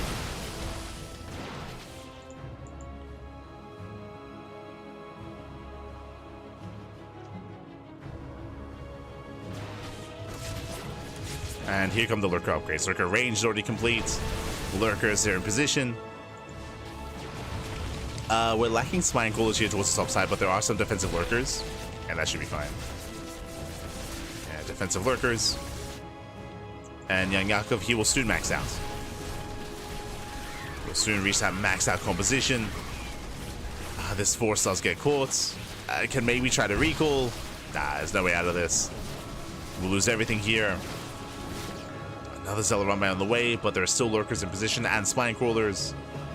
These Zealots should not get much done. Also get spotted. Likewise, Stalkers moving in.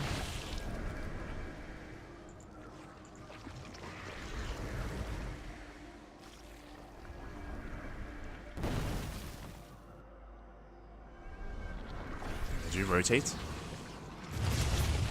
Pushing up the ramp. YoungYakov is ready. Again, he's almost maxed. We're just waiting for the moment. Waiting for the moment for YoungYakov to max out. Here comes another Zealot run by. Now we're getting up to 4 spines. Lurkers will shut this down. And Wayne has nothing. Does he have Storm? There's no splash damage back. Yeah, he's just going Gateway Man against Lunkers and not going all in. So no Storm, no Colossus, no splash damage. There's nothing to stop the Lurkers. There's just nothing here. Zelda get cleaned up. YoungYakov moving in. This style that Wayne is going for without it's gasless basically. No gases at the 3rd, no gases at the 4th base. It's just pure Stalker Zealot. This can work if you have momentum, but the problem is that he lost so many Stalkers early on. And the Lurkers, they hold their own. GG gets called. YoungYakov, he will put a point on the board. He will fight back. He does take a game. GG. Whew. GG, well played. A very comfortable game from YoungYakov, proving that, again, he has arguably the best ZVP in the CIS region. Does take the game. Wayne, he didn't look too poorly when it came to his overall build, but as we saw, it did leave much to be desired. This style that Wayne had gone for, the build that he had gone for, is heavily reliant on momentum, on getting damage done early on, and keeping the Zerg player at bay, and forcing out units, and denying creep, and applying pressure to bases, and maintaining map control. None of that was had there. Wayne didn't have any of that. We saw that YoungYakov, who was able to strip that away from Wayne real fast and real quick, especially with that initial catch, the initial catch of the Stalkers in the center of the map, and with that GG. With that GG, well played. With that, YoungYakov, he does fight back, but now we're getting ready for our next game here. We'll see if YoungYakov can keep this going as, oh boy, it's time to switch gears again. No. Now it's time to switch back over, as spawning in the top right hand corner we have now playing his main race once again. We have the yellow Zerg player still leading the series, but now of course he did drop a map and momentum has been stripped away. Can he bring it back though? It is a Wayne. And spawning in the bottom left hand corner we have the red Protoss player putting a point on the board, but again now switching back to Protoss from Zerg, it is YoungYakov. Do we just keep alternating? Do we just keep alternating back and forth again and again between Protoss and Zerg? It's possible. It's very possible. Oh boy. Now I do rate YoungYakov's Protoss higher than Wayne's Protoss, so I do think YoungYakov, he actually has, again, based on the game that we saw in Whispers of Gold, YoungYakov, he had some strong moments. Like, he had some better fights, he had some better engagements, he had some better trades, he was being more efficient. I do think that YoungYakov, he can bring it back. Unfortunately, it just so happens to be the case that YoungYakov is playing Protoss on the 2 smallest maps. Remember, he played Protoss on Whispers of Gold, and now he's Protoss on Errorhome. Whispers of Gold is the smallest map in the ladder map pool. Errorhome is the smallest map in the tournament map pool. Like that, you don't get smaller than Errorhome and Whispers, and because of that, aggression is favored and all-ins are favored. And Wayne has clearly shown us that he's willing to be aggressive in this matchup. Willing to be aggressive, willing to forego taking into Spire, into Corruptor, into like Viper and Infestors. Like, none of that. Just hide your lurker, just ape it up, commit, and not stop. So we'll see how YoungYakov adjusts. I'm not too fond of the idea of like a standard passive build from YoungYakov on this map. We'll see. We shall see.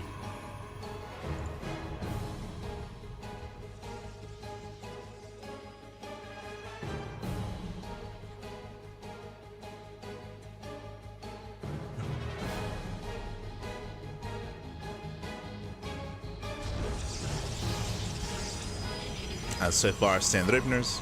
Wait, kind of. As Ling spoke in, we have this Cyber Core thrown down to wall up, to wall up. Again, Wayne, he actually made extra Lings early on, going for earlier Ling speed. Oh, my apologies. Sorry, I thought it was just hash gas pull. It was gas first. Okay, gas first out of Wayne, rushing into Ling speed early on. Does contain his opponents. From here, he pulls out there. He pulls out a gas, so no Bane Bust. No Bane Bust, no Roach Rush. From here, Wayne, he is droning. And we do have our Stargate on the way. So Stargate opener out of YoungYakov.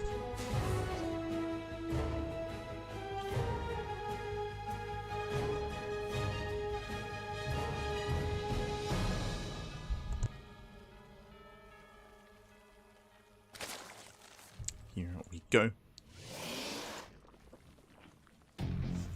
Getting into a Stargate.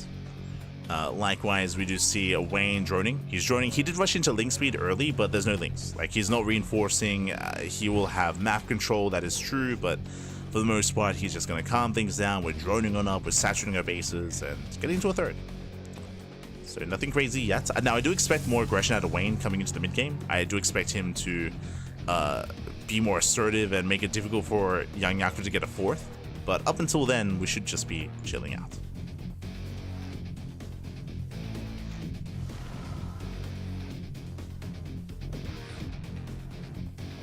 Until then, we're just droning, settling in.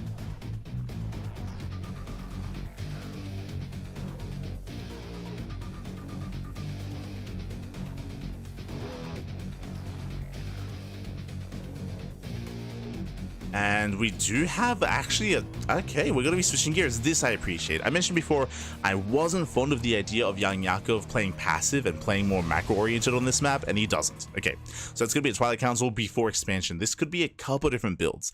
This could be fast glaives. This could be fast glaives here from YoungYakov to go into glaive adepts, then into a more standard game.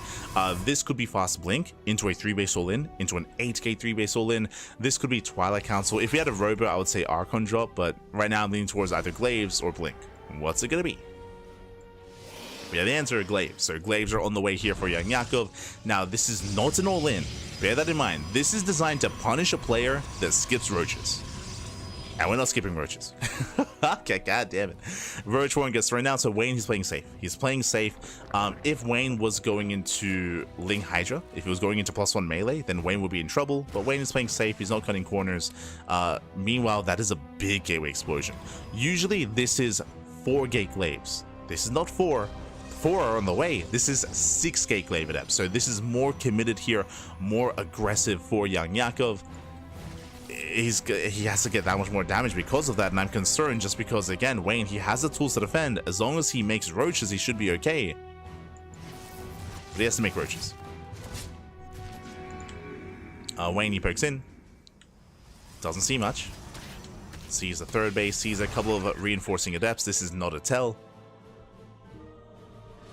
A handful of adepts early on is standard. The rest should be hidden in the main.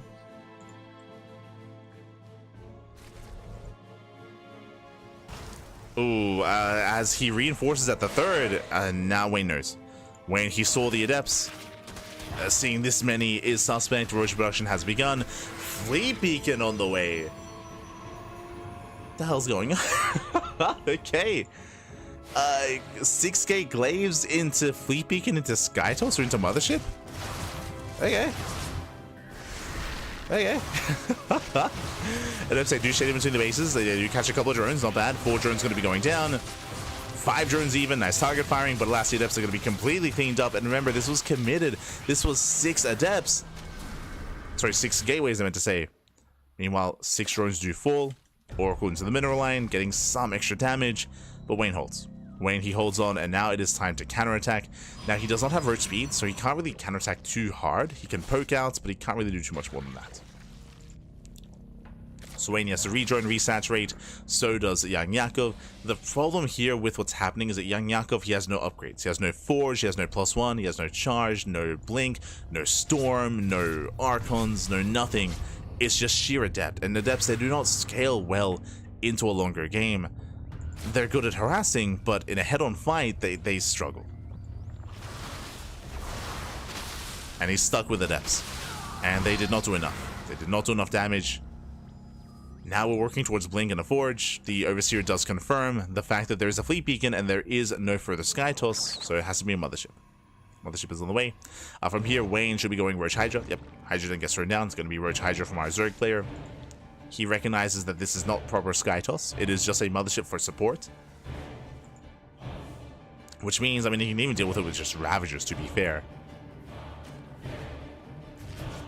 Getting into Roach Hydra. Droning up, saturating on 4 bases. Nice run by here. The Spore is late. 4 drones go down. Not bad.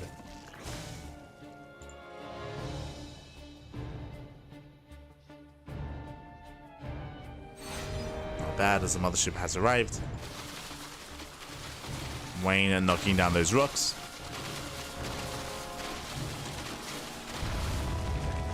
Hydra production has begun.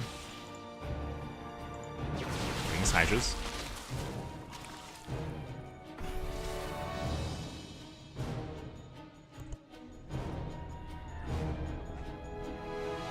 And now here at 8 minutes, now we get Storm. Storm is now on the way, but again, it's a late Storm for Wayne. Sorry, for YoungYakov. Far later Storm timing. 4th base now on the way. Wayne, at this point, he can look to max out. He is on 80 workers already.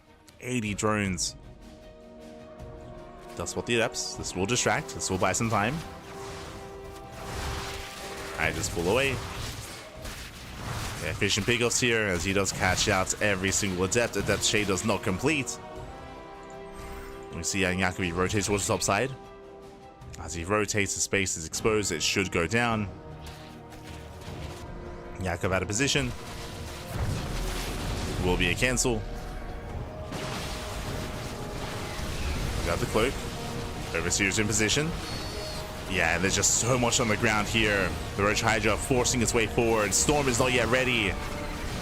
Still 7 seconds away. There's 3 High Templar. He just starts stepping in. No, High Templar, no! They all go down. 0 Storm. Storm is done, but no energy. No High Templar left. And Wayne has done it. He's done it. He has broken YoungYakov. Takes down all the Stalkers. Gets into the mineral line. Mothership doing what it can. Boys are being pulled. And Wayne, he will extend his lead here. And crashing on through. And GG gets called. Wayne, he will take game number 4. Yeah, game number 4 here. He will take a lead. He will extend his lead in the series. And Wayne is now 1 game away from claiming the entire series, the entire matchup. Oh boy. The pressure is on. And the question becomes, does now Wayne play Protoss? Are we going to keep switching back and forth? Are we never going to see his EVZ in this finals? It's possible. It's possible. Oh boy. As it looks like we are loading into our next game here, loading into Killer's Mile, and we have confirmation. ZVZ. For the first time in the finals, ZVZ. Let's go. As spawning in the bottom left-hand corner of Killer's Mile, we have the red Zerg player at the going for the 12. It's gonna be a short one. Going for the 12 pool. We have the red Zerg player. He's down in the series, and it's time to commit to ZVZ, to his main race. Can he pull this off with a 12 pool? It is YoungYakov. And spawning in the top right-hand corner, we have his opponent. We have the blue Zerg player. The blue Zerg player himself playing his main race, leading the series 3-1, 1 game away from becoming this month's Fire Grow Cup champion. It is Wayne.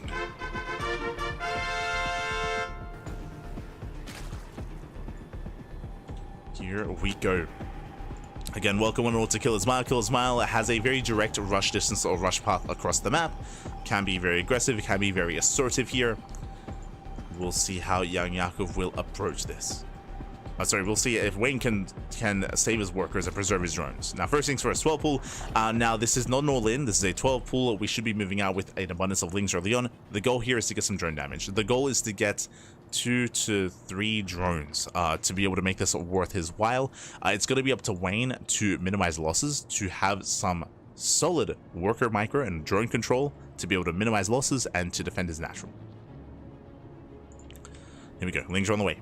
So we have 8 lings, 6 initially, and we have a reinforcing set of 4 lings as well. So 10 in total. Does move out behind this, getting into his own queen, into droning. Those lings, they do fan out. Getting to 12 lings even, committing a little bit harder. Now, from here, Wayne, he is aware. He saw everything with his Overlord, so he's fully aware what's going on. And it's going to be on Wayne to pull the boys. And to protect that natural. Right now, the natural base is taking some hits, taking some damage. He can bide his time. There we go. Queen production has begun. The boys are being pulled. And the dance is here. Oh, works in and out. Has to be careful. Has to shuffle back some of those weakened drones. The base is taking a lot of damage, though. Yeah, the base taking a lot of hits. He has to commit. Oof. Pulls away. One ling goes down. Massive pickoff. He gets one ling so far. And now he goes for it. Nice drone drilling. Gets us around. Gets past the army. He pulls away. 1, 2, 3 drone kills. 3 workers go down. And can he get 4? He can. Whew. 4. He gets 4 workers in total. Now, bearing in mind that YoungYakov did make 12 lings for this, so he made extra lings. Which means he committed that much harder, which means the transition was later, which means Wayne maintains a worker lead. He's ahead. Wayne takes a lead here. He does defend well enough.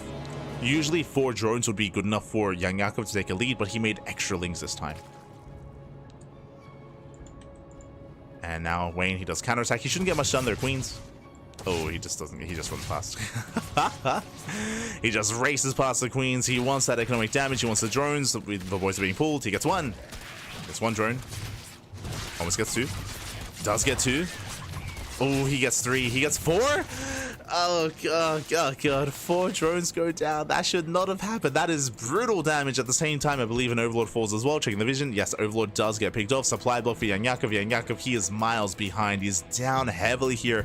He's down 7 workers. He's supply blocked. Remember, he has no gas. His gas is just now on the way, so he can't threaten with ling speed. He can't threaten with his own lings. Wayne and his Queens are getting in position, and there's just nothing here. We're going for 2-base Lair. Lair is on the way. Now, this can be for 2-base Muta. Otherwise, this could be for a Nidus all-in. This could be for just 2-base Roach. Yeah, there are some options here, but it's a really rough position for YoungYakov. Very rough.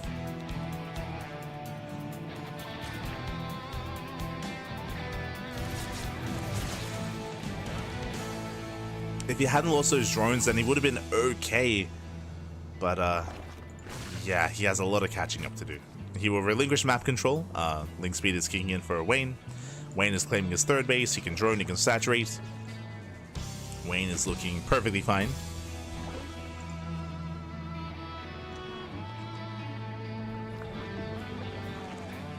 He's looking solid.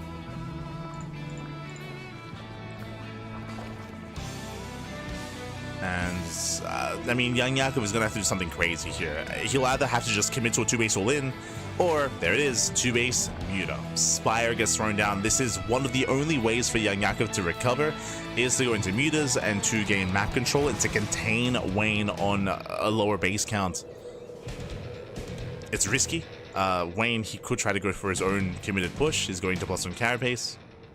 From here, he can go into Ling Roach. Now, +1 carapace is a way to go into Ling Ravager and to shut down an all-in. So if YoungYakov was going for a 2-base Roach all-in, then he would be completely shut down. You can see here he's faking upgrades, going into Roach speed and +1 melee. Most likely, melee is going to be cancelled to afford more mutas. I mean, he could just cancel both.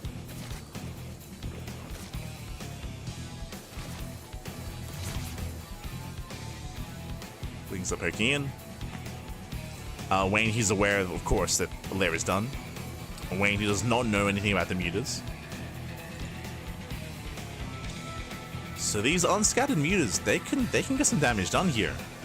Okay, let's go. Lings, they keep poking in. There we go. Muta production has begun. 0 scatting from Wayne. Oh, as Lings, they don't quite get in. Yeah, they are denied. The fake out upgrades, yes. As you can see here, the upgrades are being cancelled. See, these are fake upgrades to make it look like he's not going muted, so he cancels Roach speed. These things, they should confirm that Roach speed did not finish, so that's a bit of a tell. And mutas are revealed. Mutas are revealed. Ooh, does force a cancel. And Wayne back at home, there's a late scout, a late realization of what's been going on. Back at home, he's setting up. Setting up spore crawlers are on the way. Mutas moving in, roaches are forced back, and YoungYakov, he has gained map control. He's gained map control here.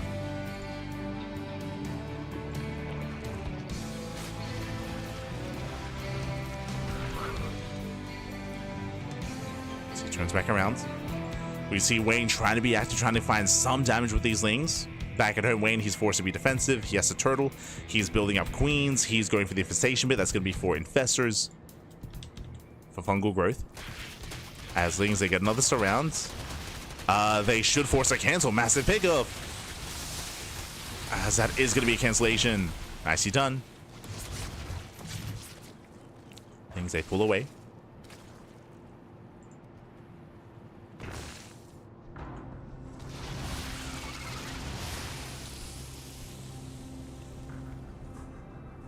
And Wayne's just turtling. Wayne, he's just building up at home. He has a better economy. He's on 3 bases. He's on all these guys. He cancels again. The third cancellation. Ay. Cancels for a third time. And Wayne, he's going to defend with the bare minimum. He's going to defend with Spore, Queen, Infester. And all that gas is going to be spent on a faster infestation bit, faster hive, faster Hydra Den into Lurker Den. And he will not defend with Hydras. He will defend with Queen Spore instead. It is risky. It is difficult, but he's far enough ahead. Is far enough ahead here. He's just being as efficient as possible with his gas, even going into Tunnel and Claw Roaches. Without Burrow. So, interesting. Not again! Lings, they move out for a fourth time, for a fourth cancel. Oh, no. YoungYakov just cannot expand. Lings, they attempt to run by, they attempt to counter. There we go, Burrow's on the way. Lings, they do flood into the main. They will get some drone damage, not bad. They at least attempt to. They get one. Just the one. One drone goes down. Hive is now done. And now we can invest into Lurker upgrades and Vipers as well. So Wayne just has a superior army. He's just building up and getting a superior composition. There we go, Viper production has begun. And yes, there are 19 mutas, but they can't really do anything here. Like, not against an Infestor, not against these handful of Queens and a handful of Hydras. All YoungYakov can do is contain. Oof. This fungal does connect. You see YoungYakov getting ready for a Ling run by. Vipers, killing his own natural, which is a little bit risky. Was low from earlier, but okay. He got it to how many? He got it to 6 Queens. Lings, they get the mineral line, not bad. Wayne out of position. That's a lot of drone kills. Oh my god, getting into 13. 13 workers go down. Late reaction here by Wayne. Mutas, they do hit the natural at the same time. Nice moves here by YoungYakov. Very nice moves. And again, Wayne, he's stuck turtling. He's still stuck turtling. This Infestor should not be with the army. Uh-oh. Hopefully he notices in time. Roaches, they're burrowing in. Infestor does get the hell out of here. Will be shut down.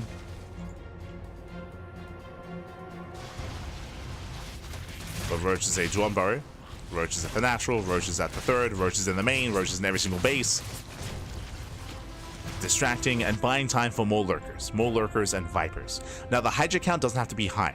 The Hydra count can stay low because of the Viper tech. Vipers, they completely almost hard counter mutas.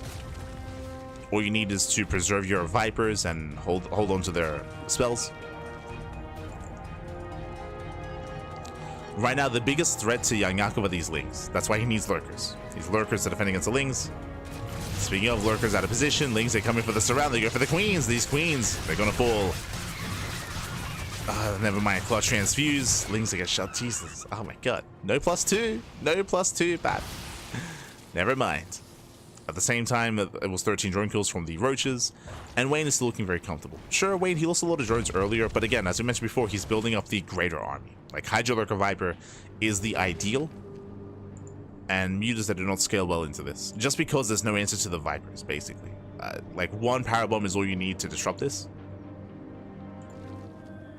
I will say that Wayne, he just has to make sure he doesn't waste his Power Bombs, and he doesn't use them too prematurely. He wants to make sure he holds onto them for when the mutas commit. Just has to hold on to those parasitic bombs, and then it should be fine.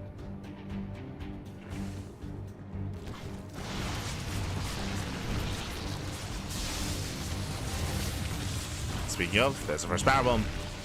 Powerbomb goes off. Oh god, no splits! No splits! Yakov! Oh yeah, oh god, calm down. Jesus Christ. That was how many 16 meters going down in total this game. That was a lot of meters. Not like this. Calm down, Papi, calm down. Take a breath. Get out of here. Behind this, Vipers are just getting ready here for another wave of power bombs. And again, you can see just how brutal parasitic bombs can be against Mass Muta. Like, all you need is just survive until Vipers, and then you should be fine. The mutas can't hurt you. That's why we mentioned how the biggest threat to Wayne is the ground army. The ground army is the biggest threat, not the mutas. Which is why we're morphing in more lurkers. We're getting up to how many? 9, soon to be 12 lurkers. So just building up that lurker count. The other problem here is that Wayne can't push. The problem is, the other biggest threat is that if Wayne were to unburrow and move across the map to try to end the game, then we base trade. Like, then YoungYakov, he base trades, he has Lings ready for a run by towards one side, mutas towards the other. This time, better splits, but still a little bit messy here. Oh god. A little bit messy, but does split. But YoungYakov, he wants Wayne to push, which is why Wayne, he has to calm down, and now Wayne's maxed. Until he maxes out, then he has enough supply to defend back at her. So he moves out with half his army.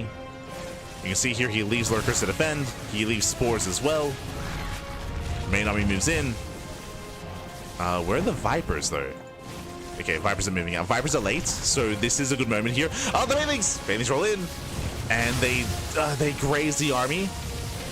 Hydras, they pull away in time.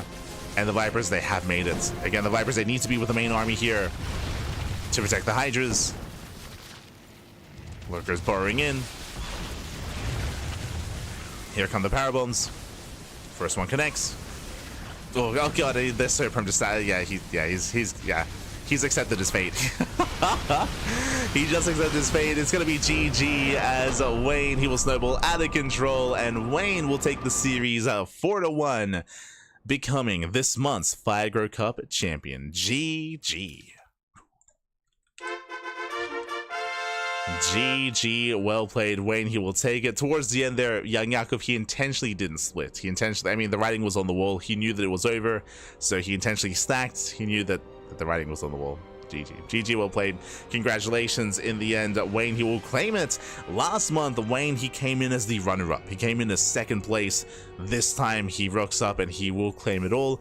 But partially, I should say, because of YoungYakov. So GG, well played. YoungYakov, he was the one that did stop Strange in his tracks. We have seen Strange dominate Wayne in the past, in the previous Firegrow Cup, but this time, Wayne, he avoided him. He avoided Strange. He got the hell away. He's like, get away from me.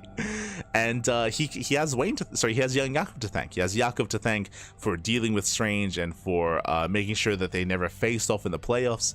With that, GG will play. Congratulations. Wayne will be our champion this month. And a big shout out as well to MindoVK. Big shout out to MindoVK. Thank you so much, as I see you lurking in the chat. Thank you so much for hosting the event. For those that are curious, MindoVK, he is the organizer, caster, sponsor, funder of the tournament. Without MindoVK, Firegrow Cup would not be possible. He has been hosting this event for the past 9 months. This is a monthly tournament.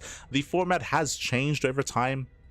I know, adjusting the group stage, adjusting some of the matches here and there, but overall has been very consistent over the past 9 months.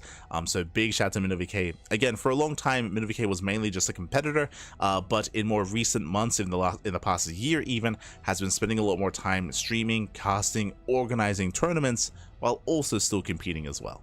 So GG. Thank you so much, MindoVK, for also allowing us to cover this in English as well. A lot of really fun matches, really fun series as well, and wish you the best.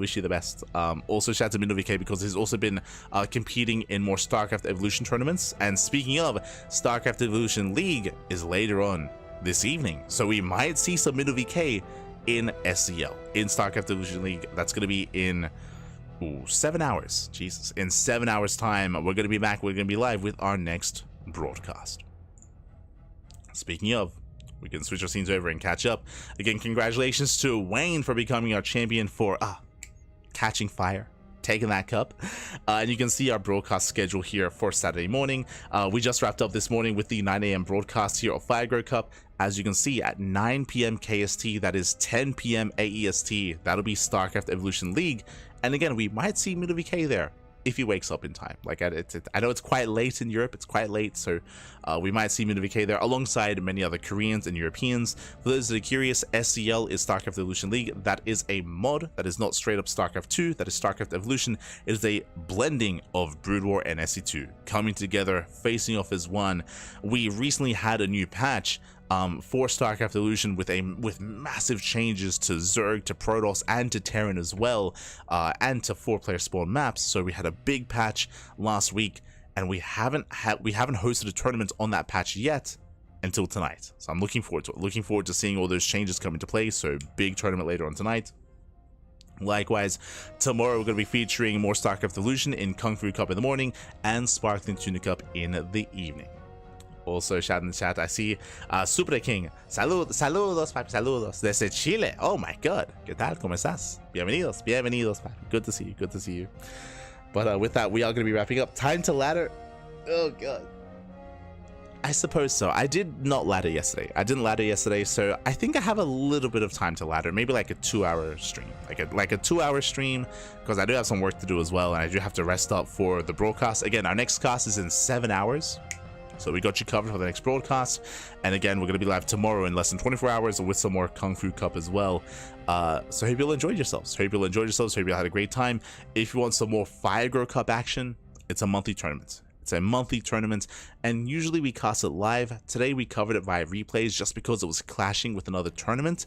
Again, it's just been a very busy schedule here for us here in April, so very busy. Wasn't able to cover everything. At least not everything live, but that's why we're catching up with replays. We've been catching up. 6-hour stream, 1-hour rest, perfect. You're an animal. God no.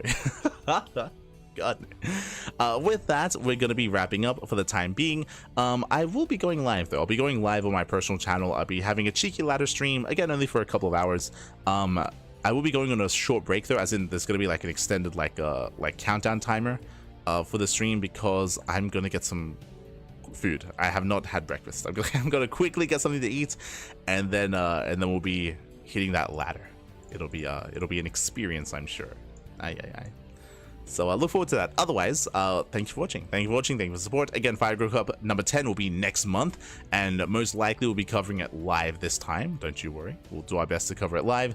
I say do our best because there's a lot happening next month. Like, next month is so busy with the Brazilian StarCraft 2 circuit, with the RSL qualifiers. True, that is also next month. We have Hatchery Cup as well. We have Star Zagora. There's a lot going on. There's a lot going on next month, so we'll do our best to bring you as much StarCraft as we can, as always, as much of it live, and whatever we can't cover live via replays another day.